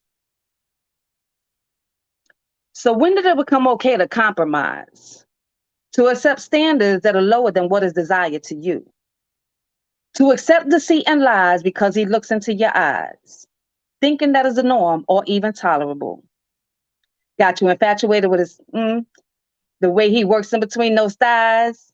Now he got you all mesmerized, got you all hypnotized. So when did it become okay to compromise? As if lust is the same feeling of love, not realizing it's a disguise. It's characterized to make your stomach fill with butterflies. Until the reality hits, and just for being yourself, you're expected to apologize, change your whole demeanor, style, and even your smile. When he won't walk an inch for you, but just steady traveling miles.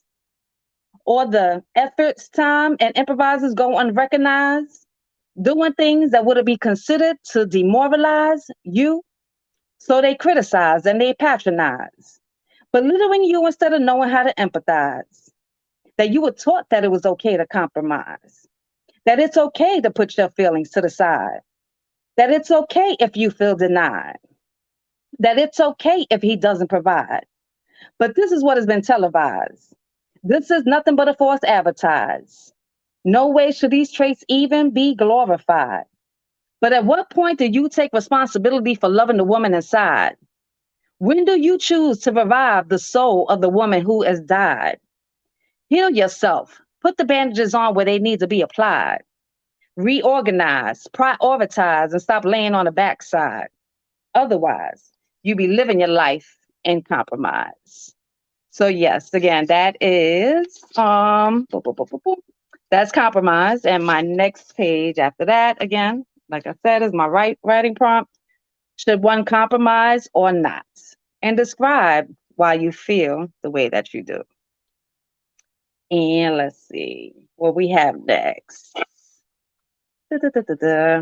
So, I go through some more stories and some more journeys, but during these times when you're growing and you're trying to figure out who you are as a mother, as a woman, as a wife, as a daughter, as a sister, and again, this book relates to men and women. This is not just for women. I just want to make sure I reiterate that. And but let's talk about your identity. Let's talk about women's identity. Who are you? What does your identity mean? Can you imagine being a young girl and having some things done to you?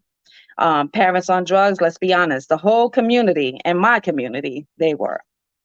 So this is not to shame my parents, and you are just trying to find your way in this thing called life. No one to teach you who you are, how to love yourself, because it wasn't taught to them. How in the world do you value yourself as a woman?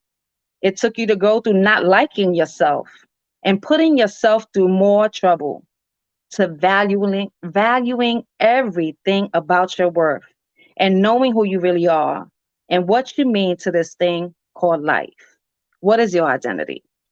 And this one is titled Woman's Identity.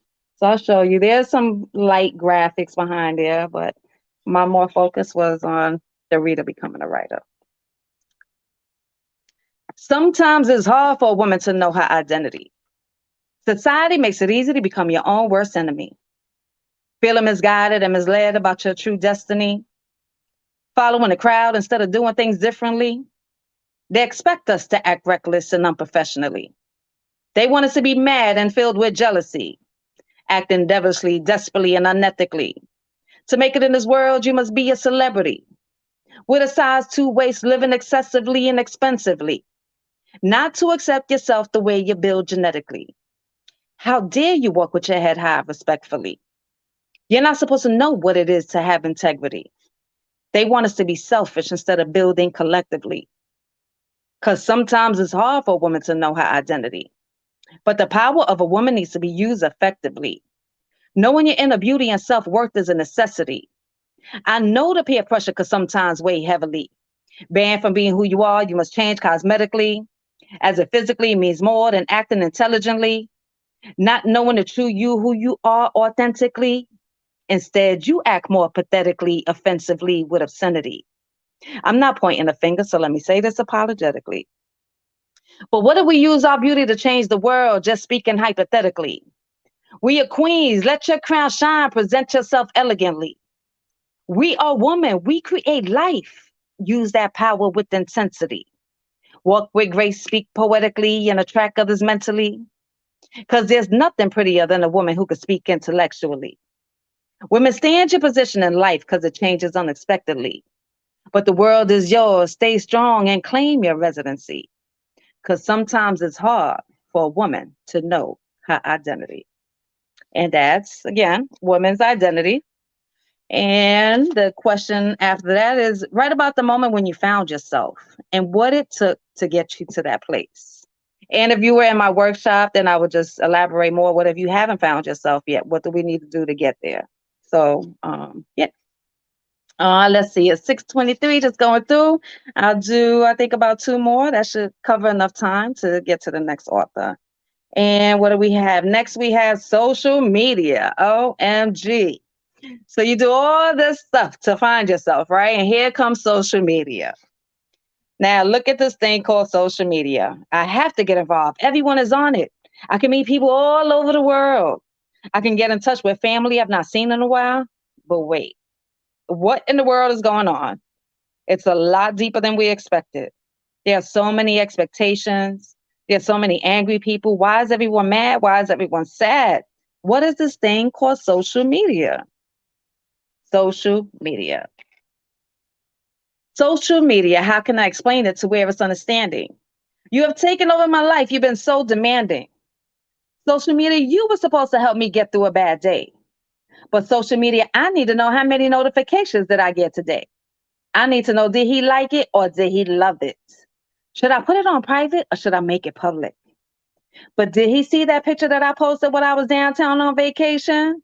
But yo, did you see that girl's body? I'm trying to fight the temptation.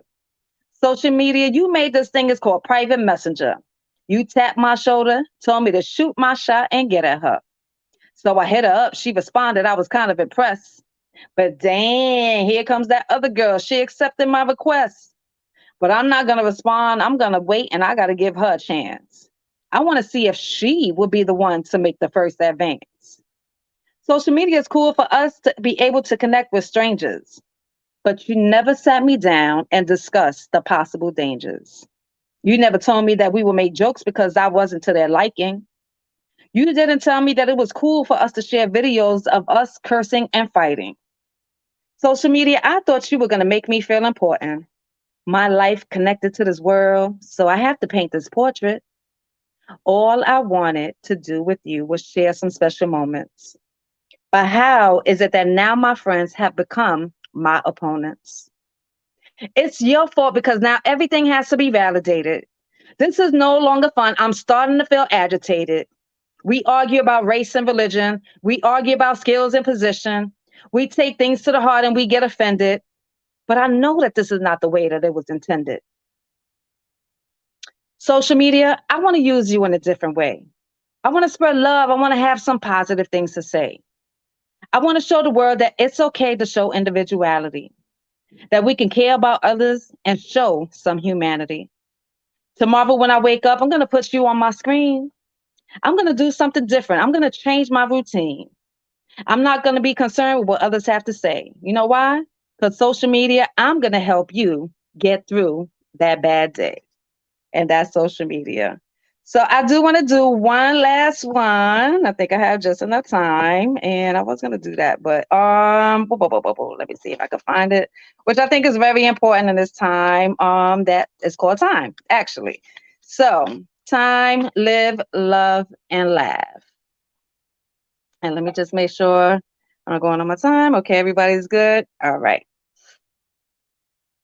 Did you hear that so and so died today? I was just with him around the way. I didn't even give him a hug or told him that I love him. I was in a rush to get to my job that I was late to anyway. He told me that things were good and that he had plans. All right, no doubt, no doubt. I'm going to get up with you, my man. Not knowing that that was the last time I would hear him speak. Thinking, why didn't I embrace him makes me weak. Maybe if I could have stuck around just a little bit more, he wouldn't have went a different route and got into that store. That store where he got shot brutally by some punk thief. This can't be real. I'm in disbelief. How can I live my life without my best friend? We had plans. We were going to ride out to the end. The end for him is right now. This happened way too fast. Please bring him back. I need more memories that could last. We've been friends since the age of 5. Where do I go to now? I need him alive. He was there for me when my mom was on drugs. He was my shoulder to lean on. He was the definition of love. Was there through my relationships and my heartbreaks. Now I'm sitting here crying while my heart aches. My father recently passed too from that demon cancer. I'm looking up to God. I'm asking for answers. 2 very important people just gone out of my life. How do I wake up in the morning like everything's all right? In this world, while the physical is here, we tend to lose sight of the spirit that is near, that gives us that push, that bit of motivation, the inner person, the beauty, the universe, the creation. Time is the most thing that people take for granted, instead of watering the seeds of knowledge that were planted. Everyone was born with a gift to manifest. The pain, the hurt digs deep in my chest. I'm tired of seeing people settling for less. You deserve to be happy even if you got 1 minute left. So live, love, and laugh is what I say quite often, because you never know when you be lying in that coffin. Kim Goodluck Seabrook, Memory Lane, reminisce with me through healing poetry. That is my book. Yeah. So I don't know. Anybody have any questions? I don't know where is that. Snap, snap, snap. Thank you, thank you, thank you. That was amazing. Thank you. So, what inspired you to write your poems again? Did you ever mention Life. So initially, and it's in this book, it's called Thankful for the Pain. That was my first poem that I actually did on stage, but I've been writing since a young girl, and it was about an abusive relationship that I went through, but I actually did it on stage and told some very personal things, and you can, like I said, read it in the book. And for me to be able to do that and realize that other people were going through the same situation, I knew that I could become a voice for others. So the reason I made this book is not just to express poetry, but also to provide a healing space for other people. Yeah, I appreciate that, because we do Thank need you. it. We do need the Yes. reminders every once in a Yeah. while. Absolutely. Yes. So And I really did that last one for everybody who is an author, who's pursuing everything, that, time is precious. Don't be afraid. Take advantage of the opportunity. Go for it. Jump for it. Write another book. Sing another song. Whatever it is, your heart and your passion is to, please pursue it. thank you, Kim. Thank you so You're much for joining welcome. us. Thank you so much too. Thank you so much, Kim, for coming. I have one question for you. Are you going to Mhm. drop any more poetry books? Yeah, definitely. I have some other books too, that I'm in the mix of working, but yeah, I definitely am going to do another poetry book. Well, we cannot wait to hear it, because we are going to do another readathon. Next time it will be a lot shorter, but Okay. we are going to host another readathon. Well, there's more poems that I didn't read. There's plenty of more in here. Oh, So well, guys, we got to get a copy on Amazon. I hope all my yes, adults yes, really yes. loved it and It's enjoyed it. the stuff that I didn't read is a little bit more adult, that, stuff that we can relate to. So yeah, I would definitely advise you to get it for sure. I've helped people who are in rehab, helping kids in school, and it's really being amazing. It's amazing. That is amazing. And Kim, thank you so much for being here. We really appreciate having you. Thank you. Have a good one rest of the day. I'll be here tuned in. Thanks. Thank Bye. you. Mhm. So who is our next reader? Our next reader is Erica. You guys, she's coming back to read another book. We are super excited to have Erica come back, you guys. So get ready and listen to another dope book by another amazing author. Thank you guys. So I heard the previous author give do poetry based on motherhood. So I have a book that I wrote based on my two girls, and it's called I Promise to Always Hold Your Hand. And this book came about after dropping off my oldest to middle school and seeing her hold her dad's hand. And as they were walking into the middle school, I remembered them doing the same thing when she was in kindergarten. So this is her. It's kind of hard to do this on this way. This is her right here going to kindergarten. And I don't know if you can see it. She's walking into kindergarten with her dad. And then this is her in middle school. And she's walking into school with her dad holding his hand, and she's about to go to high school. And then this is Ava. She's my youngest, who's going to middle school here soon too, and that's me holding her hand. So that's how this book came about. And I wrote, this book is dedicated to my beautiful daughters, Jolene and Ava. Jolene, I will always cherish the pictures taken of you holding your dad's hand on your first day of kindergarten. It helped inspire this book. Ava, the picture of you holding my hand at the beach is one of my favorites. Each word in this book was inspired by the gift of having both you girls in my life. I am so blessed. I hope both of you will always reach out and hold my hand during your life journey. Love you with all my heart.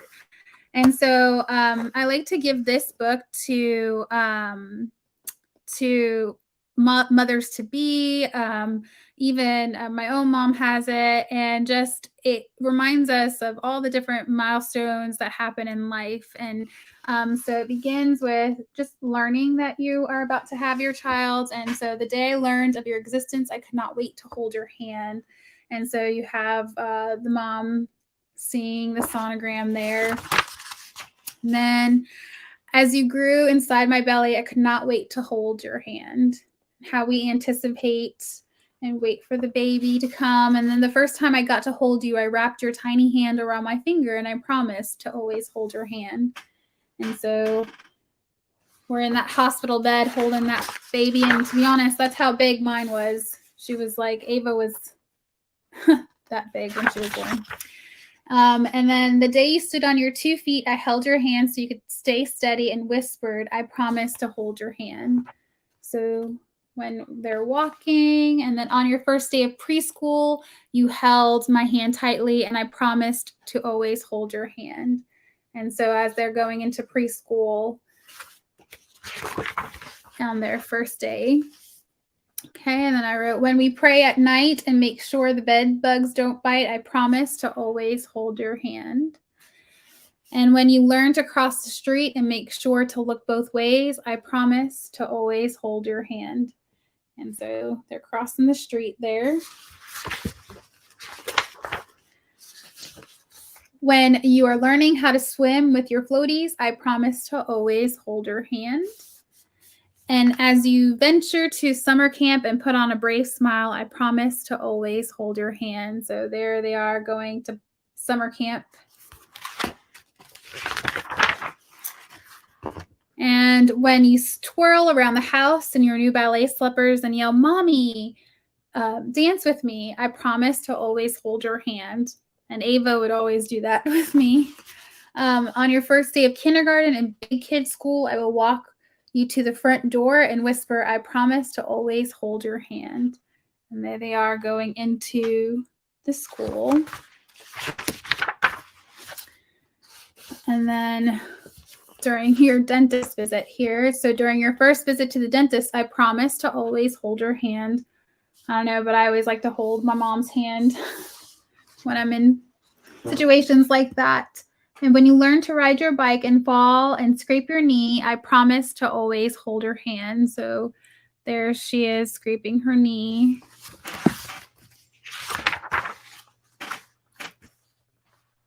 Exciting times when you try your best and you hit your first home run. We will jump for joy and I promise to always hold your hand. When you ride your first airplane and earn your wings, I promise to always hold your hand. And I don't know about you, but when I was younger, I didn't like flying, and so I had to always hold my mom's hand. When you ride your first roller coaster and we scream rolling down, I promise to always hold your hand. And the day I take you to middle school orientation and butterflies are floating in your tummy, I will whisper in your ear, I promise to always hold your hand. And there she is, going to middle school. The day you take your driver's exam and pass with flying colors, I promise to always hold your hand. The day you go for your first job interview, I promise to always hold your hand. So there they are. And the day you graduate from high school, before you walk across the stage, I promise to always hold your hand. As you decide to go to college or to explore the world, I promise to always hold your hand.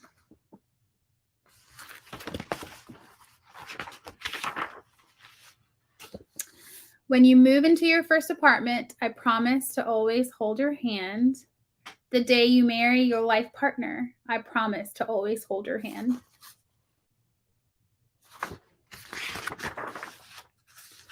The day you give me my first grandchild or grandbaby, I promise to always hold your hand.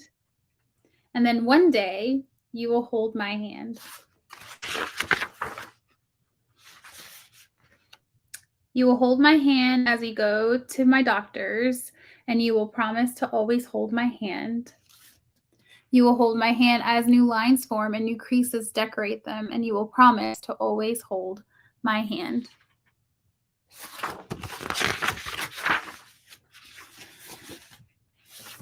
And when it's time, you will whisper in my ear, I promise to always hold your hand.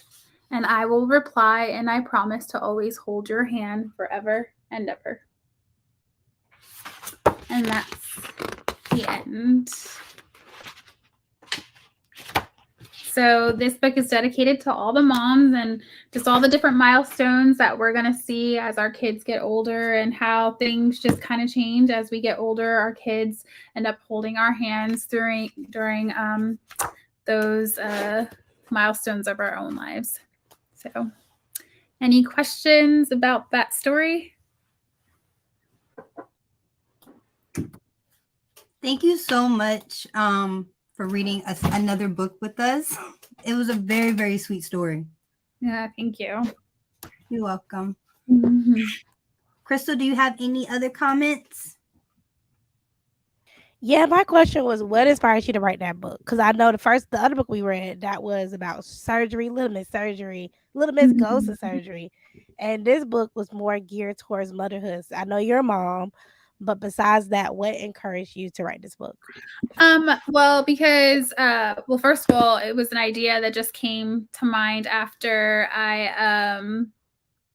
had my daughter, dropped off my daughter to her first day at middle school and saw her holding her dad's hand. And I just started thinking about all the different times during her life that I'm going to want to remember and cherish and will want to hold her hand. So I just started thinking of all the different times in my life that my mom and dad were holding my hand, and how I'm looking forward to being able to do that for her. And then just how it all, like the circle of life, how it all ends up turning around where your kids end up holding your hand. And so I thought it was really important to capture that. And then also for it to be a book that others can share with their moms, like during Mother's Day, or share with individuals who are now becoming moms, so that they will always get to cherish, those moments in their lives.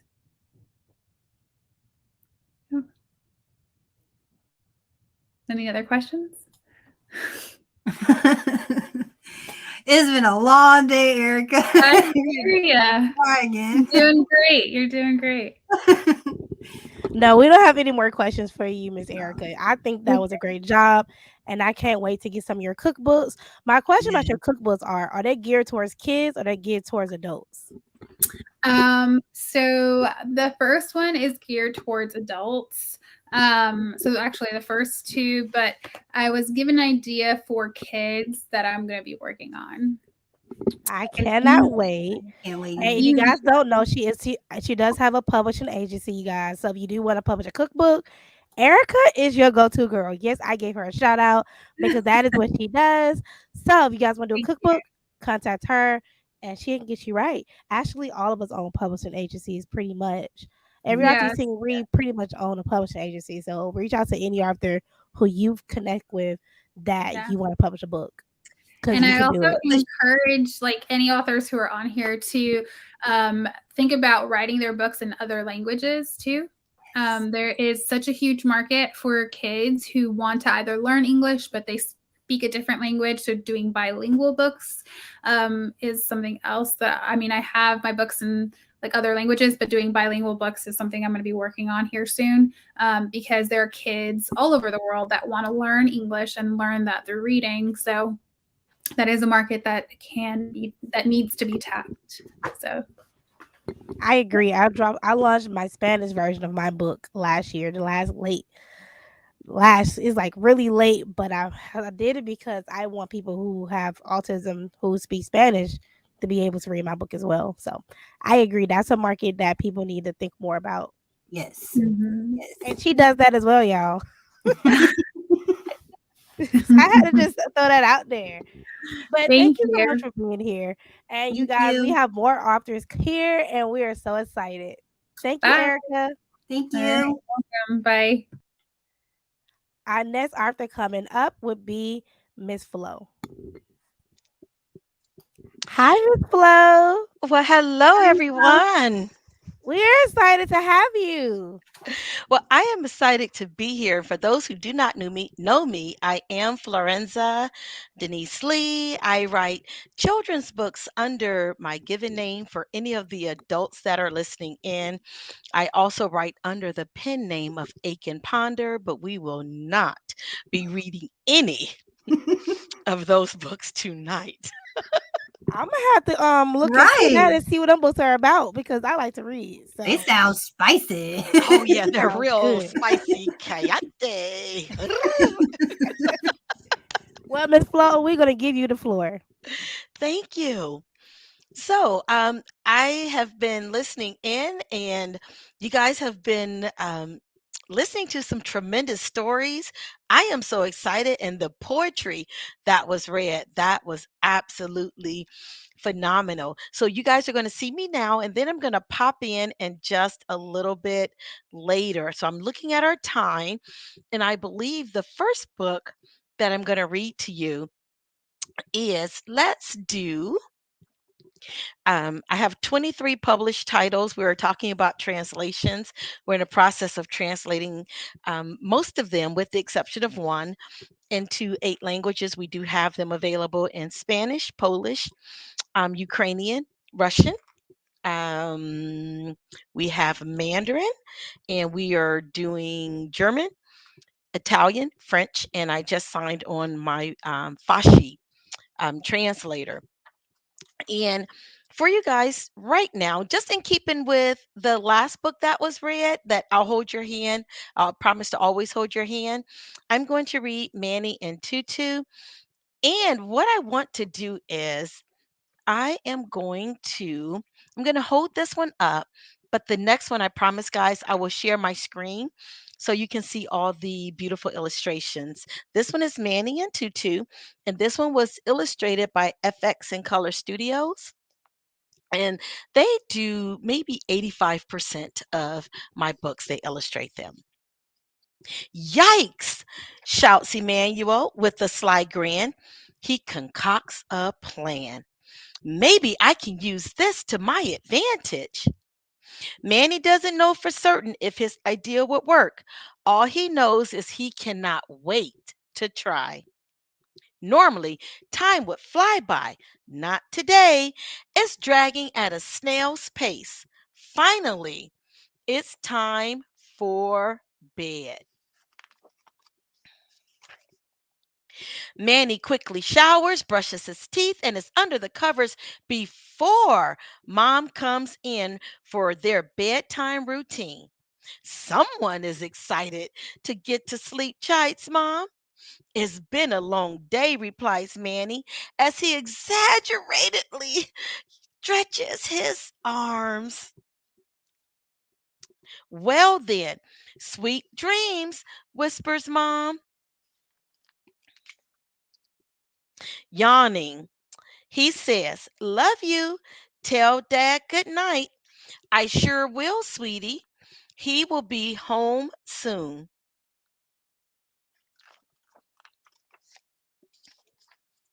As soon as the door clicks, Manny jumps into action. This has to work. It just has to, he whispers. Brad licks out his tongue. He isn't certain this is such a great plan. Ignoring him, Nanny snuggles under the blanket, then falls asleep.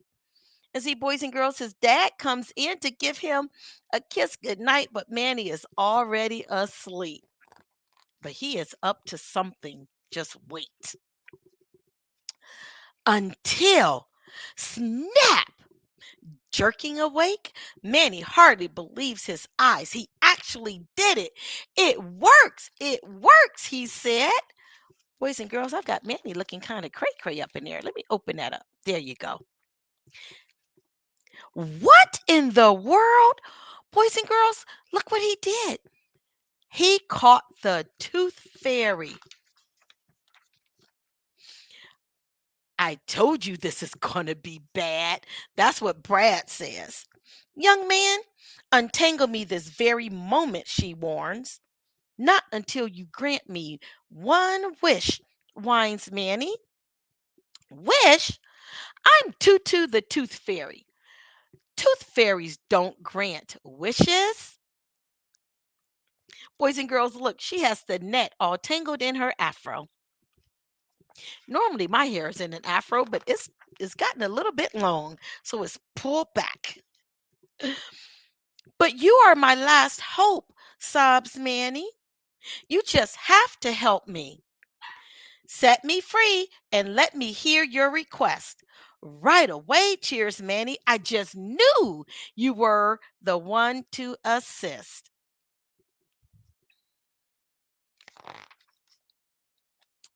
Sorry for trapping you, sighs Manny. Are your wings okay? Fluffing her wings, Tutu replies. No permanent damage done. Now, tell me what this is all about. Well, when I felt my tooth had become loose, I devised my plan. You see, everything else I've tried has failed. Manny begins to cry. What options have you tried? Inquires Tutu, now very curious.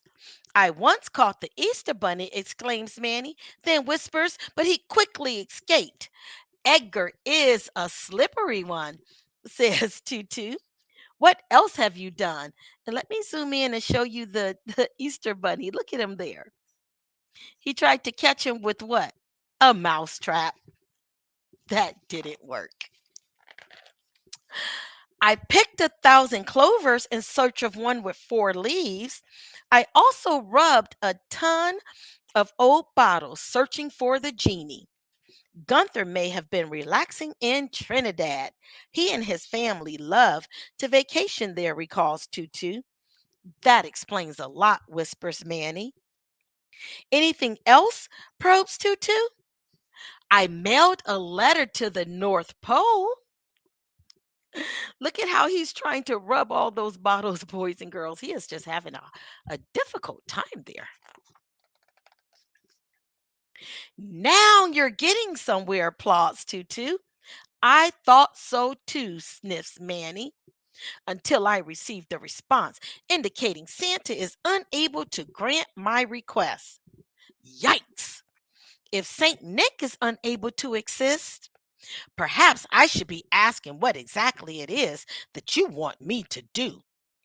Well, my wish is, declares Manny, is to have more time.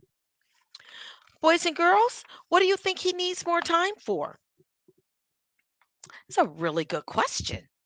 What would you want more time for? What would you want if you could get more time? What is it that you would want to do with your time? Mm, think about that. Time, chuckles Tutu. Tooth fairies can't grant time. We exchange coins for lost teeth. Please don't leave, begs Manny, not caring if his parents hear him. I really need your help. There, consoles Tutu. Tell me all about this time. Boys and girls, let me see. Look at those tears. Oh my goodness. Do you think he really needs time? I need to spend more time with my dad. Oh, boys and girls, his dad is there, but look, he's working so much. He has his computer on, he has his phone to his ear. His dad looks really busy. I wish I could help Manny, but granting wishes is simply something tooth fairies cannot do. She passes Manny a tissue and he blows his nose. Ah, aren't birthday cakes for aren't birthday cakes and shooting stars usually where children turn for wishes? Look at Manny when he was a little baby with his mom and dad blowing out that candle. I thought so too, whimpers Manny. I wished upon my last two birthday cakes and 7 shooting stars. Nothing happened. Manny again blows his nose. Boys and girls, do you see those shooting stars? Have you ever seen a shooting star? I have, and they're awesome. Eureka! Shouts Tutu. I should have thought of this sooner. Why don't you simply ask? You mean tell my dad I want to spend more time with him? Yes, claps Tutu. It's so ingenious, it just might work. I have tried everything else, admits Manny. It couldn't hurt. Doesn't he look excited there? Bouncing up and down on his bed? I think his parents would have heard him by now. Glad I could be of assistance. Now, please go to sleep. You would never believe how many teeth are lost each day. Manny gives Tutu a big hug, then drifts off to sleep. And his iguana Brad says, "It's been a long night. I'm tired too." There he is. When Manny awakes, he finds a gold coin under his pillow with a note. Manny, limit the number of sweets, brush your teeth twice a day, and remember to use your words. I hope all your wishes come true. And Brad says, I had the strangest dream last night. He doesn't believe what happened. Rushing downstairs, Manny catches his father as he is leaving for work. Dad, do you have a moment? Look at boys and girls. Look at him running down those stairs. You are up extra early, son. What's on your mind? I I want to I want to, stammers Manny. Oh, boys and girls, do you think that he'll be brave enough to ask? Raise your hand if you think he'll ask. Raise your other hand if you think he won't. Raise both if you just don't know. Suddenly, he remembers the items in his pocket and whispers, Dad, when you come home, may we spend time together? Oh my goodness, I've been working long hours, haven't I? This evening we will go to the park and toss the ball. And Brad says, it worked. It worked. It actually worked. I knew it would. That Brad is something else. Geez, Dad, really? Shouts Manny, jumping into his dad's arm. I really do, son, replies his dad.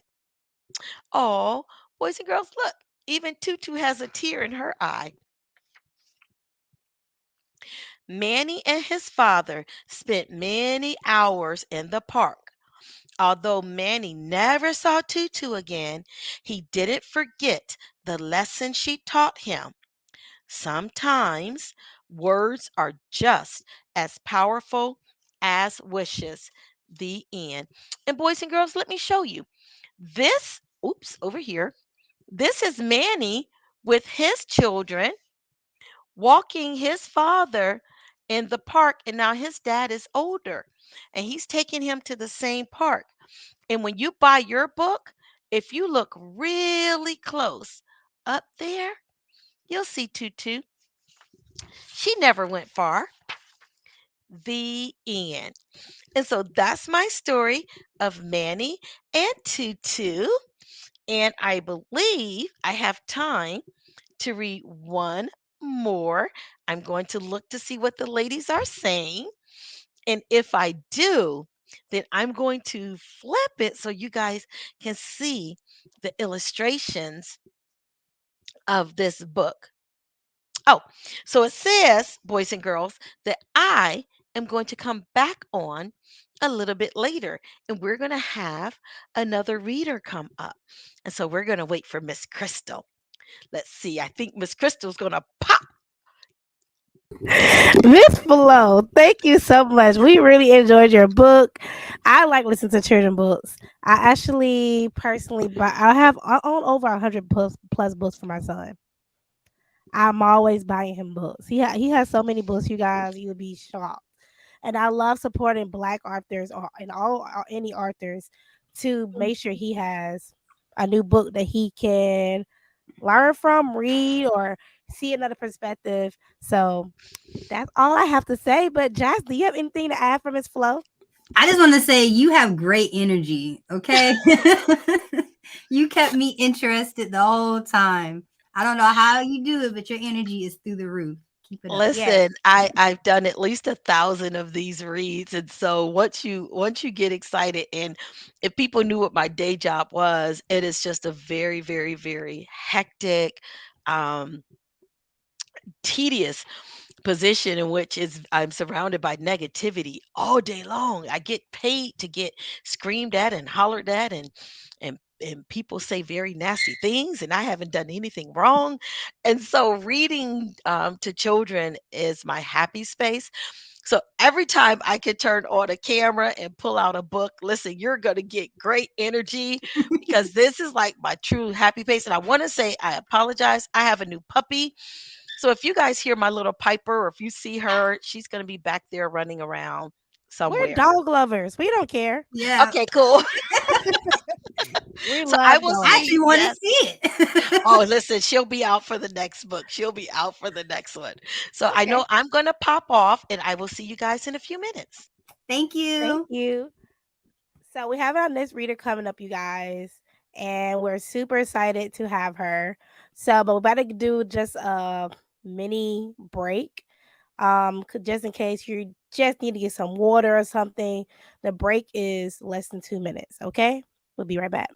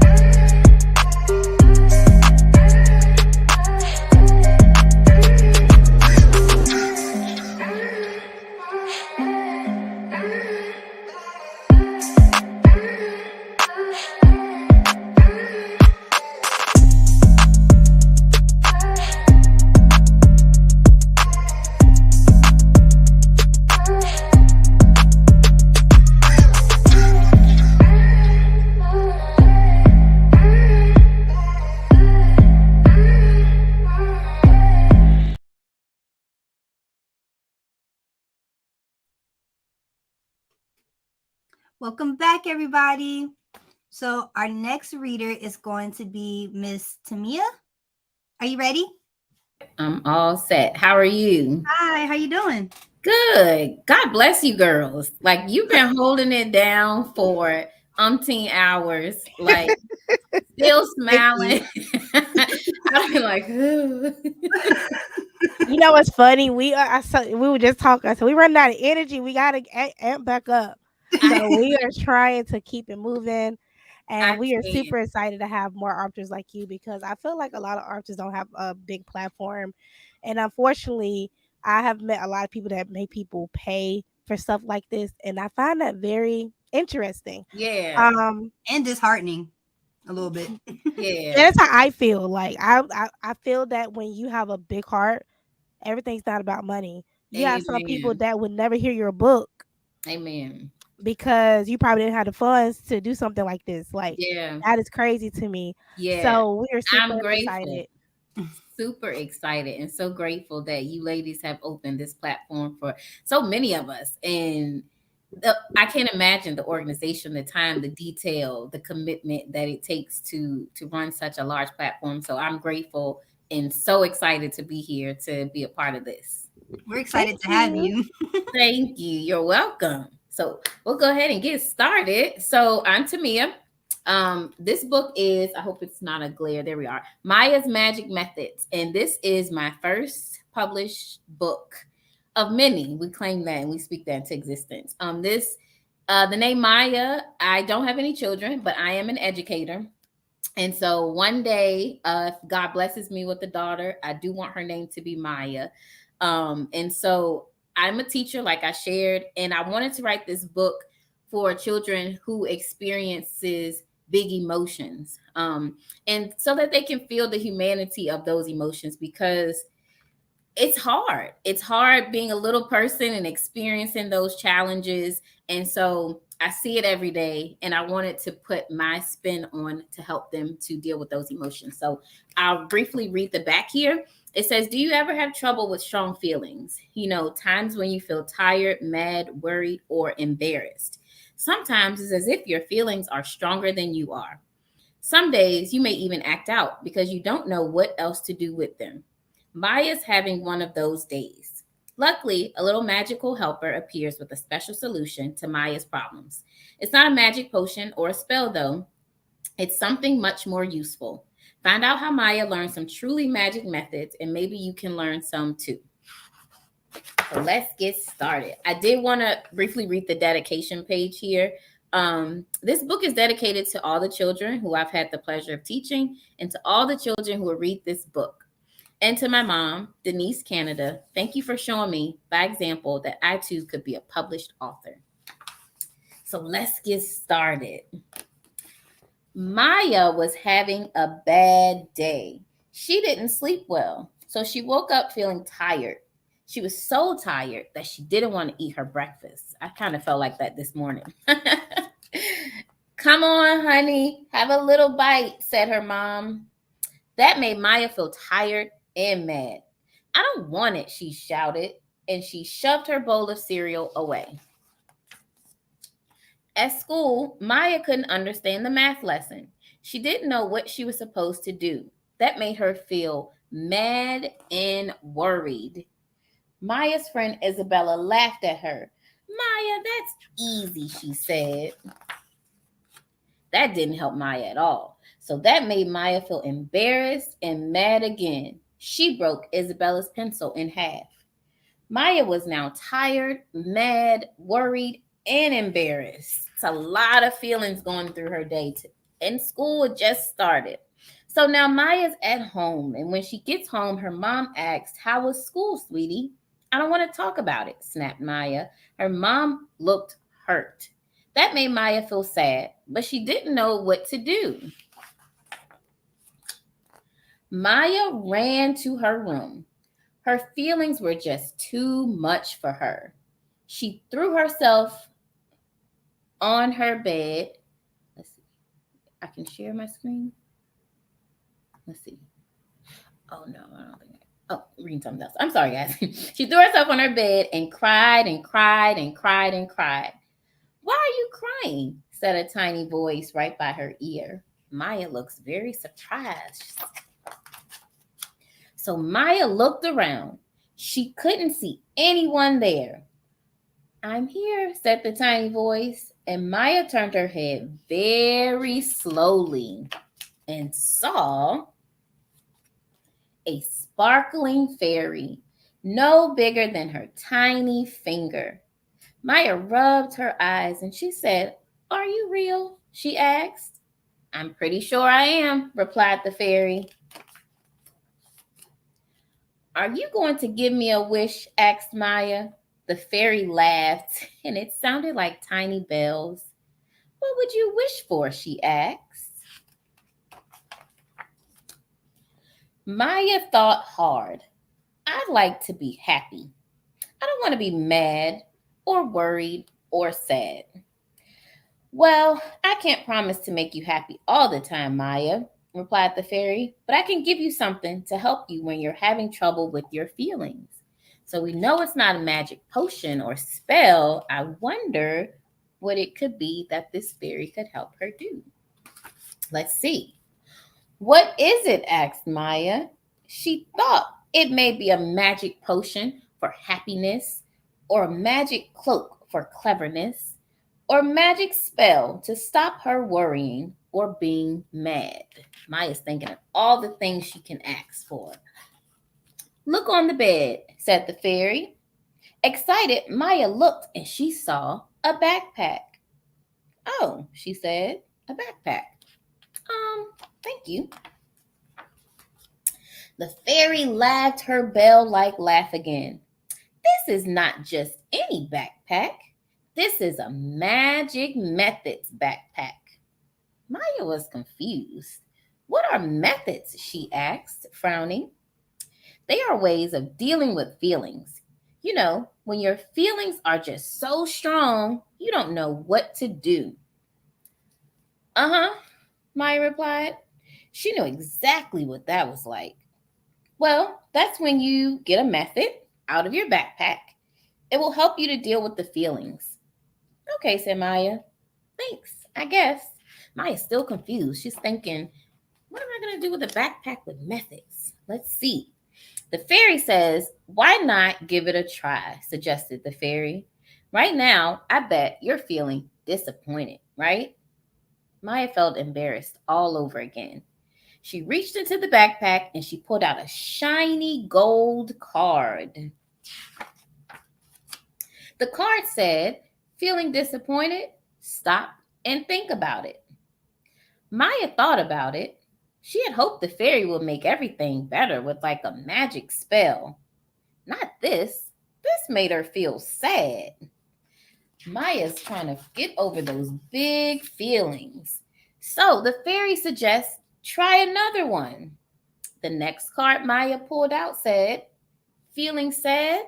Why not talk about it?" "Okay," said Maya to the fairy. "I was hoping for a magic spell, but you gave me something that just feels really hard." Maya's processing those big emotions, right? So it does feel hard at first. Let's see if it gets better for her. "It gets easier," said the fairy kindly. "Go back to how you were feeling today at school." So Maya's going to think about all those feelings she felt at school. And so Maya thought about how worried she felt when she didn't understand the math problem. So she pulled out another card. So now Maya's thinking about her day. So it said, "Feeling worried, take 5 deep breaths." That might help Maya. "That sounds easy," said Maya. "And it works," replied the fairy. Maya thought about how mad she felt when Isabella laughed at her. So she pulled out a card. "Feeling mad? Count to 10 in your head." "Okay, I can do that," said Maya. She started to smile. So it looks like some of these strategies are helping Maya go throughout her day and process her big emotions. "Remember," the fairy said, "no one else can see your backpack or your magic methods. Only you. But if you use the methods, they will help you. Be happy." and she disappeared into a mini puff of glitter. Maya had some time. She had time and she thought about how she hurt her mom's feelings. It made her feel very sad. So she pulled out a card. The card said, "Saying sorry makes you feel better too," the card told her. So she went downstairs to find her mom. Maya morning looks a little better, right? So the next day, Maya felt tired again. But instead of being mad at her mom, she remembered the method. Why not talk about it? So she told her mom how she felt. "Oh, honey," said her mom, "we'll have to find a way to help you sleep better. Maybe a bath before bed will help. We can try different ways until we find one that works for you." I like that Maya mom is giving her time to process her big emotions. And they're going to try and see what works best. At school, Maya couldn't understand her history lesson. She started to feel worried. That feeling grew bigger and bigger. So she took 5 deep breaths. Big breaths. And the feeling got smaller and then it went away. Isabella wasn't talking to her, and Maya remembered how she had made things better with her mom. "Isabella," she whispered, "I'm sorry I broke your pencil. I was feeling tired and worried." Isabella beamed at her. "That's okay, Maya. I know you were feeling down. I'm sorry I laughed at you." "So, do you understand what's going on in this lesson?" whispered Maya. "Not even a little bit," said Isabella. And they both laughed. And that's how Maya got her magic methods for dealing with feelings that are so strong. The end. And I hope that you will be able to get some strategies out of this book to even apply to your day. One method may work one day. One day you might not feel the same method for the next day. But to try again to handle and process those big emotions is why I wrote this book. Because even as adults, we need our own strategies and methods and to process our emotions. So thank you. I agree with what you just said. I want to say that because I agree that we as adults we need strategies. Sometimes when we're very stressed, everybody have their thing they probably do. See me, I color when I'm reading, Yes. and that's my strategy. Or I may want to just go for a hike, or go to the park, or go sit by some water. That is what I would say is my strategy. Jasmine, what is your strategy? My strategy is being up under my husband. He helps to ground me. I know that's kind of weird. No, that's not weird. But he grounds me, and we sit and we watch movies and pig out, and that's how I decompress. Yes, Oh, the Disney Channel is my go-to when I'm feeling stressed. It's definitely my go-to. I did have a giveaway. I'm not sure how to do that best. I wanted to give away a bundle that I have. I don't know how to the best do that. Maybe how to collect so I can mail it to the winner. Oh, all right. So if What do you you think? guys loved her book, can you please comment? And she's going to randomly pick a comment. So just comment, you guys, and she's going to pick one of you guys, and you're going to get a free book, a Yeah, bundle. a book. You're gonna get a sticker sheet and a bookmark, double-sided bookmark. But you must comment. Yes. No cheating. What's the best way to pick? We normally use a spill win. Oh, I should have bought the spin wheel. Yeah, that thing. We can put it up on the thing if you want. Oh yeah, if you have it. I have it up already, actually. Yay. She has it up already. Hold on. Okay, cool. Okay, there we go. Let's see. You guys got to comment. Comment the name Maya. Yeah, that was the name of the book. So comment the name Maya. That'll be good. That'll be perfect. Yeah, and I'll mail that, and I'll get it signed to the winner. I don't see the comments, but you might see them. comment the name Maya, you guys. This would be a great gift to give to one of your daughters or your nieces or a neighbor. Yeah. Great gift. So we have Kim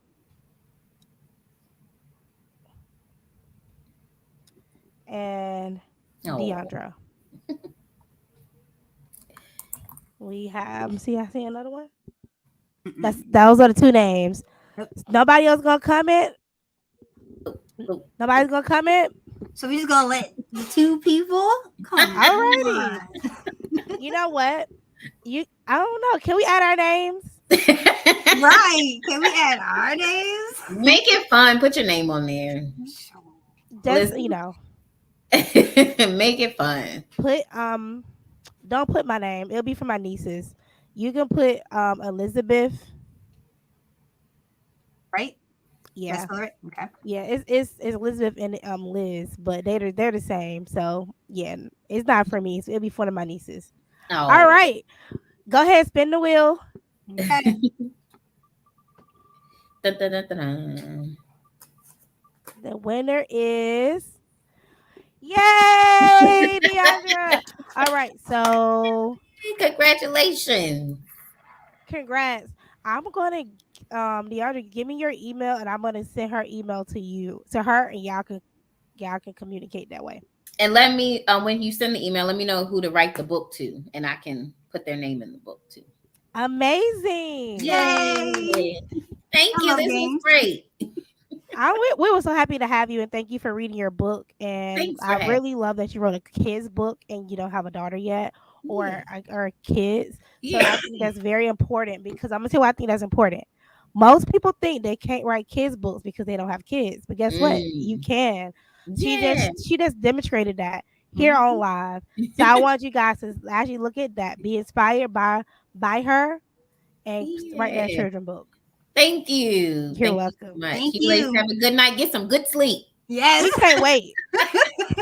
I want to eat and sleep. Yes. Bye-bye. Thank you. Welcome. Bye. Our next reader is Miss AK, you guys. I am excited to have her. You guys, she is reading a book, and I don't know what the book is about. I'll tell you all about it. I'll get you all ready. I'm excited. Thank you first off for having me join right now. I know it was kind of a last minute ad. My friend recommended it. I'm excited. And I love what you guys are doing, and I love that you're supporting authors. And I know that you just recently talked about this with the last author. But it's really cool. I've switched industries. I worked in media and journalism for years, and very cutthroat business. And then moving into this industry has been amazing because it is such a supportive community, completely different from what I had been doing for years. So I am so happy to be a part of this. I thank you very, very much. And I love all the work that you're doing. No, thank you. You know what? You said something that is so true. I used to be a fashion designer, and that industry is cutthroat. Right. It's so cutthroat. And for me, coming into being an author from being a fashion designer and a podcaster, two different markets. Yep. Like every author I have met has been supportive. I have not met one author who has ill intent towards me. Our books can be about the same thing, and they still be like, "Oh, girl, I got somebody who want to buy your book," and I'd be like, "Oh my god." You're muted. What happened? It was getting good. Very supportive community, and I love being an author. I don't know about everybody else, but I personally love being an author, and I'm so happy that we create this platform for all the other authors. And so far, you guys, we had over 20 authors. So let's talk about all the authors we have had. You guys met some authors you probably didn't know. Now you guys, all their books on Amazon, and you can go support. Yes, it takes less than $20 to support an author. So go on Amazon and buy somebody's book today. And every time you get on Amazon, buy at least one book a month of an independent author that you never heard of, and support us. Okay? Oh. Now, let me just say, Miss AK. Did she freeze? I think she froze. I'm not sure. Let's see. Let's remove her and come back. You guys, I think Miss AK froze. Okay, she's back. So we're going to get the floor to her, you guys.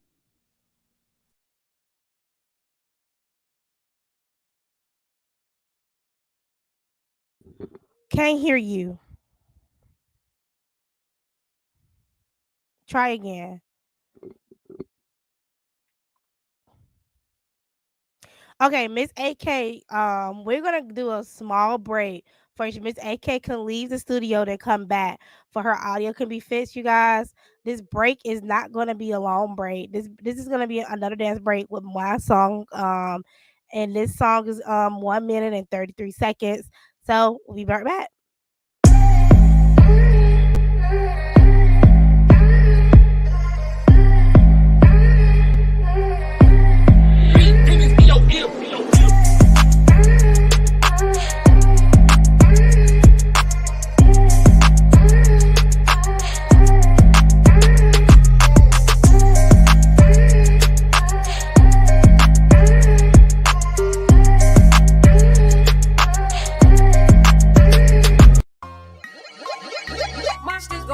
Yeah.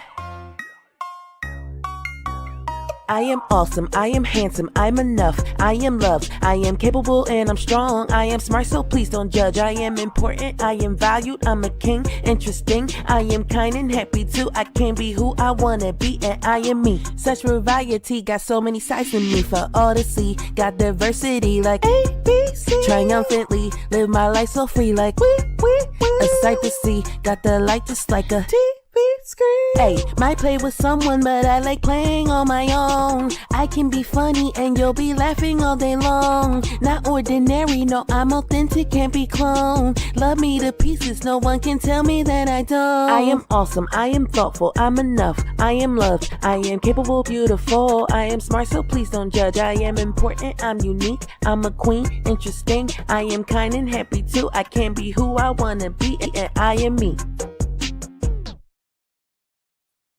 I am so happy you guys love my song. I wrote that song because it was my book, but I wanted to write a positive affirmation song to go for kids. I really don't share it like that. Today I'm sharing it because we had dance breaks lined up, but because YouTube is a hater, we couldn't use any of that stuff I created. So we had to use my songs that I wrote because YouTube's a hater. But anyway, we're gonna get to Miss AK. So is your audio working? We're good. Do you hear me now? Great. Woo-hoo! All right. We're So back. I'm gonna exit on out. You got it. Hello, everyone. My name is AK Karos, and I'm really excited to share my book, The Brave Coin, with all of you. Now, this story was actually inspired by my son. When he was 4 years old, he got really, really nervous about being in new situations. He was joining a brand new soccer team and didn't know anybody. So he came up to me and goes, "Mommy, can you make me invisible?" And that broke my heart as a mom to hear him say that. A wonderful young boy, want him to be happy and confident with who he is. So what I did was I found a coin and I told him, "Hey, you're brave and you're wonderful. Carry this coin with you to remind you of that." So he put it in his pocket, went to soccer, and had a great time. And so now what I have done with this story, that's when I came up with the story of the brave coin, the whole backstory. And each book actually includes this coin that comes with each book. You'll see it right here. And I'm really excited to be able to share this story with you today, inspired by my son, Dean. So let's get reading.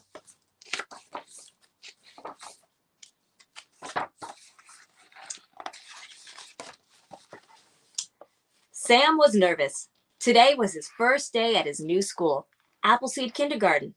It had taken Sam a long time to make friends at his old school. A new school meant new kids and no friends. He had to start all over again. I'm sure some of you have had that problem.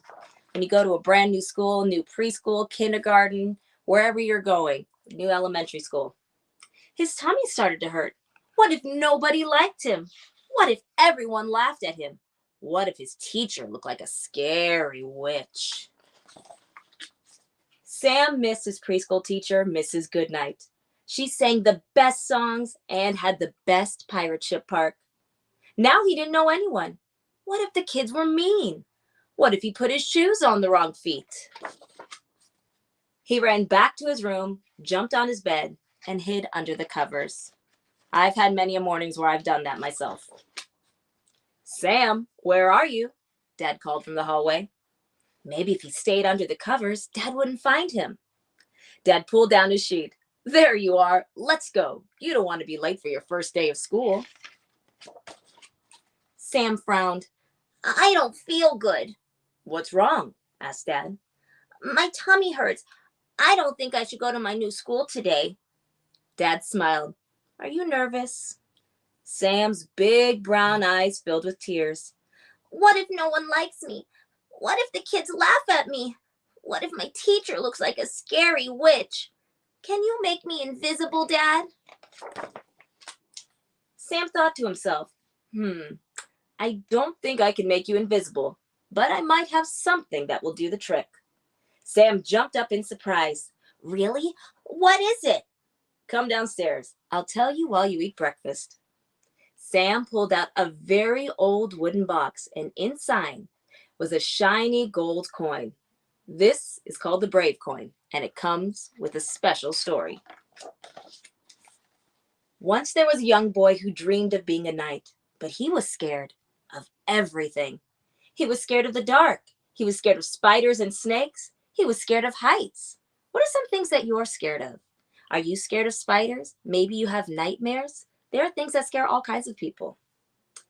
The other boys laughed at him and told him he would never become a knight. One day, the boy met a wizard named Griffin, who told him about a magical coin that would make him brave. The coin was hidden in a dark cave, guarded by a giant dragon. The wizard said, The cave is in Black Widow Mountain. It is the darkest cave that ever was. Just the thought of the fire-breathing monster made the boy shake to his bones. But if he could get that coin, nothing would scare him again, and he could make his dream come true. The boy only had a little candle to light the way. It was the spookiest hike up the tall mountain. He really wants that coin. He'll make his dream come true just by doing this. The boy was scared, but he wanted that coin. Deep in the darkest part of the cave, he found a giant sleeping dragon. It had red scales, black wings, 2 large horns, and smoke coming out of its nose that coiled like snakes. As he inched closer, he saw a tiny wooden box behind the dragon. The magic coin! With fear in his stomach, he took a breath and quietly tiptoed around the sleeping beast. Do you think you could go to a dragon and go around a sleeping dragon like that? As he reached for the box, giant yellow eyes followed his movements. Were you going to take that without asking? The boy froze. Instead of fear, he felt ashamed. Yes, I'm sorry. I want to be a knight, but I'm scared of everything. A wizard told me about this coin. It makes you brave. Please, can I have this coin so I can be brave? The dragon snarled a big toothy smile. My dear boy, what is bravery? Is it not brave to enter into a dark, mysterious cave with just a single candle? Is it not brave to face a fire-breathing dragon? And is it not brave to apologize for your mistakes and ask for what you want instead of just taking? The boy listened. The magic of this coin is that it brings out the courage that's already within. You are braver, kinder, and now wiser than most knights. The dragon then transformed into the wizard. He handed the box to the boy. Take this coin. Become the bravest knight this kingdom has ever known. All will know what you have done today. You will forever be known as the Knight of the Golden Flame. You are the conqueror of the giant dragon and holder of the brave coin. The Knight of the Golden Flame went on many adventures and kept the kingdom safe from all dangers. His bravery was legendary. Dad held up the coin for Sam. And this is the very coin from the dragon's cave. There's still a bit of magic left. The bravery is inside you too. You just have to believe in yourself, and you'll be as courageous as the brave knight. Sam held the coin in his hand and felt the magic start to tingle inside him. He knew he was ready. He still had butterflies in his tummy on the way to school. With every flutter, he squeezed the coin a little tighter. Dad walked into class, gave him a hug and kiss, and said goodbye. His teacher met him at the door. She looked friendly and kind, nothing like a witch. Sam took a deep breath, squeezed a coin, and walked in. The first person he saw was another little boy. He was wearing a red shirt, and on it was a dragon. Sam smiled. Hi, I'm Sam. What's your name? My name is Griffin. Sam and Griffin became the best of friends. So sometimes I know that fear can really overtake us. You know, if you are scared of things, like I said, like the dark, if you have a fear of snakes, whatever it is, we can get over those fears. We just can't, it's okay to have those fears. We just can't let them control us. And that's the lesson that we take away from the Brave coin, that we already have that bravery. We just have to believe in ourselves. And that's something that's really important to bring on to kids, because no matter what, you're going to be facing so many things in life that may scare you. But if you believe in yourself and take a breath, sometimes you can take it. And maybe you just need a little reassurance to remind you that you are brave and you are strong. And I really hope that all of you enjoyed the story. I want to give a big shout out.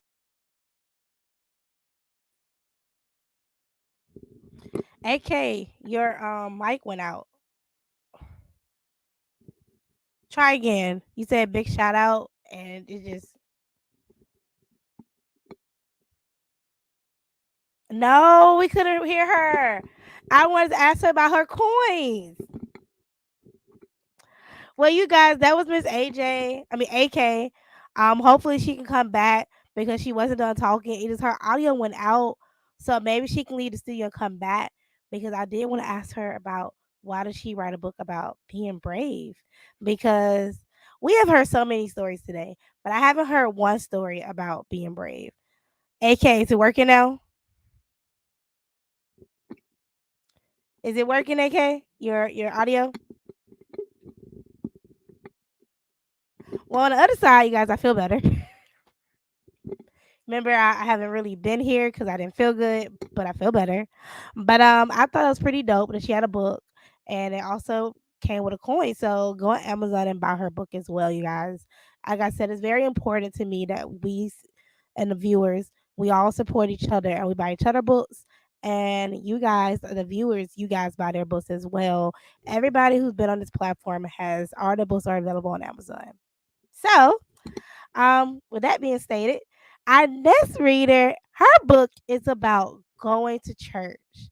And I don't know about you, but I used to go to church with my grandma when my grandma was alive on Sundays, and we used to have Sunday dinners, and it was a great time. And I used to go to church with my parents as well. But Miss Allison Woods wants to remind you guys to go to church, and there's nothing wrong with that.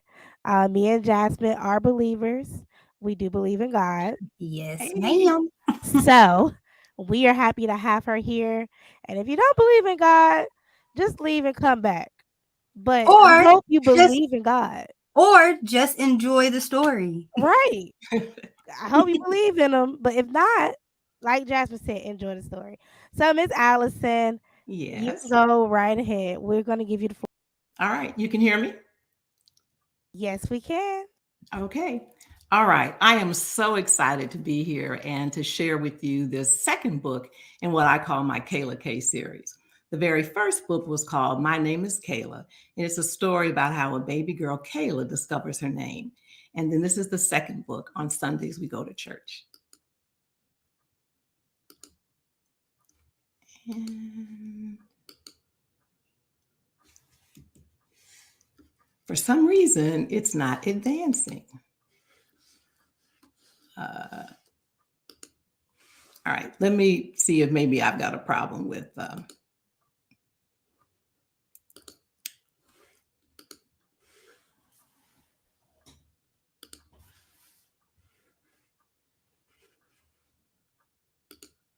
You're muted.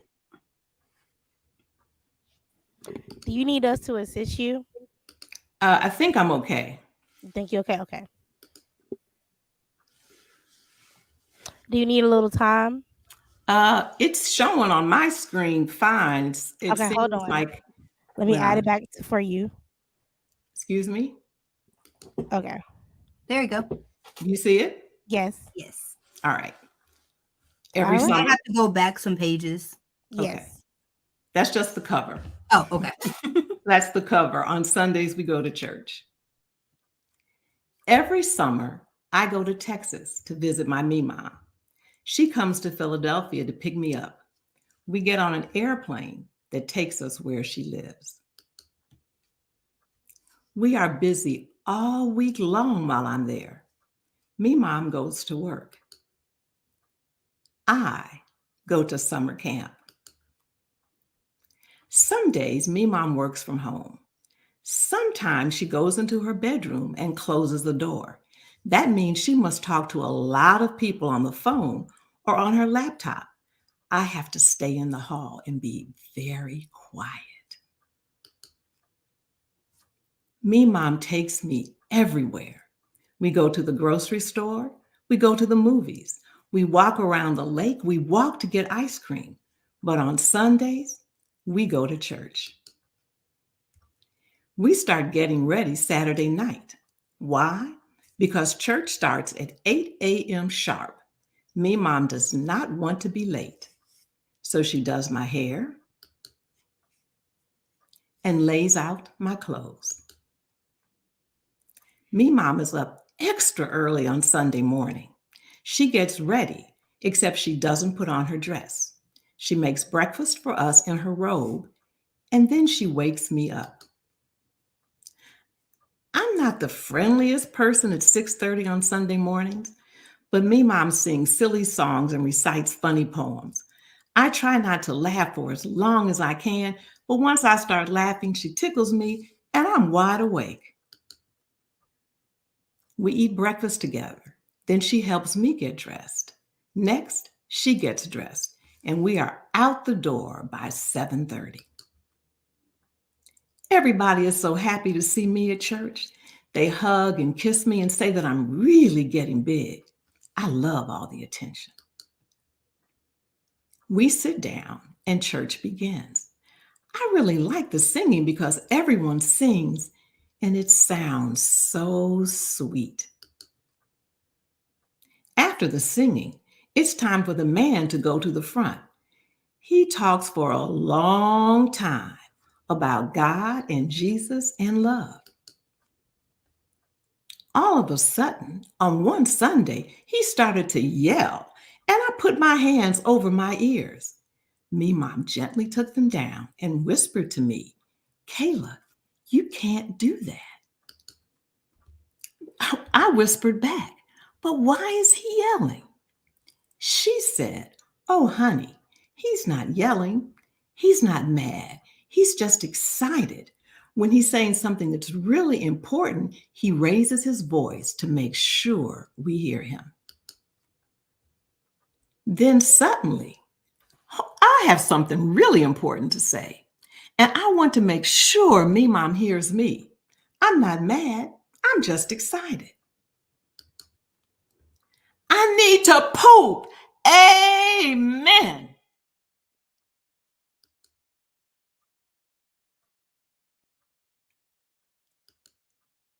The end.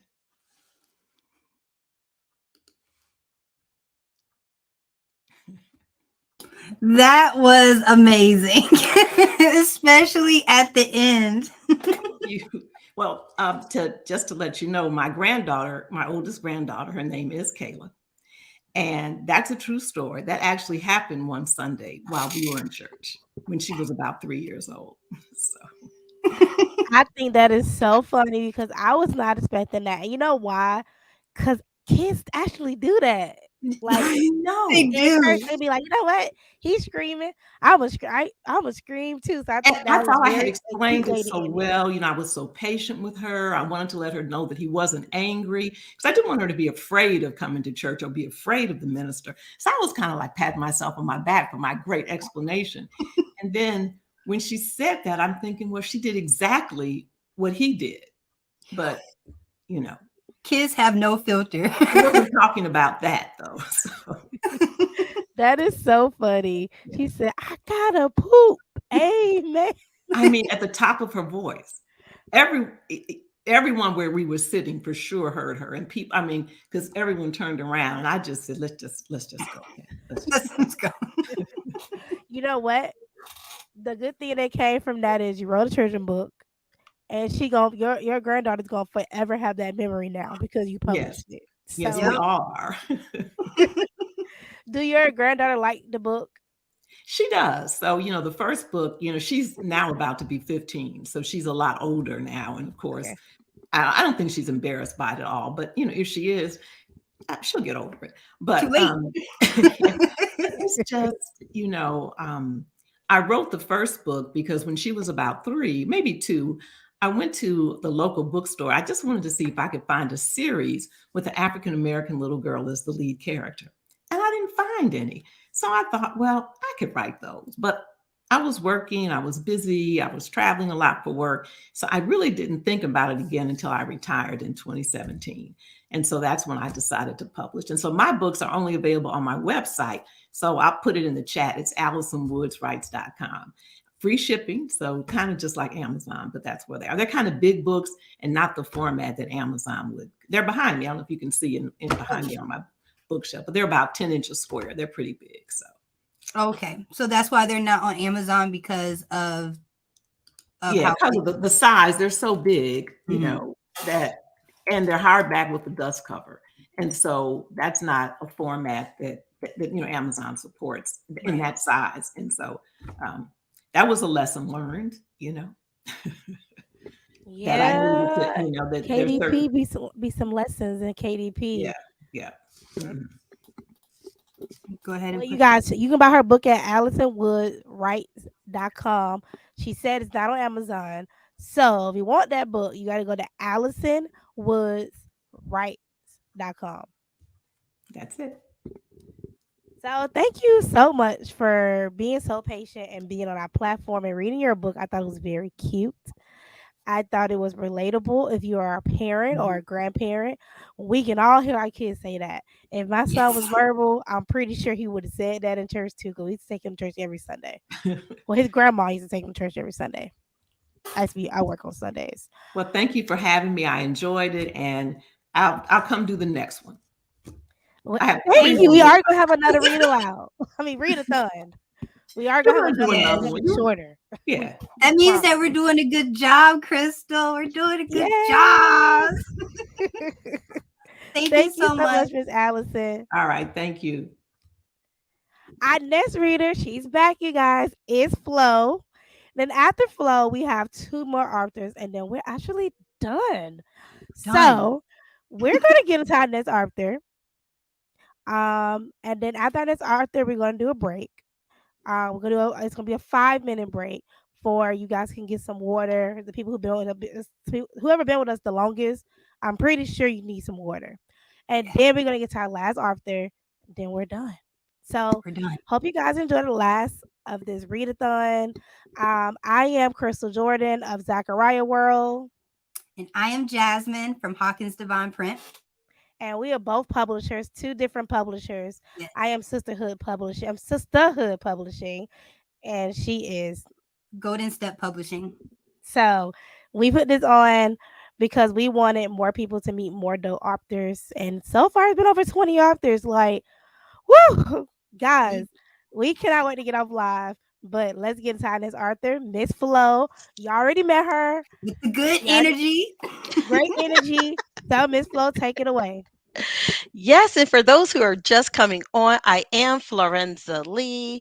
I've published about 24 children's books, and I also have written 8 adult books. 3 of those are published under the pen name of Aiken Ponder.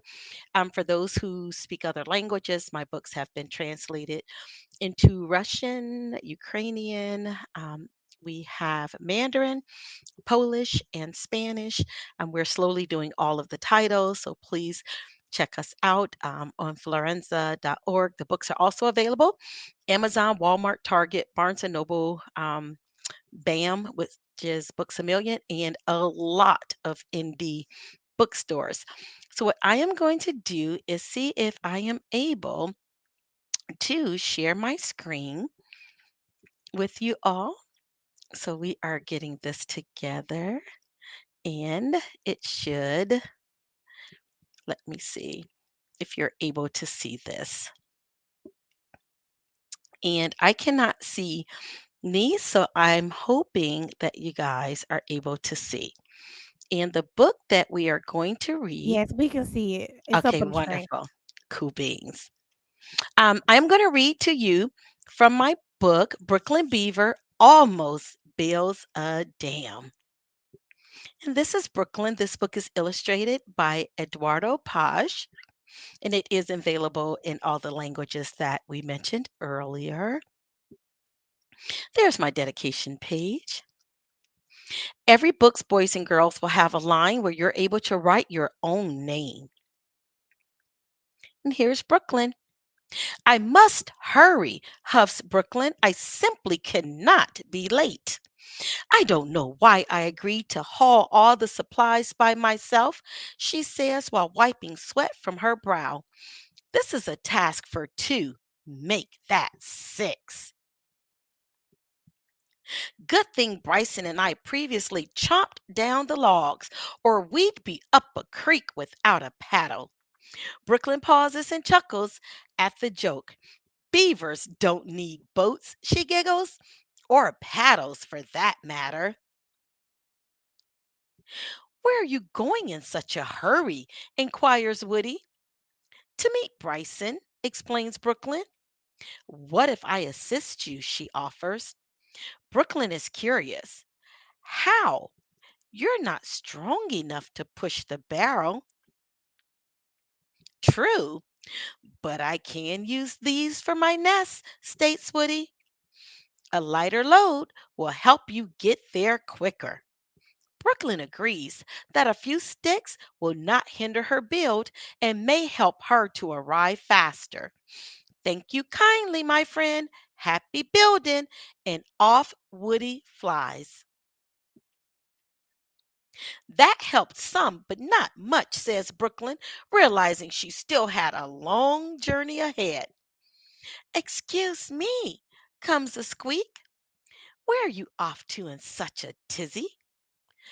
Who said that? Brooklyn squints as she turns her head from side to side. I did. Look down here. And who are you? Inquires Brooklyn, glancing downward. And boys and girls, look at how the illustrator um, made the grasshopper very clear so that you can focus on her, but made Brooklyn very fuzzy so that she's not in your immediate view. My name is Giovanna. Might I assist you in your journey? How? Asked Brooklyn. You are so tiny. By taking a few of these. They do look delicious. Wings flapping, she begins to munch on a handful of leaves. Bon appetit, replies Brooklyn as she continues on her journey. Gratitude and happy building. Off she happily hops. Brooklyn pauses to catch her breath but quickly falls asleep. She startles when she feels someone staring. Hey there, comes a voice so faint she thought she'd imagine it. Hello? Inquires Brooklyn. Is anyone there? Over here. I'm sorry to interrupt your nap. I'm Ray. I could really use a few stones to cover the opening of my burrow. She inspects the rocks inside Brooklyn's barrel. I don't see why not, says Brooklyn. It may ease the task so I can continue on my journey. Quickly pawing several stones, Ray hops away and then returns for more. I appreciate this. Have fun building, she shouts over her shoulder. Finally, pants Brooklyn. I'm here. It's about time. What took you so long? Scolds her older brother. Let's hurry before it's too dark to. Looking into the barrel, Bryson is flabbergasted. Is this all you've gathered? He bellows. You could have carried these scraps in your paws. As he yells, Brooklyn peers into the barrel. She too could not believe her eyes. Oh, boys and girls, what do you think happened to everything that was in the barrel? But I, I collected twigs, logs, grass, stones, lots of them. The barrel was overflowing. Then where did it all go? Did someone take it? Or did you hit a bump in the road and lose everything? Brooklyn gazes downward as she kicks a pebble. Not exactly, she whispers. But before she could say anything else, Bryceland storms away, flapping his arms and shaking his head. What am I going to do now? Boys and girls, what do you think she should do? I think she has some options, but you think, what would you do if you were asked to do something and then when you got ready to show all the work that you've done, nothing was there? Your barrel is just as empty as Brooklyn's. Oh my goodness. I don't know what I would do. I hope I could do what Brooklyn did. After a few moments, Brooklyn stands and shouts, "Aha!" She then retrieves her wheelbarrow and quickly trots away. Retracing her steps, she arrives at Ray's burrow. Knock, knock. Is anyone home? Calls Brooklyn. Oh, hello. How may I help you? Asks Ray.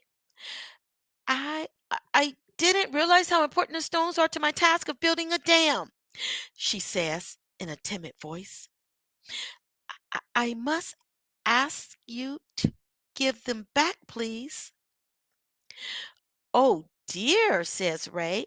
I've already used them. Tears sting Brooklyn's eyes. But I must have them, she pleads. I cannot give you the exact ones, says Ray. But will these work? They are too large for me to use.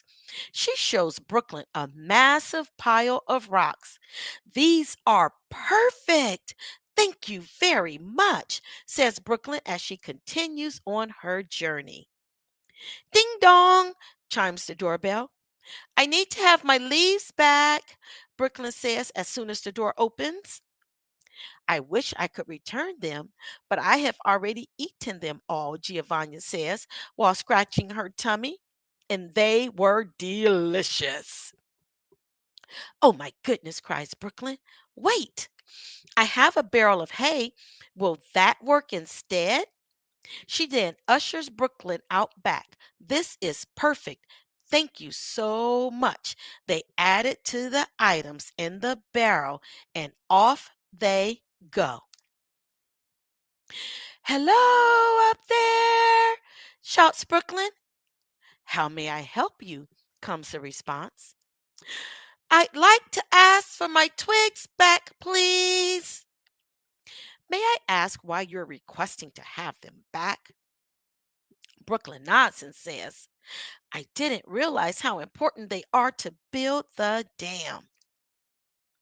I'm sorry, but I've already used them, Woody says as she flaps her wings. My eggs are nestled safely inside. But I do have a pile of logs in the back, announces Woody. They are far too large for me to use. You are free to have those. Brooklyn and the others quickly race to the back. These are perfect, shouts Brooklyn as they pile them into the barrel. Returning with her treasure trove, I hope I'm not too late, Brooklyn pants. I got back as soon as I could. Bryceland rubs his eyes in disbelief. The barrel is completely full. As she brought help, chimes all the other animals. Brooklyn was so generous to us, we wanted to return the favor. We're here to assist. This is amazing, replies Bryson as he gives his sister a hug. The animals assisted with constructing the dam, then all sit down to enjoy a delicious meal. Embracing her brother, Brooklyn says, Next year, you'll gather the supplies and I'll wait by the river's edge. How about we do it together, said the animals. The end. And boys and girls, that is the story of Brooklyn. Brooklyn Beaver almost builds a dam. And I don't know if you guys can see me, but our next story that we're going to do is, and I'm going to see if it'll pop up here, is our, let's do Adventurous Olivia almost be, this is Adventurous Olivia's Alphabet Quest. And boys and girls, this is a fun book. So when we get to the letter that starts your name, when I ask you for a word for that alphabet, I want you to shout out an answer. Okay, and you'll see what I mean. Oh, there are 3 books in the Adventurous Olivia series. We have Adventurous Olivia's Alphabet Quest. We have Adventurous Olivia's Calm Quest. And if we hurry and read this one, we might have a time for that book because it's super short. And we have Adventurous Olivia's Alphabet Quest. And these are the alphabets. And this book was written when I only had those books right there. And this is the dedication page. And this book is actually written about a real girl named Olivia Beck. And I was there when she was born, and she is so adventurous. Hi, I'm Olivia. Mom calls me Adventurous Olivia. Miss Blom, my teacher, challenged the class to find 3 words that begin with each letter of the alphabet. Those who complete the assignment will receive free passes to the zoo. I love the zoo. It's my favorite place to go. With your assistance, I am certain that I will finish the task. I already have 2 words for each letter of the alphabet. Can you? But I'm having difficulty finding the third. Can you help? I sure hope so. Should you see anything that begins with the letter of the alphabet on the page, do me a favor and shout it out. Oh, boys and girls, you'll get a chance to shout in this book. I don't think any of the other books were letting you shout, but this one will. Boys and girls, look at that picture. Do you see some words, some items that begin with the letter A, like airplane, and ants and acorns, and that's an apron that Olivia has, and you see different things that shows astronomy and astrology there, and I see some apples on top of the dresser. So those are the things that you're going to look for when we're reading this book. All aboard! Time to watch astronauts wearing aprons eat almonds and apples. Do you see another word that starts with the letter A? If so, shout it out. And boys and girls, what's number 1? Aprons. What's number 2? Apples. And boys and girls, shout out the third. Oh, okay. I heard some of those, even though I can't, but I heard you. You were shouting really loudly. B. Bouncing balls and blowing bubbles. I found bagels and balloons. For the letter B, what other words do you have to complete my list? Don't be shy. Shout it out. Now, boys and girls, look at the picture. We have a bird up there on the wall. We have a ball by her foot. We have the baseball bat in her hand, baseball glove, a banana, and a bagel, and a bottle. C. Can't complain. Nothing compares to cupcakes with candles. They are my favorite. Can you find another word that begins with the letter C? Cupcake, candles. What else, boys and girls? Look at that picture and shout out a third word. We have a cat and crown and cactus and card and cheese. And there's a coat behind Grandma. Grandma's coat is back there. D. Don't dabble, Daisy. Time to get Daphne, my stuffed dolphin, out of the dryer. Don't delay. As soon as you discover another word beginning with the letter D, shout it out. We have dryer, dolphin, and shout out a word, boys and girls. Oh, I heard someone say donut and dolls and ducky. Yes. And what about dog? E. I'm examining eggs in search of elephants, emus, and eagles. Can you think of another word that begins with the letter E? We have elephants and emos, and boys and girls, eggs cost almost $1 a piece. I do not recommend that you break your parents' eggs. You just might be getting in trouble. But look at that picture. We have an elf and an eagle and the letter 8 and that's an eraser and an envelope on that picture. F. While picking flowers with Freddie Frog, a fire truck sounded like wee woo as it drove by. Can you think of another word that begins with the letter F? That's fantastic. We have Freddie and fire truck, and boys and girls, shout out a third one. Ready? 1, 2, 3. Excellent.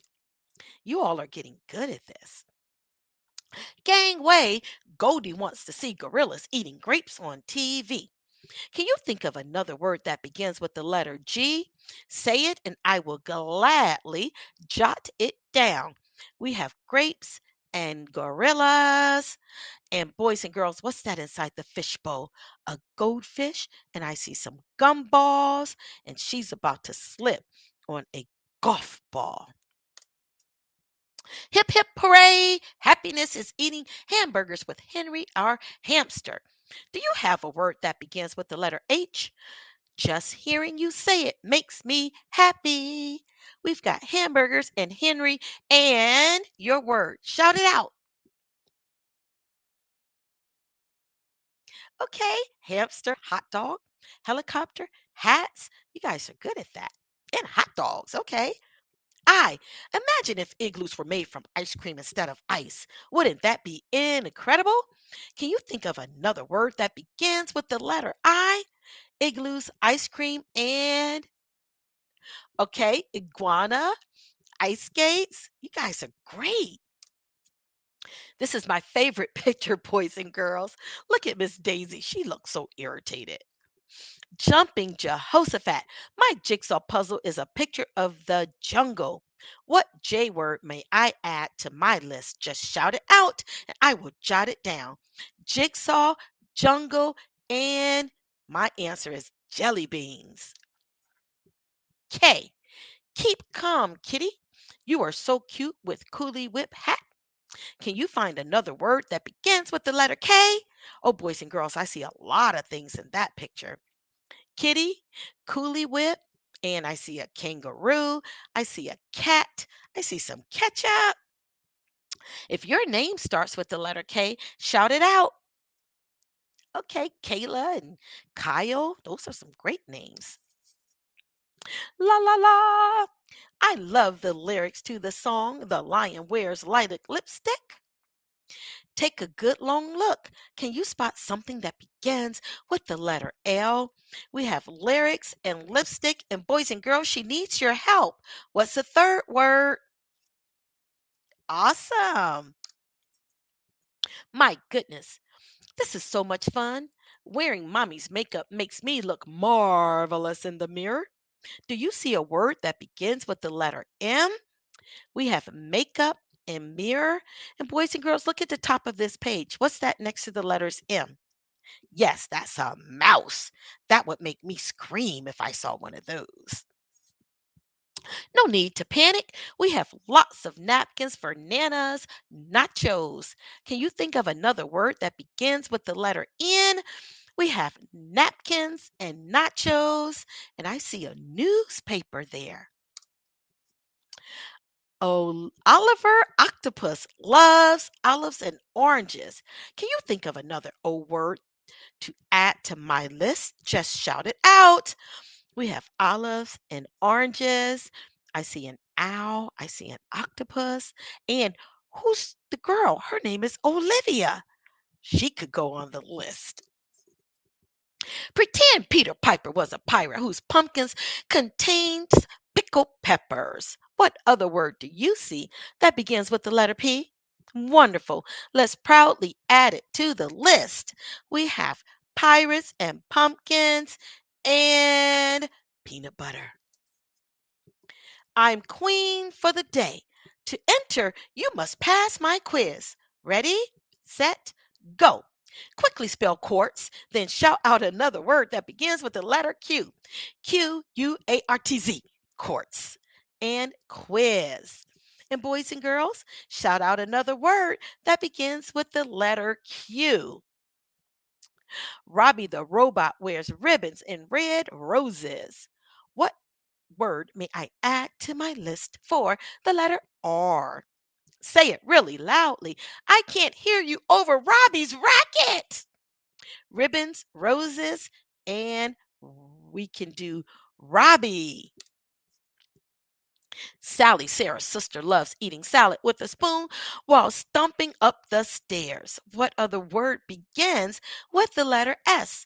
May I that begins with the letter S to add to my list?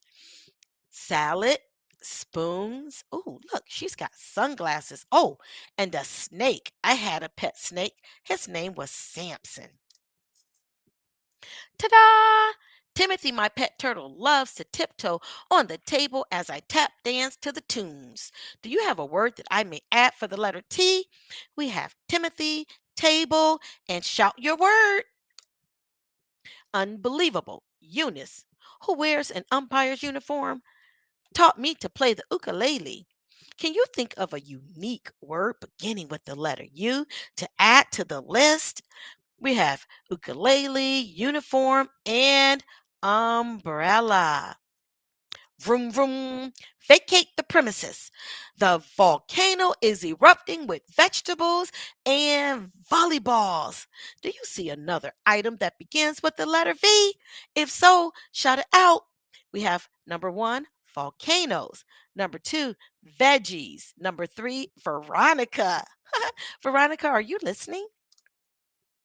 Wowzers! While washing the windows, I saw a wasp waltzing with a walrus. What word begins with the letter W? Did you find? She has a wasp and a walrus, and my favorite fruit, watermelons. Oh, boys and girls, I can eat a whole watermelon by myself, and I've done it too. Oh my goodness, I eat it all. Xavier the Xerxes is writing a Zebek. And those are new words, so you can look those up. If you look in a picture at the top, you see Xerxes up there, and then the Zebek is actually a boat.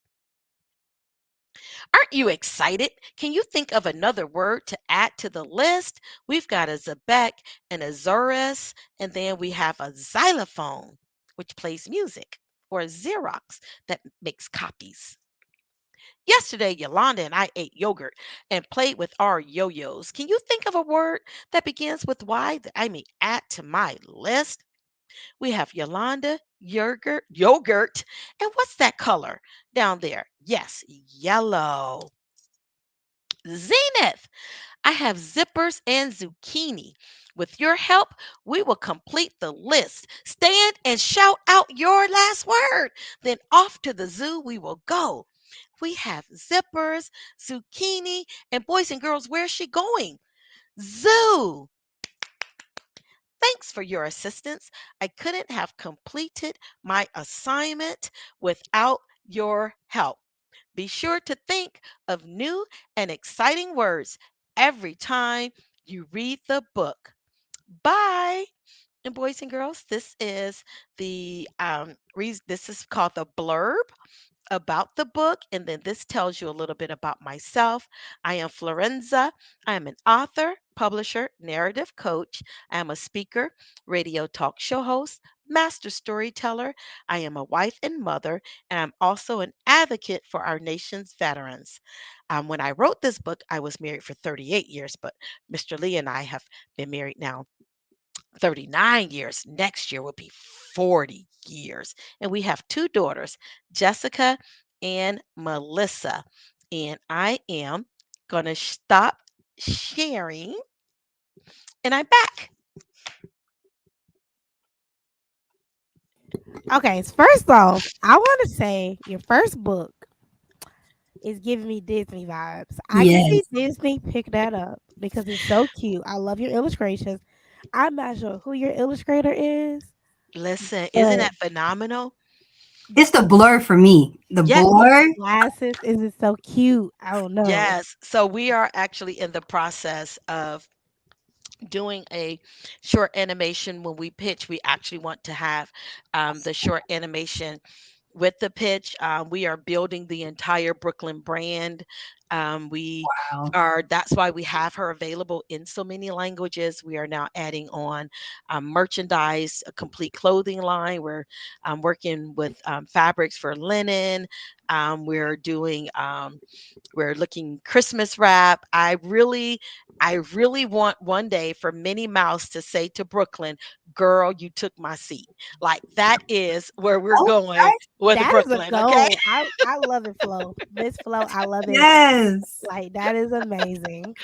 Yes. I have so many questions for you offline. Okay. So I'm gonna wait. I have a lot of questions for you off the record, but I love the illustrations. I'm very big on, I never noticed this, but I'm very big on illustrations and covers. And I would most definitely pick that book up to buy for my son. Even if I didn't know you, I would have picked it up like, oh my God, this is like a cute book. Let me pick it up. Even the last book you read, I thought was super cute. My favorite part was the book with the la la la. He had the wrap on the head. Like, oh, loved it. Jazz, you have any questions for her? I just want to say that all of your books have been amazing. Your illustrations are amazing. Thank you. Whoever you have, don't lose them, man. No, we have an entire team. And one of the books, and I was looking, but I did an event yesterday and took it out my bag. I gave it to one of the council women. I spoke with the mayor and the council member for one of our small cities, and I took out the book for her. I have a book that every single image is hand painted original art. And it was just a phenomenal project, and it's actually in 3 languages, English, Spanish, and Mandarin, and it's the sounds that animals make. And I believe someone is coming on after me, but if someone, I'm going to stay on, and it's a very short read. It's just like 4 words per page. And I would love to come on and show everyone that when I do have it queued up. So I'm going to stick around just in case somebody doesn't show. We are so excited. So we'll have Miss Flo back. And you guys, Wait. have. Wait. I just want to say that she said it here first about Mickey Mouse telling Brooklyn that she took his spot. Yeah. So I thought that, know what? Dream. And we have kids watching. Guess what? Adults can dream too. Yes, we can. So, anywho, you guys, we're going to get to our next Arthur. But before we get to our next Arthur, we're going to do another quick break.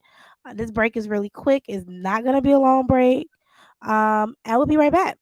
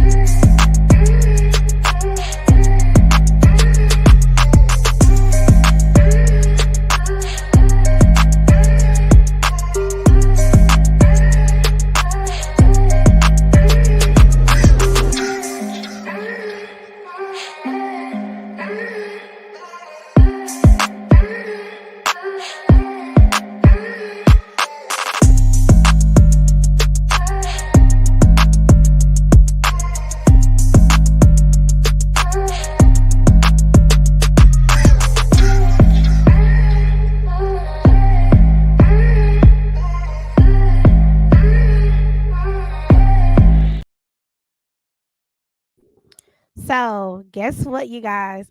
We have 2 more authors. Whoop, actually 3.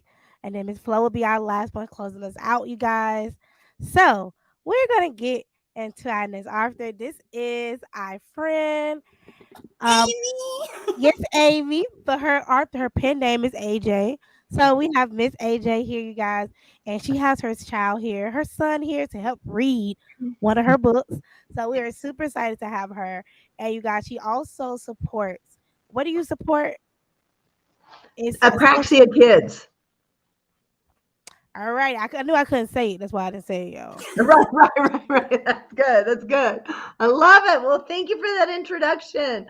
We're so excited. Give it up for Zechariah's World and Hawkins Divine Print. Woo, woo, Thank woo. you. Thanks for doing this. This World Read Aloud just means so much to my mommy heart of 6 kids. Grateful to have one of them here. Here's CJ. And literacy, it's so important. Read your books. Like, just so grateful and honored for this opportunity to share our books with you, the amazing listener. So we're so excited. Give it So up. you guys, we're excited that she's excited. And we're about to leave, but she can have the floor. We'll be right back. All right. Well, don't go too far in case I need help. All right. Well, I'd like to introduce CJ. CJ, say hi to everyone. Hi. So tell us how old you are. 8. Well, I'm turning 9 on Saturday. Oh, yeah, Saturday. So he's going to be 9. So pretty exciting. So what grade are you in? 3rd. You're in 3rd. Oh, and tell us what this is. Has anyone seen what these are? This is fun. What is this? What is this called? Monkey noodle. It's a monkey noodle. So show us what it is. It's like a fidget that is something that is hard for you that, focus on. So if you want to stay focused, so show them how you stretch it. And it can give you good sensory input. You can put it on the back of your head and push. Lots of fun things. So CJ's going to be playing with that a little bit while we're reading our fun book, Zoe's Great Adventures Learns Manners in Maui. So we're going to go ahead and present to you our book. So we're going to see how technology works for us because we're just like so excited to be here. This is great. So here we are. And let's see. Coming up. So while we're pulling this up, we just want to, it's just right there. Okay. So while we're pulling this up and TJ's playing with his monkey noodle, we are, is it sharing? Still not sharing. And share. Try again. Oh, there we go. It's magic. All right. Here we go. I love it. So we have lots of books. We want to share this book as Crystal said at the very, very, very beginning. She said, what we advocate for apraxia kids. So CJ has apraxia, and we have 6 kids, 4 of them have apraxia of kids, apraxia of speech. So what that means is it's motorly difficult to create sound. So that inspired our first book, Learns to Talk, with a horse and horse therapy and all the things. Then we did Learns Online, and this is our 3rd book, Learns Manners in Maui. The reason why we did Maui is that's where we have family. We have family that lives in Maui. So it's been fun to visit them and learn the Hawaiian culture, Hawaiian language, and we're just having a blast. So we want to share these things with you guys. So let's see, keep moving along. All right, so Zoe's Great Adventures Learns Manners in Maui. And keep clicking, I guess. CJ, we're having a good time here. All right. What's going on? Where's the rest of the book? Here we are. Okay, well, I guess we got to the thank you page. Well, there's a picture of our family. We said we had 6 kids, so voila, there we are. And then there's Grandpa Kikamoto, and his sister Becky, and his youngest baby sister Jan, and they all live in Hawaii. So it's been fun. And there's great grandma and grandpa Kikamoto, who we visited, and they have recently passed away. So this book is definitely dedicated to them. So CJ and I are going to read back and forth, and we're going to share our adventures in Maui. Take it away, CJ. Aloha, I am Zoe. I am 6 years old. What I love adventures. What will I learn today? Aloha means many things like hello, farewell, and love. Awesome. So put in the chat, did you hear a new word? What was it? What was it, CJ? Oh, what happened? Aloha. Yeah, we heard aloha. Is there a way to go backwards? Oh, no. Help. Let's see what happened. I don't know how to go backwards. Oh dear. What happened? Oh, gotta love this. I don't know what happened. We just started like flying through. Here we go. Okay, so now let's go back to the view and do full screen. Okay, so exciting. I love it. Okay, great. Okay, Mom, I have to look at one time here. Mom got hot hands, right, CJ? At the beginning of all of our books, it's Zoe. All of our daughters start with the name of A. That's Tucker. Is that Tucker? Is that our dog? Tucker. Yeah, we love him. So go ahead and read again, CJ. My dad is from Maui, Hawaii. I like to learn about Hawaiian culture. We are in Maui to visit my Tutu to celebrate my birthday. Tutu means grandma. All right, put in the chat. Did you hear another new word? What's a Hawaiian word? What was it, CJ? Tutu. Tutu, yeah. Do you ever use that word at school? Tutu? No. That's cute. If the camera was on him, you'd see him get a little bit red right there. That was cute. Oh, CJ. Mm-hmm. So here's a fun little map of Maui and the different islands of Hawaii, with the Big Island and Oahu and Kauai and Maui. So do you see that little red X? And do you see Zoe? That's where she's going. We are celebrating my birthday on the beach with the family tradition of shave ice. Shave ice is like a snow cone with flavored syrup poured on the finest crushed ice. Vanilla ice cream and azuki beans are at the bottom. The hibiscus flowers decorates the shave ice shack. Hibiscus is the Hawaiian state flower. Yes, hibiscus is the Hawaiian state flower. So yeah, there we go. So do you see? Let's look at the picture for a second. Yeah.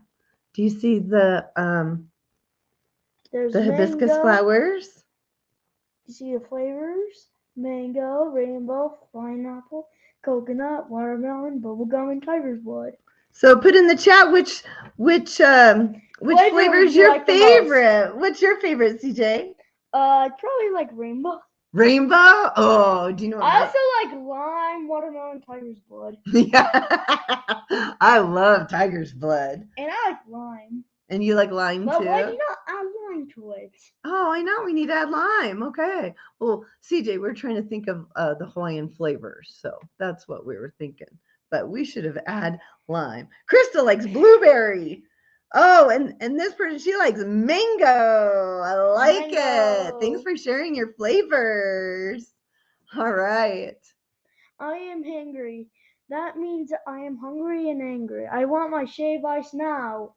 I don't want to wait in line. Do you ever get hungry?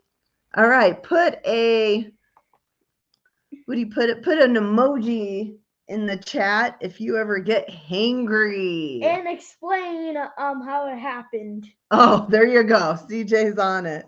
I love it. I love it. So look at Zoe. Is she happy or is she sad? Actually, not neither of those. She's mad. Oh, she's mad. I love it. Oh, look at these emojis. Look Look, we got some cool emojis. Thanks for you made CJ giggle. I love it. I love your giggle, CJ. All right. Do you want to read the next one or do you want me to? I want to. Okay. The A Kiki. A Kiki skips in front of me. I think I should be first because it's my birthday. I am the birthday princess. A Nini waddles past. I think he's laughing at me as he honks. So Kiki? Kiki means child. Nini is the Hawaiian state bird, a goose. All right. So if you can find a goose emoji, that would be beyond cool. So put a goose emoji in the chat, or a bird if there's no goose. I don't even know if there's a goose. So that's awesome. So what are 2 new words that you just learned, CJ? Kiki. And what was Nini. Kiki again? Kiki, a child. Child. Right there. Uh-huh. And then Nini is the state bird. There's the state bird. Yeah, do you see the goose? And she's got little babies. We love babies. Yeah, so he looks mad. All right, go for it. Kiki's angry with me. I want my shave ice. Wiki. Wiki. I don't want to wait. I think I hurt her feelings. I am sad.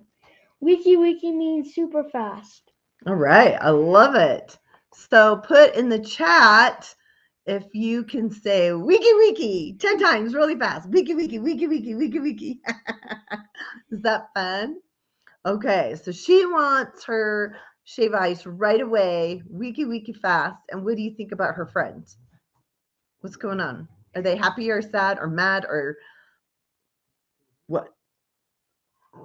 Tell me what's going on. She wants her shave ice right now. I think she accidentally spilled her shave ice right there. She did. Good eyes. Put in the chat if you saw the spilled shaved ice on the ground. Did you see that? You guys are really good with your illustrations and following along. All right, keep going, CJ. You're doing amazing. The Kiki is celebrating a good day at the beach. She listened to her Ohana and earned a shave ice. I made her feel sad. She has good manners. Ohana means family. Good. All right, put in the chat if you heard a new Hawaiian word. We're learning the Hawaiian language. Ohana. Ohana means family. See if you can put an emoji of a family in the chat. It's cute. Yeah, look, mommy's eating a blueberry. Do you think, or what flavor do you think that is? For a shave ice, what flavor? It's blueberry. It's blueberry. Okay. All right. I realized other people celebrate events too. I can wait in line like a birthday princess. I can have manners. I tell a worker mahalo for the shave ice. How do you show your manners? Mahalo means thank you. Yes. All right. Everyone say mahalo. Mahalo. Say mahalo. Mahalo. How do you show your manners? What are some ways, CJ, that you show manners at school? Probably say if you want something, say please after what you said. I love it. Please and thank you. And what can you say instead of thank you now? Mahalo. Mahalo. I like it. Mahalo. Is she happy or sad now? Happy. Happy. She's getting her shave ice. Oh, we do want to say something. Do you notice there's no D? It's not in Hawaiian. It's in Hawaii. It's not shaved ice, where they say that more in Hawaii is still in the States, but like on the mainland, in Hawaii, they say shave ice. So just want to clarify that. So, all right. I ordered my flavor rainbow. Favorite flavor. Favorite flavor rainbow. Cherry, blue raspberry, mango, pineapple, coconut, and grape. I just forgot lime. Oh, we keep forgetting lime. What's Apparently, green? we forgot to put in your favorite flavor. So, pooey on us. No, So put in the chat your favorite flavor. Oh, look, Crystal put in her family. I love it. That's a good family emoji. Which one's your favorite out of tiger's blood, mango, rainbow? I forget. Because that's the most important part of this book is the names of the flavors of the Can I shave look ice. at one of the All right, so flavors? finish reading. We're sharing our story. I ordered, She said coconut, by the way. I eat my shave ice with a spoon, sip the syrup with the straw, and use a napkin to wipe my messy face. All right, who uses a napkin? Okay, fun true story. I didn't even know what a napkin was until I went to a friend's house. I grew up in Boise, Idaho on a ranch, and we didn't even use napkins. So, lesson learned, you guys can use a napkin to wipe your face. Rainbow in the flower. Yes, rainbow in the flower. It's time to celebrate my birthday. We all enjoy our shave ice at the beach and watch the sunset. The beach is my favorite place. I feel close to God while in nature. All right, who loves to go to the beach? Me. Look, that's you, CJ. He kind of looks like you, huh? CJ's boogie boarding. I love being out in nature. What about you, CJ? Do you feel close to God? Do you feel close to God? Yeah. Are you happy when you're up in the mountains or at the beach? It's pretty awesome, huh? I went to the mountains before. Oh, yeah, we love the mountains. All right, so put in the chat if you like beach or mountains. Is that a good one? Beach or mountains? All right, that's a tough one. I love them both. That's a tough one. All right, CJ. My little brother pretends he is a big monster. He steps on my sand castle and destroys it. Is that you? No! Never step on a sandcastle No, and destroy it. that's Jack. Okay. His name's Jack. I remember I can be a big girl. I take a deep breath, then 5 more. I'm pretty upset, but I can quiet my soul with some deep breath. Awesome. So let's practice that. So when you get really upset, put in the emoji, put some hearts in the chat if you ever get really upset and really angry. Heart, heart, heart, heart, heart. Yeah, lots of hearts. We can add hearts too. Heart, heart, heart, heart. There we go. Okay, so let's practice taking our deep breaths. Are you ready, CJ? So we're going to do a box breath. We're going to breathe in for 4 and exhale for 4. We'll just do it 2 times. 1, 2, ready, go. Do it with us. Go. And exhale, 1, 2, 3, 4. Inhale 4 times. Go. 1, 2, 3, 4. And exhale, 1, 2, 3, 4. So what do you think the purpose of breathing like that, CJ? Do you ever get frustrated at school? Sometimes. Yeah, sometimes. Does the teacher have you take deep breaths? Mm-hmm. Why do you think that they have you take deep breaths? To calm me down. Yeah, to calm you down. And it works though, right? Mm-hmm. Yep. Okay. All right. A big wave comes and splashes my brother in the face. He says, "Salty." You need to get up. You really said that. We all deeper laughed water. so hard because that ocean water came in your mouth and you go, "Bleh, it's salty." It was so funny.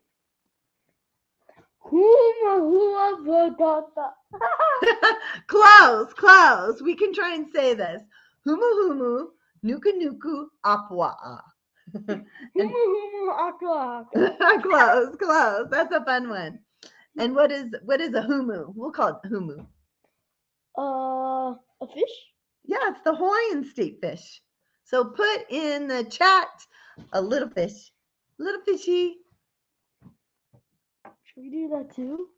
Yeah. So, look, right there. There's the Hawaiian state fish. Look, and he spits out the water, salty. That's so you. Where's fish? Okay. Ooh, emoji. Oh, okay. CJ's putting in emojis. Okay, good job. Okay, here we go. We're going to keep reading. I'll read for you while you find your fish. I build my sandcastle again. This time I build it bigger and taller. And I tell my brother he can build a moat around it. What's a moat? Something that protects something. Yeah, It's the water that goes around the castle and it protects the castle. So people had to like actually swim across to get in the castle. So right. So it's a moat. He likes helping me. Mom says I have good manners. Mahalo. Everyone say mahalo.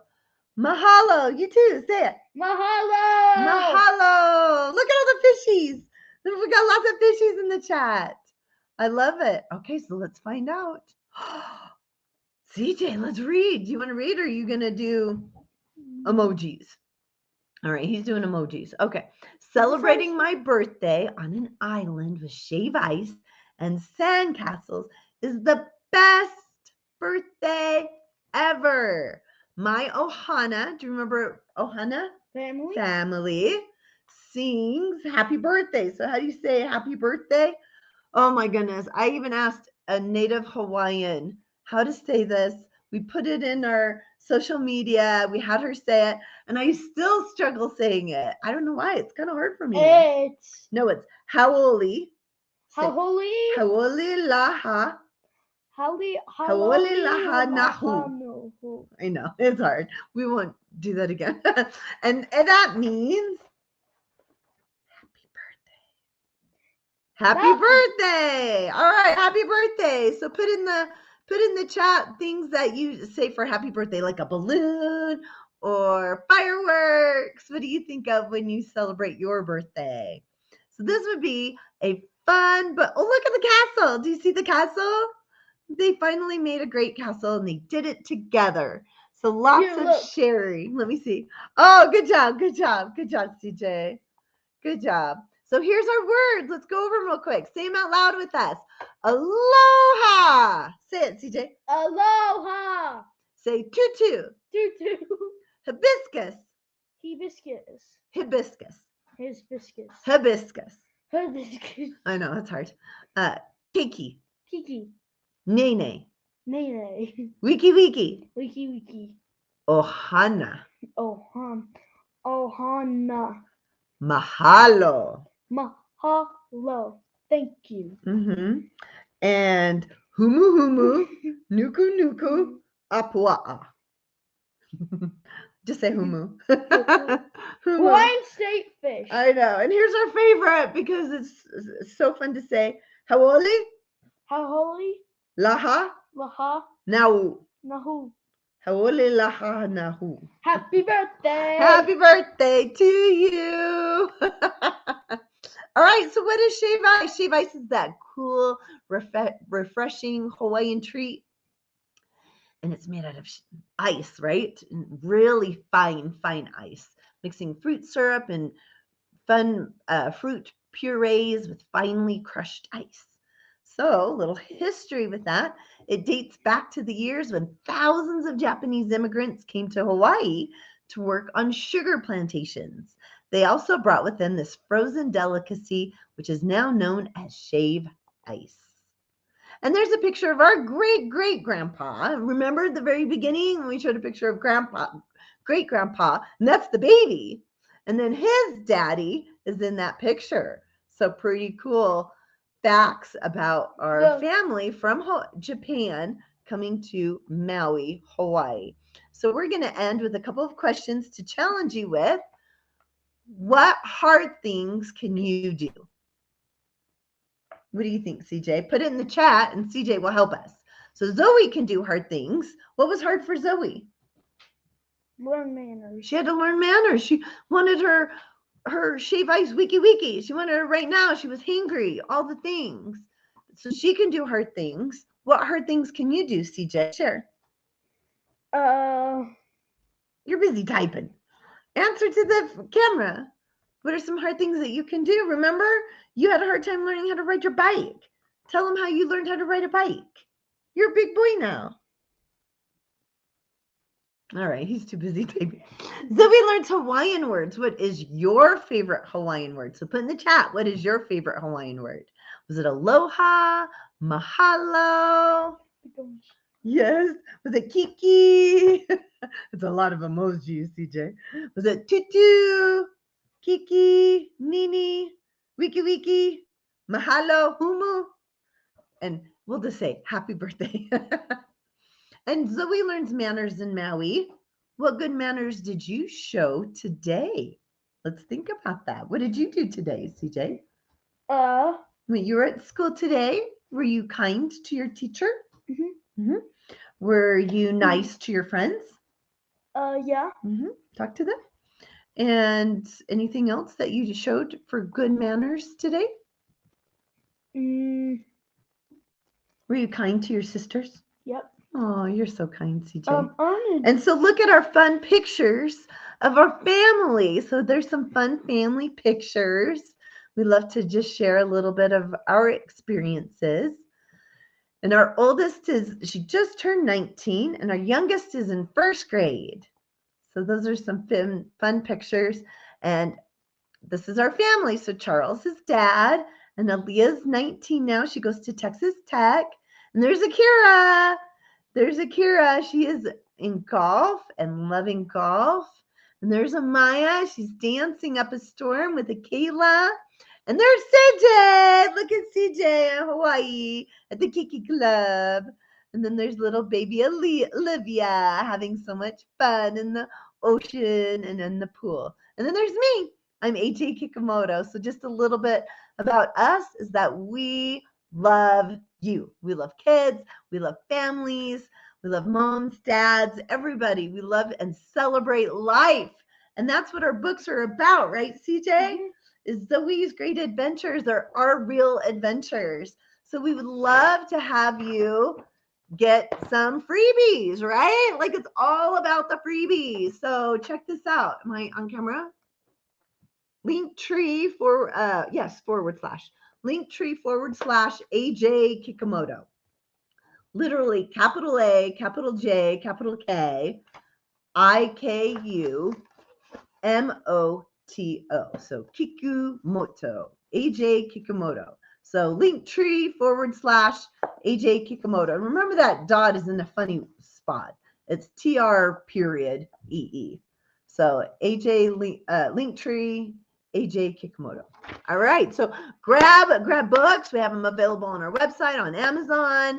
We have lots of fun things, and get your freebies. We've got some fun things there. And Crystal and Jasmine, if we're interested, we would like to maybe even do a drawing for all. I mean, we can go through our all of our fun people that have been chatting, putting stuff in the chat. We want to celebrate you. We want to celebrate everybody. All right, you guys, about to do another giveaway. In the chat, write the word aloha. And write the word aloha. And we're going to add you to the giveaway. And after we do this part, you guys, we're going to get to Miss Arthur. She is in the UK, so it's extremely late. So I do want to respect her and get to her as soon as possible because we are on different time zones. So I do want to respect my Miss Arthur after this giveaway, you guys. So Selena, I see Deandra again. And did you want to put your I'll just add the two that's already in the chat. Okay. See anybody else? Drum roll before we do the giveaway, you guys. Anybody else adding the word aloha to the chat? Aloha, go for the drawing. We love to give away a coloring book. We love This is gonna be guys. easy between Selena and Deandra. Okay, well, all right, Jasmine.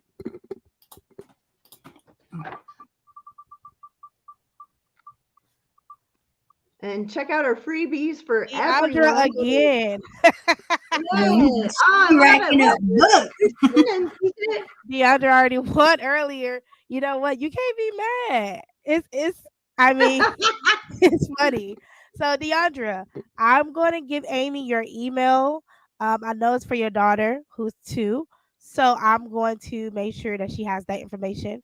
And Amy, thank you so much for being a part of our first readathon. Yes. It has been a very long It's a very long day. But we're not done, you guys. So do Making it not through. leave. Please keep sharing. Please keep watching these authors and please support all the artists by going to Amazon buying their books. But Miss Allison Wood books was AllisonWoodsWrites.com. Her book is not on Amazon. So I do want to say that. But we get right to this after you guys. And thank you, Amy, so much Thank for you. teaching us Thank about you. Hawaiian Mwah, we Love culture. love you you as guys. Yeah. always. Thank you. Bye. Bye. All right, our next Arthur is coming up. How are you doing, girl? Hi. Hello, hi He is in the everyone. UK, y'all. Yeah, And I was like, oh my God, is I that wish you would have told Logan? us earlier. yeah. I Yes. don't know why I think I was on the wrong link because I've been on for about an hour. I was like, where is everyone? That explains it. But Yeah, no, we are here. So we're gonna give her the floor for she can read her book and go to bed. yeah. Oh, hi everyone. My name is Marva Carty, and I'm going to read to you my first book, Mari Loves Mangoes. Now, if there's anyone out here who doesn't know what this is, I know you can't smell it, can't taste it, maybe you can see it. This is a mango, and this story is about a girl who is obsessed with mangoes. So, what I'm going to do is I'm going to share. Let me make sure I get this right.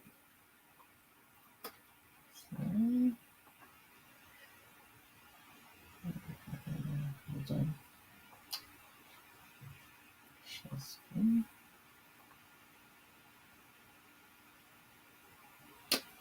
It's coming. It's coming. Can you see my screen now? No. Oh, it's coming up. Okay, great. Mari was excited for the school holidays. More time for hug ups with mommy, daddy, and Carla, to relax with Brownie, and for trips to the beach. Who loves to go to the beach? I love to go to the beach, especially dreaming about the beach in February when it's cold and dark and wintry and rainy here in England. I love looking at pictures like this and thinking of my childhood in the Caribbean when we would go to the beach and have fun swimming and enjoying lots of treats with our friends and building sandcastles. You can see dad and mom having a good time as well, and everyone's just enjoying a beautiful sunshiny day at the beach. But the best thing is more time to eat mangoes. Mari loves mangoes. She may be small, but she can eat them all. Mangoes are so sweet, juicy, and easy to eat. Just wash one, bite it, and pull the skin with your teeth. Some are round and orange, or long and yellow, or big and red, but they all taste great. Mari loves cold mango smoothies when the sun is hot. She eats the green mangoes in spicy mango chow like daddy, or baked fresh and warm in mommy's yummy mango bread. Her favorite is a Julie mango picked from her special tree in the garden. Watch out though, the birds love them too. Mari tries not to get mango juice all over her clothes, so Mommy won't get upset. But it doesn't always work. She wants to eat them for breakfast and to eat them for lunch. And maybe just a bit more at dinner so the rest don't get wasted. Will there be mango treats at Keisha's party tomorrow? Maybe a giant mango mousse cake with mango ice cream. If it's too much for everyone, she'll help Keisha and bring it home. Mommy said, "That's enough, Mari. You'll spoil your appetite for the party tomorrow." Mari cried, "But Mommy, mangoes are healthy fruits. You can't have too much." Kevin asked Mari if he can have some mangoes because her tree is so full. It's his favorite too. She didn't feel like sharing, so she told him he could come back tomorrow, maybe. Why does Mommy want to spoil her fun? She loves mangoes. She's not hurting anyone. It'll be all right if she just had one. Okay, maybe just one more teeny tiny one. Ugh! It feels like there's a washing machine in her belly as it spins and grumbles. Time to go lie down. Oh, she felt so ill. She couldn't believe she would miss the party tomorrow. Mommy said, "Too much of a good thing is not always a good idea. If we only tried one thing, we would miss out on all the other great things to try, like coconut fudge or skateboarding. When we try different things, we appreciate and enjoy what we like even more." Mommy was right. She was so sorry she had been greedy. It made her feel bad when she had too much. The next day, Mari was feeling better, so she made some special deliveries. Because everything tastes sweeter when you share. The end.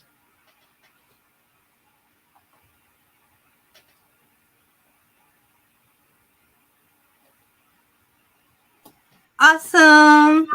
So, what inspired you to write your book? Well, I was like, I guess a lot of us authors, a very avid reader as a child. And I think during the course of 2021, I just had this idea that I wanted to do a children's book. You know, there was a lot of heavy things happening in the world.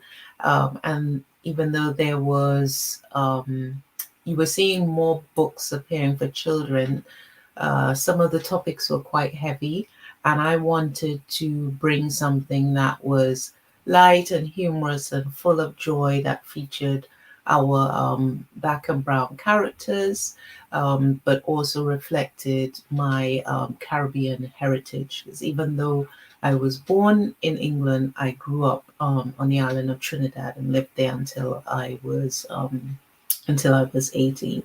So and one day I was sitting in this very room and the idea just came to me and I just started writing and then started the process of how I would, put together a picture book and the rest is history, as they say. That is awesome. Thank you so much, Marva, for coming and reading. Even though you sat in the other link for an hour, I'm so sorry. No, it's my fault because I thought I hadn't done a StreamYard before, so it said that the host could see me backstage, so I thought all was okay. Yeah, I was just waiting my turn. Well, thank you so much. Where can we buy your books? So my book is available on Amazon. I actually have another book as well too. The sequel is called Mari Loves Reading, and features the further adventures of Mari and her neighbor Kevin. But they are also available on Amazon, on Barnes and Noble online, Book Depository. I'd love it as well if people followed me on the socials or Instagram. At Marva Carty Author, same for Facebook, and also on Twitter at Marva Carty Write. As someone said before, it is such a great opportunity to collaborate with all the different authors, and I love connecting with the authors from the US and in all parts of the world. So this has been really great to take part in this World Read Aloud event, and yeah, it's amazing. Thank you. No, thank you. Thank you for being a part. Without you guys, this would have just been me and Crystal. Yeah. So we appreciate it. Yeah. Okay, so our next author is going to be Tangler? Is it Tangler? Am I pronouncing your name right? I'm so sorry if I'm not. Oh, you're muted, Crystal. Can you hear me? Yes. Awesome. Yes, this is our next author, you guys. We're almost to the finish line. So let me shout out the viewers for staying this long with us. Thank you guys so much for sharing, commenting, and engaging with our authors. We really appreciate you guys. Our next author is about to read a book, and the name of her book is called Pearl. I know it's Pearl something. But you guys, I hope you guys are enjoying the authors. Like, it's been so many different type of books. And like I said, we're almost at the finish line. Like, we're there. And after her, we're closing out with Flo, the one and only Flo.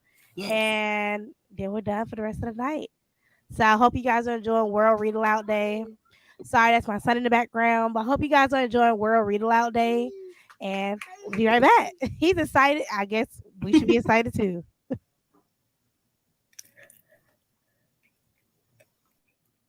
Good evening, everyone. My name is Tangela Irby, and I am the author of the book Pearl and Her G's Bend Quilt.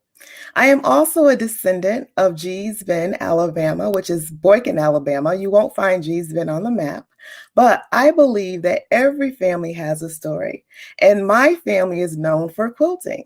Their quilts have been in the Smithsonian, they've been in the Metropolitan Museum, they have traveled and they've been in London. G's Bend is known for the beautiful quilts that they create, and I actually have a panel here behind me. And these quilts are so special because the people who lived in G's Bend, it was an isolated area. It's still pretty much isolated. And so they weren't influenced by any of the other quilters. So they quilted the way their mothers and their grandmothers and their great-grandmothers taught them to quilt many, many, many years ago. And so the art of quilting, just like anything else, if we don't preserve our legacy, we will lose it. So I wanted to encourage the next generation to learn about our family's history. And I also wanted to encourage the younger people to learn to quilt. And so in my book, Pearl and Her G's Bend Quilt, we see Pearl, who has grown up watching her grandmother quilt. And she's decided that she wants to make her own quilt one day. So let's get into the story so you can find out what happened. And again, the story is Pearl and Her G's Bend Quilt. My grandmother, a G's Bend quilter's name was Pearlie Kennedy Petway. So that is where the main character in my book comes from. So let's get started. On a lazy Sunday afternoon, Pearl sat playing in the living room with her friends, Sally and Ella, as the aroma of homemade biscuits, smothered chicken, rice, collard greens from the garden, and Grandma's famous tea cakes filled the house.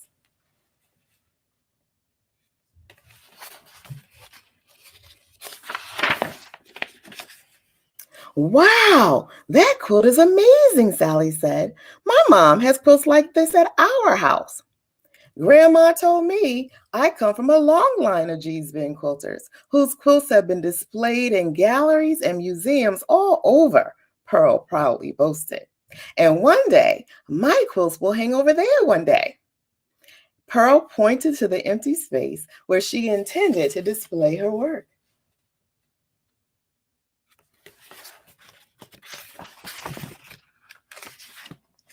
That's pretty neat. But what are G's Ben quilts? I've never heard of that before, Sally asked, wide-eyed.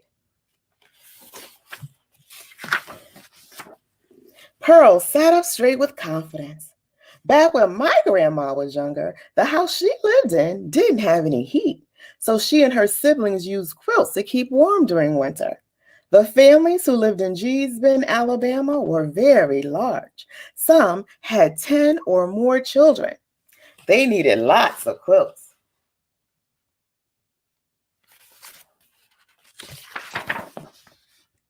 They would tear up old clothing to use for fabric. The women would move from house to house, quilting during the evening. During the day, many of them worked at the Freedom Quilting Bee. They would use sewing machines to piece together the tops, but they quilted them together by hand. Sally and Ella listened in amazement, surprised that their play date had turned into a fantastic lesson about Pearl's family history.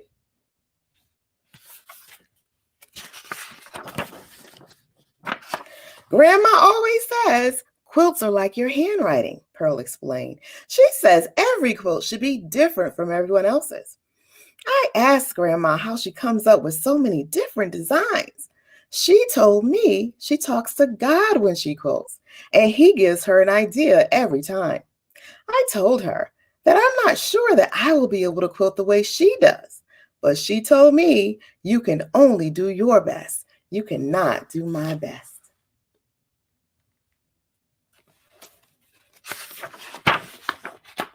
Helping Grandma is exciting. Pearl tossed her hands in the air with a sweet smile.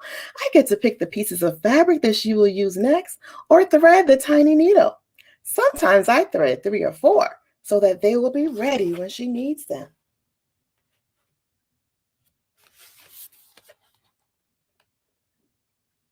Sally and Ella lay on their bellies as Pearl recounted the rest of her story, her voice rising and falling like she was singing a song. Grandma says quilting isn't always easy. Sometimes the fabric is very thick and she has to use a thimble to keep from pricking herself. One time she stuck herself and I could tell she was vexed. But no matter what, Grandma keeps quilting. Hope you're listening to all the life lessons that are in this story. No matter what, keep going. It sounds like your grandma knows what she's doing, Ella said. I bet you can't make one. Yes, I can, Pearl blurted in response to Ella's challenge. Since you think you know everything, listen to this.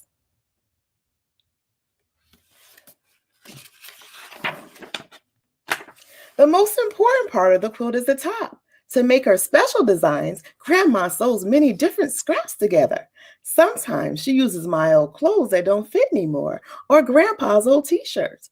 Pearl spoke quickly, telling everything she learned, but paused to take a breath before starting again. When the top is finished, the rest of the quilt is ready to be stitched together. Did you know that? Pearl crossed her arms in satisfaction when Sally and Ella shook their heads, then went on. The middle layer is called the batting. When Grandma was little, sharecroppers grew the cotton and they would pick, then flatten it for quilts. Next comes the backing. Quilters used to use 25-pound flour sacks for the backing, but now we can go to the store to buy everything that we need.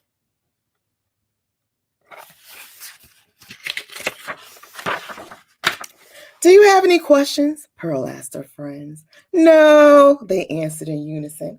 Good, Pearl said. Now, when all the pieces are together, the backing is folded to the front and the quilt is binded together.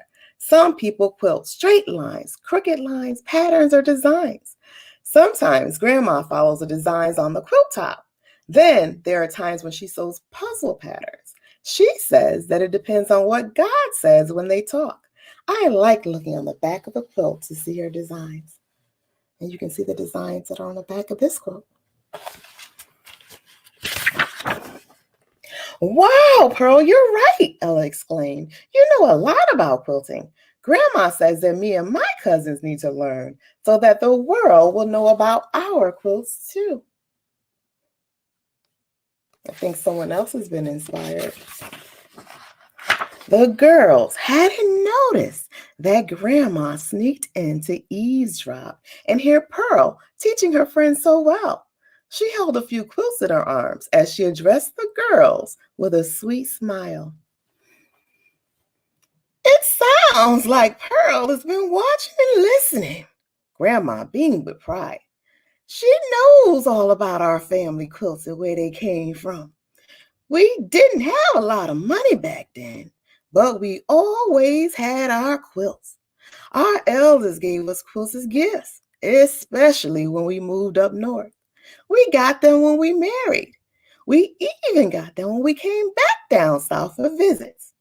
Ella and Sally, I have a gift for you. Here are your very own G's Ben quilts. Take good care of them.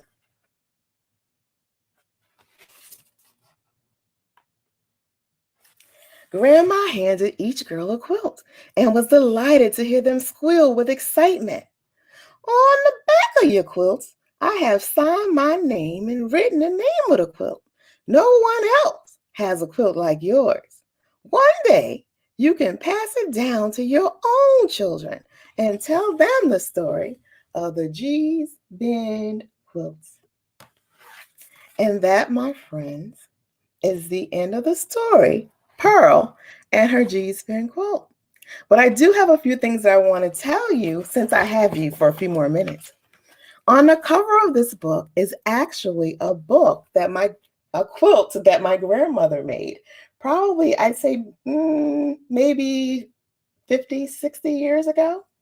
And I would never want to sell a G's Ben quilt, even though you can get a lot of money for them. I wouldn't want to sell it. So my way of sharing my family's legacy is to put it in a book.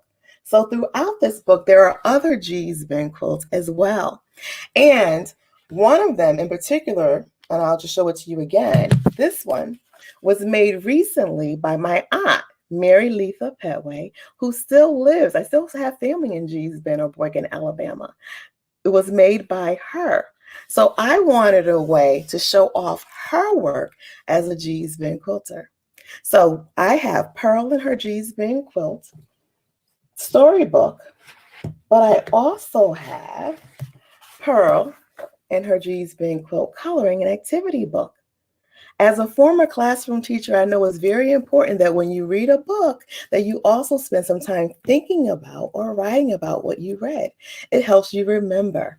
And what I like most about the coloring and activity book is that there's a space for you to start writing your own stories. As I said, every family has a story, and your story may not be about quilts.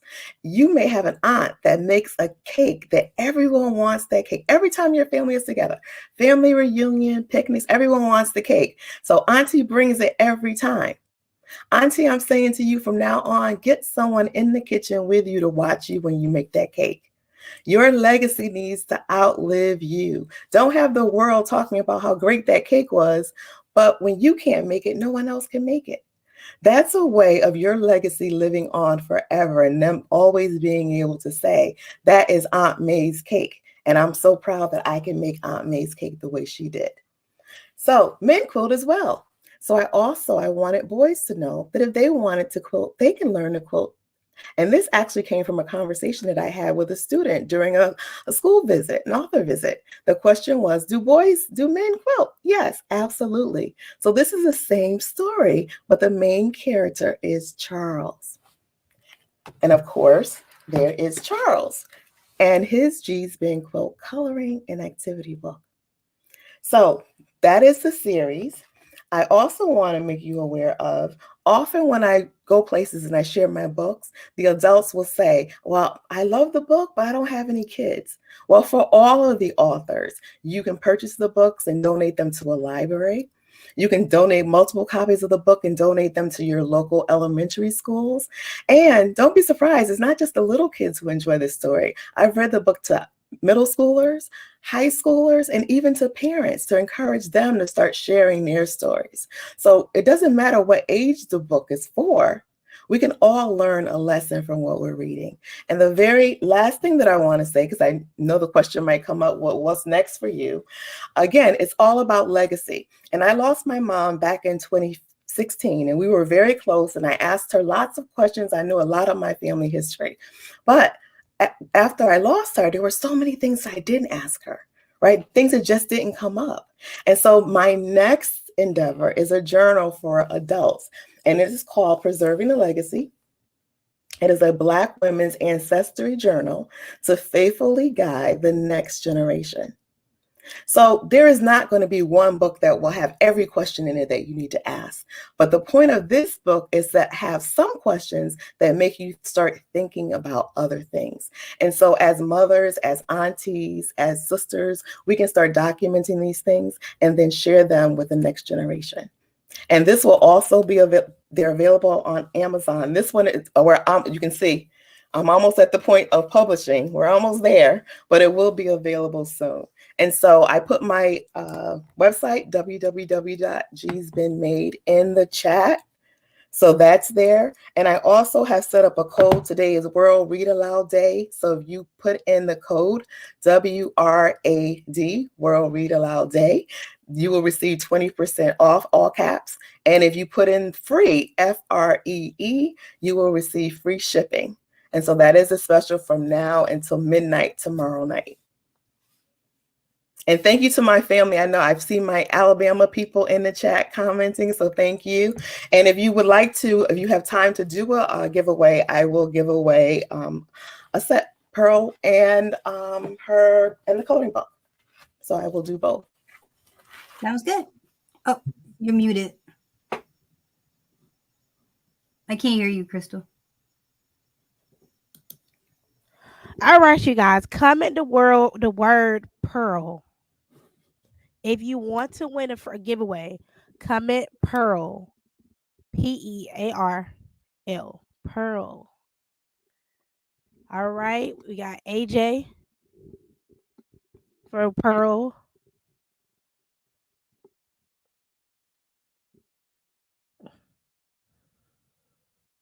We got Deandra for Pearl.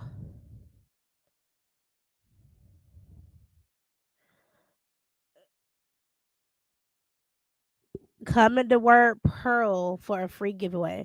You can easily get it to your nieces, your nephews.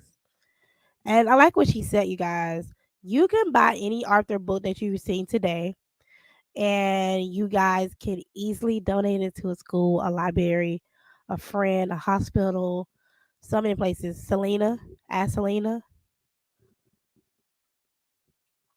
and add Elizabeth and Emily, and Madison. For Deandra, what with the third time? Please. This put MA. It's fine. Okay. All right. Go spin the wheel, Jasmine. All right, let's do this thing. Oh wait, let me ask Sophia real quick. All right.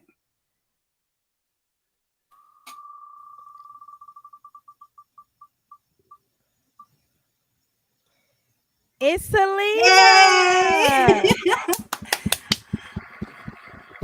All righty. So I would get Selena information. She would DM me or text me her information, and I would give it to you as soon as possible. Okay. Selena is the winner, you guys. Congratulations. Yay. We have another winner. You guys, we're almost coming to a closing. I want to say thank you guys for being with us for World Read Aloud Day. We are going to do another readathon. It's going to be a lot shorter. I promise and I guarantee that. But we're going to get to our last reader, and she's coming back to end us. And it's Flo. And I'm so happy to have Flo come back and end us because Flo, we need some of your energy because we're tired. Energy for me. Listen, I am sitting here like a kid, and I'm so glad that only you guys can see me because I am all leaned in. My eyes are big.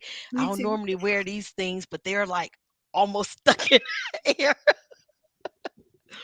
So, anywho, but I am going to share my screen again and to send us out. Let me get this going. Let me see. Okay.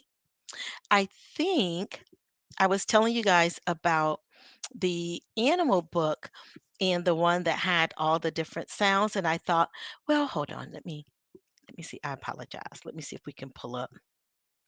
Since it is almost time to get you guys to bed, I think the parents might be a little upset if I get them all rambunctious. So we're going to do one that will get you guys nice and calm so that you can get ready to go to sleep. How about that? And this is another Olivia book, but this one is going to get you nice and calm. And it says, I dedicate this book to all the adventurers in the world. Hello, it's me, Olivia. Mom calls me Adventurous Olivia. I don't know what an adventurer does, but I am on a quest to find out. Do you want to join me? Then let's go. Where shall we look first? Here? What about over there? Should we search under this? How about behind that? Olivia! Uh-oh, I recognize that tone. Yes, ma'am. I have an adventure for you. It's a quest to locate your calm. Let's go. So, boys and girls, she has her sister Taylor, Miss Kitty, and Daisy the dog. Do we have to invent a new form of transportation and travel to faraway lands to find it? What do you think? Do you think you have to go far away to find your calm? I don't know. Where might we find our calm? Oh, we have looked everywhere and we still cannot locate an adventure. What are we forgetting? Think, think, think, think, think. Boys and girls, I am so sorry. I've been talking too much. Ah, Dad says when I feel anxious, I should pause and meditate. And meditate just means to think. In one of our books, we just heard where we had to think and stop. And remember when our little girl was being sad and she was frustrated, and the little fairy told her what to do. What? Sometimes you have to pause and think. Let's first find a comfortable space to sit and lay down. This looks like a perfect spot. The grass is soft and prickly. What does it feel like where you are sitting? Dad says this is awareness. We are focusing. Where are you sitting right now? Are you sitting? I'm sitting on a little bench. Are you sitting in a chair or on your bottom? Or maybe you're all snugly in bed, just waiting for the last story so you can go to sleep?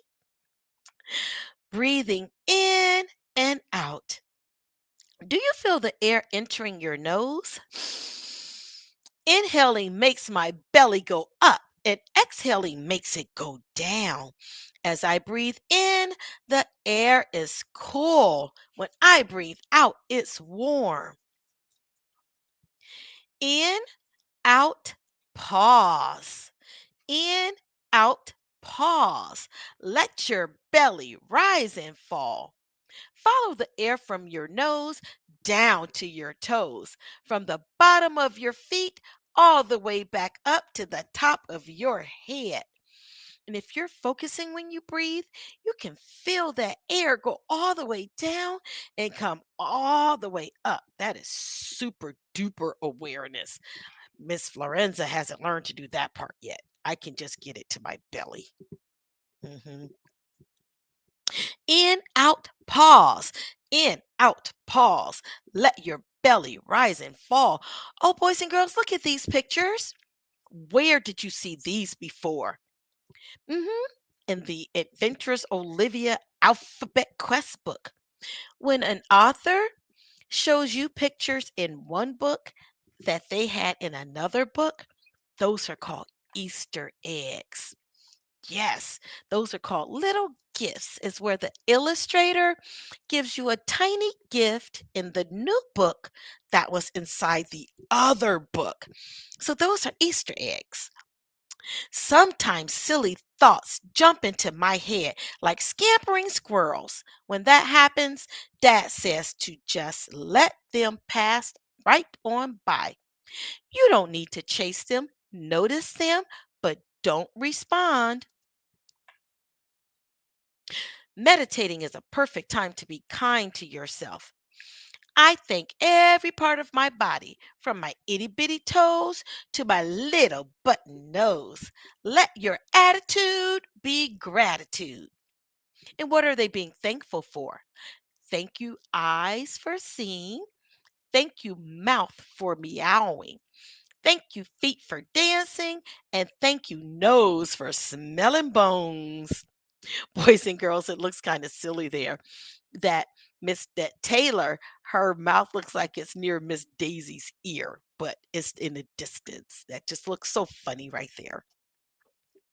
In, out, pause. In, out, pause. Let your belly rise and fall. Open your eyes. We did it. We've located our calm. How do you feel? I feel great. Now, let's go on to our next adventure. The end. And so I'm going to come back up and stop sharing my screen. And that is Adventurous Olivia's Calm Quest.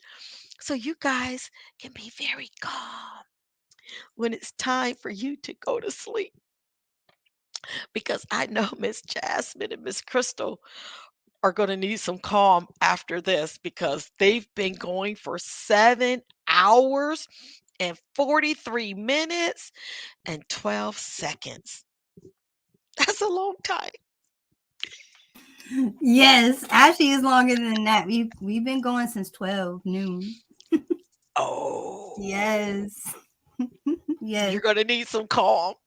Yeah, I'm going to need some calm and some coffee or a nap. Or a nap. So, what inspired you to write that book? So, the book that kind of put me on a map, where people were noticing what I'm doing, is The Tale of Max the Mindless Dog, a children's book on mindfulness. And Max sold in 31 countries.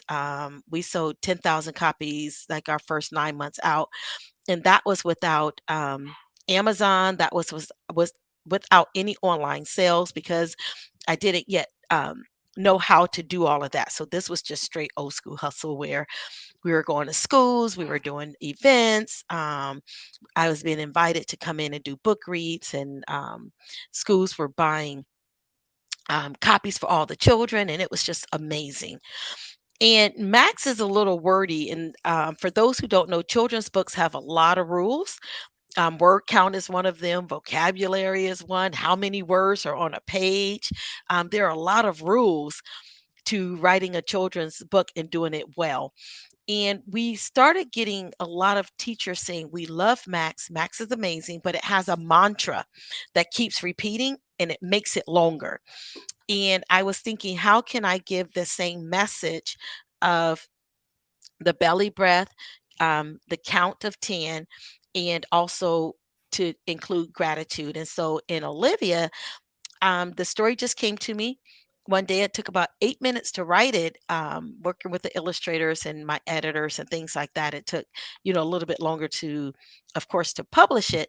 But I wanted something fast and quick that dealt with the breath, that dealt with gratitude, that dealt with attitude, that dealt with the scampering mind, which is where we saw the pictures where her mind went everywhere, and just a fun way, and to a book that would reach our preschoolers, kindergarten, first and second grade, whereas Max, we promote from birth until sixth grade, but really, truthfully, it's more third through fifth grade because of the vocabulary. And so that was it. Okay. But that's still an awesome story. And the way that you hustle your books, like, it's inspiring, because you don't always have to do things on social media. You can Right. go the old school way Yeah. and go door to door to the different schools and still be able to make good sales. Yeah. In total, with all the books, we're right at, I, and we should have crossed the 100,000 copies collectively. So, and it's just been a phenomenal adventure. Just getting the message of the books out and meeting people and sharing the stories with them and just coming up with new stories. I actually started 2 new ones today, even though I thought I was going to kind of take a hiatus. The stories just kind of come. And when they come, we got to write them. Yep. So I think I'll probably be at about 30 titles, maybe 35 titles by the end of this year. So Wow, I'm so proud of you. Wow. thank you. So, are you ready to do your giveaway? I am. So we are going to do, what do I have here? You know what? Let's just go with what we have here. Let me reach. So it will be, we got 2, 4, 6. It'll actually be, we'll have all the books that I read tonight, plus some that we didn't get around to, which this one is super fun. This one is Mind Your Manners, Mia. Mia has horrible manners. And these are onomatopoeias. And so this one's fun to read. So we'll throw that one in. And then I have maybe a chapter book I'll throw in. We'll just throw in a lot. We're gonna get the book. we're gonna stuff the envelope. Whatever fits in there, guys, you'll get.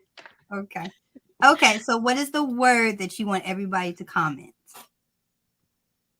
Oh, you're muted. Let's see. What's a good word? I'd say Brooklyn. Just do Brooklyn.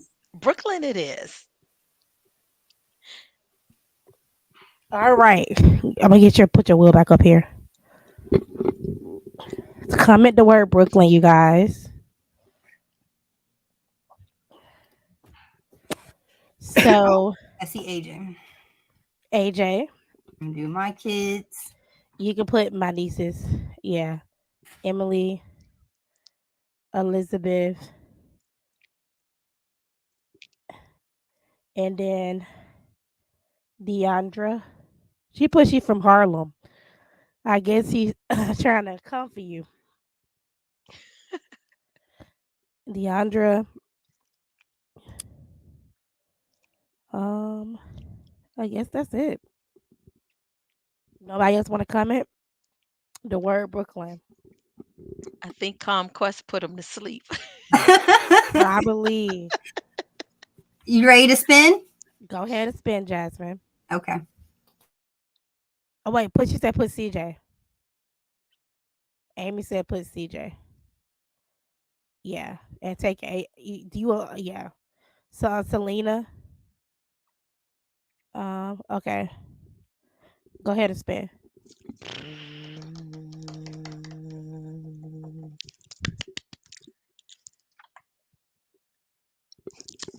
AJ. You know what? Spin it again.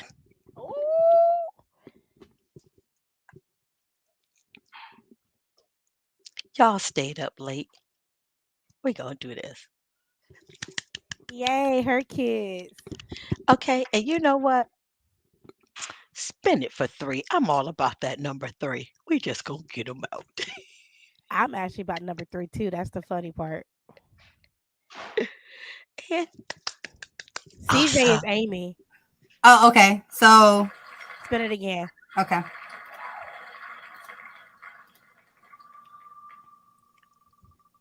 Come on, bruh. I just need one. That's you. That's me. Sophie already won, right? No. Who won? Who was the first one? It was Amy. No, it was Amy. Then it was Sophia. No, it was no, because Sophia's still up here. Who was the who was the person? No, it's Sophia's. Remove It was that. CJ. It was CJ. It was CJ. It was CJ. Then it was AJ. Then it was Mario because we only spent it 3 times. Okay. All right. So it was right. CJ. It Mario, and who was the last person? Then it was AJ. We removed her. Oh, so then I need to spin it again. Yeah, because I don't remember who that person was. Okay. And if you remember, just let me know. That's Madison. Okay. It was CJ. Denver was second. CJ Denver. Oh, okay. Mario. Got it. So somebody in the comments commented. Oh, okay. So it was. So write that down, please. I got it. I'm writing it down now. CJ. It was 4 winners. No, she picked 3. What Miss Flo was okay, it's 4. Put Madison. Okay, I got Madison. CJ, Mario. Mario. I think that's all. Yeah. Is that it? Okay, so it's AJ. Yeah. Yeah, that's it. AJ and CJ the same person, y'all. That's why we had her spin it again, y'all. That's why we was kind of confused. Yeah, sorry, y'all. But she just typed it in the chat. So, I actually want to do a giveaway of my coloring book, just like you. So you can add everybody name who has been active. So I'm gonna give you all the names. You can add Selena. She's already up here. You can add Deandra. Who else I've been seeing in the chat? AJ. Yeah, of course AJ. You can take my nieces and nephews out. When my nieces out, they have all of my books. Like every single book, they get every book. Oh, it was Elizabeth too, right? Yeah, take her out. Okay. All right. Who else? Who else was it? Selena. I think that's everybody that I've been seeing comment. So you can keep Sophia in there. Okay. Keep all of these people. We're Yep. good here? Okay. Yeah. Spin? I'm doing a coloring book. 2 coloring books. Go. Write down my winners. I will. I'm writing it down. Selena. Okay, Selena. Okay. It's Selena. And spin one more time.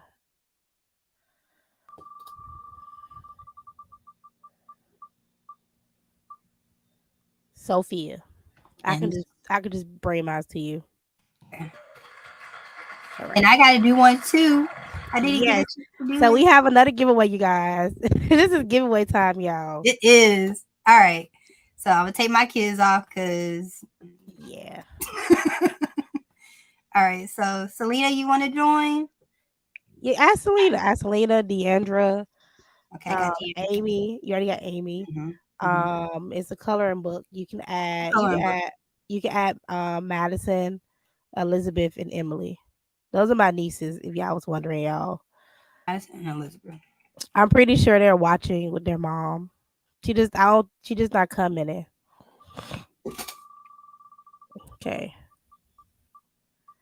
The winner is Emily. She loves to color, so I will try to get you some good content pictures. Content pictures. Are you gonna give away more than one? I can give away a book. Okay. Spin the wheel again. Write down the winners, please. I am. Okay. I am. You're in the chat. You can take Elizabeth out. If it go on Elizabeth, don't give it to her. Okay. There. AJ. AJ. Thank you guys for being a part of our giveaway. We really appreciate it. And I appreciate you guys being here with us. Yes. Miss Flo, thank you for ending us. I know my energy is extremely low. I already told my viewers and everybody I am sick. I do not feel good, but I pushed through to make sure that you guys had a great readathon. But if you guys want to do another readathon, please don't hesitate to email me or Jasmine. My email is crystalJordan@zachariahworld.com. We plan to do another one in a couple weeks. It's gonna be a lot shorter, I promise. Um, Live about me. I write children books. I write about autism. I have one kid. I'm a full time autism advocate, and that's pretty much it. Well, Oh wait, Amy said she want to do another giveaway. oh, okay. You can add everybody's names back. Okay. And just say don't put Amy's. That's it. Who else was it? Oh, it was okay. Do I have all your nieces? Emily. That's Yeah, Emily. Yeah, that's all of them. Alrighty. Is that everybody? Did I do it right? Yeah, that's everybody in the chat. Yeah.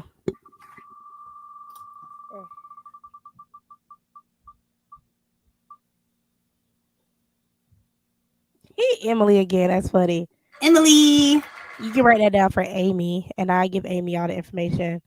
I will contact all the winners tonight to get y'all information to give to the authors.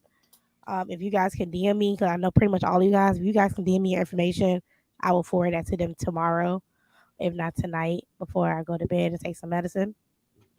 But you guys, this has been I feel like it's been a successful readathon. We had some hiccups. We learned some things along the way, but I am super pleased with how this turned out. What about you, Jasmine? I had a blast. I had a blast. Even it was long. It was long, but I truly did enjoy myself. I got to hear everybody's stories, and hear their story personally of why they've written their books. And that's awesome. We all have our different reasons why we wrote our books. That part. Yeah. So yeah, I enjoyed myself. Well, you guys, thank you guys so much for watching. We are about to leave. If you guys have any questions, concerns, or things about your giveaway, please don't hesitate to DM me or Jasmine, and we will handle that personally. Mainly DM Jasmine, please. Sorry, I just had to say DM her. But you can DM me too, but mainly DM her, please.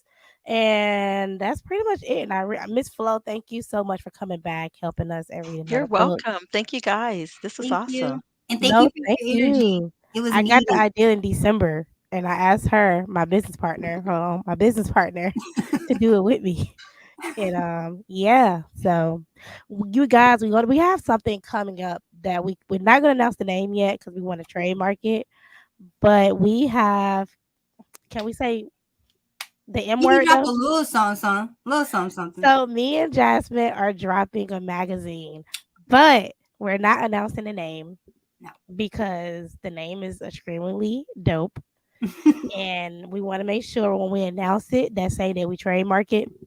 So to the authors who took their time to be a part of our magazine.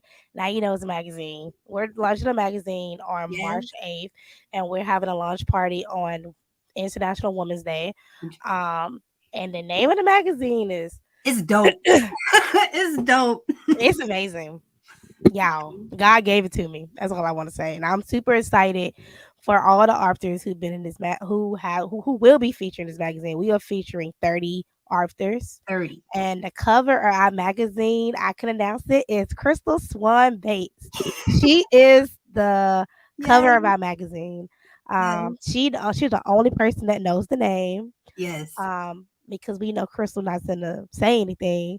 So when we drop the name of the magazine, y'all gonna be so shocked. Like I should have been a part of that. But y'all have to believe in us. That's one thing about a business. Like we shouldn't have to tell you our name of our business for you to believe in us. If we say we're working on a publication and we want to feature you for free, then guess what? That's an opportunity for you to get more exposure. So I just want to throw that out there. Because it was a lot of people kept asking us. Their biggest concern was what's the name of your project, and we never sent anybody was a magazine until today. We never sent anybody the name of it because we want a trademark. We want a trademark.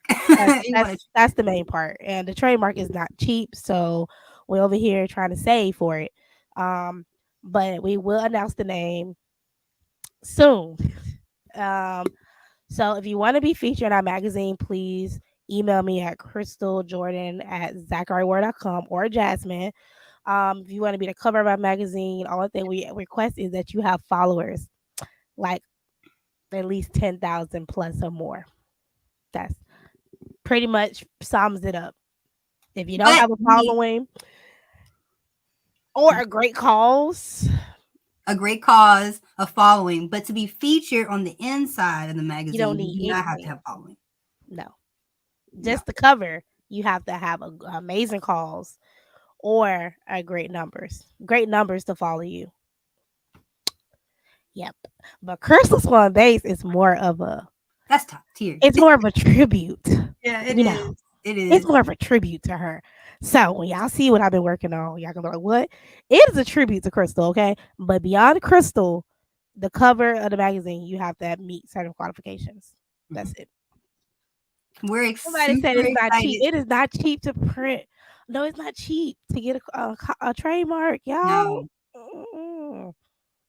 No. This covers by who trademark a lot of their businesses. Then I'm telling you, okay? Yeah, email us.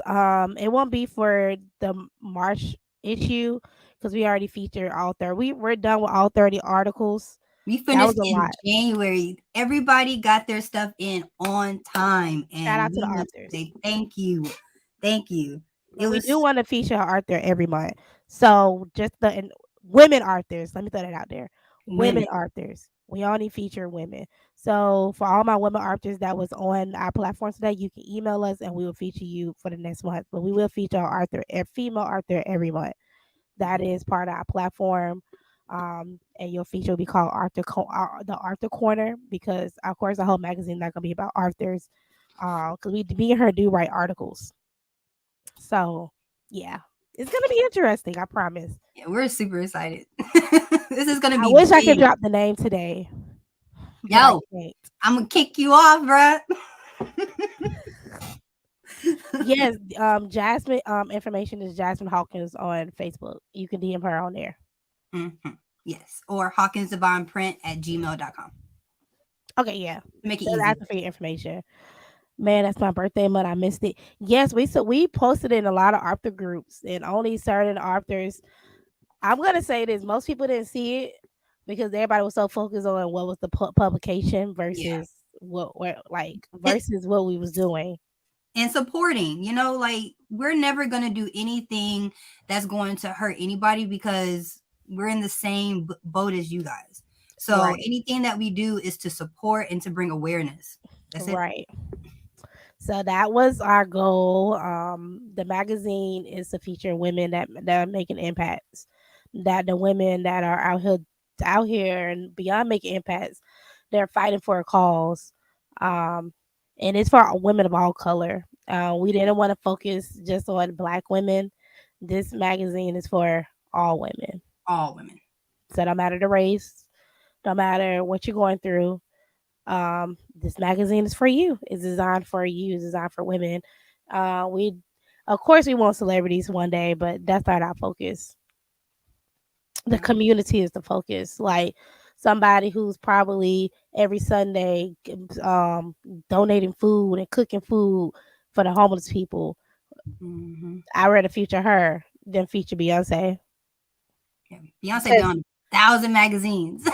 Like we trying to bring awareness to people who don't get that every day. Right. That is the platform, you guys. And Jasmine think it's gonna blow up.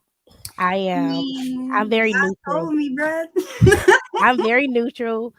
Jasmine think it's gonna blow up, but I'm super excited for this magazine and this project. We have more comments.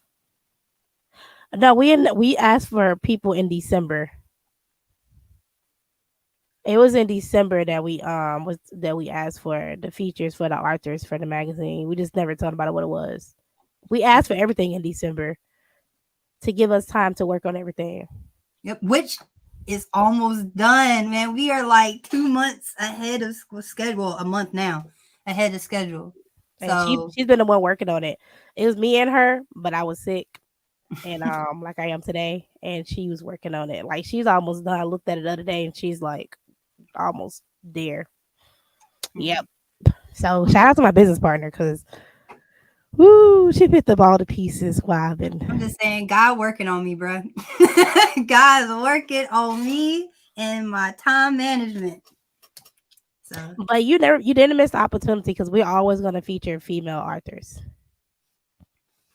So, yep. But the first launch is March 8th. Yes. Right. And it's every gonna month be 30 authors. And that one magazine is going to be 30 authors. And it's digital because it's super expensive to print a magazine. I've been looking.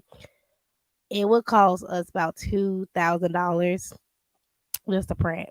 Like it's super expensive. Maybe So one day, but today is digital. yeah, and it's free as of for right now. So we're Oh, not. and we need ad space. So if you are interested in an ad space, hit us up. You know, She is correct. So if you have a business and you want to feature your stuff, email Jasmine, and she will put it in there. See, I have a question. Somebody had a question. Okay, somebody said they're interested in the ad space, so you can contact Jasmine.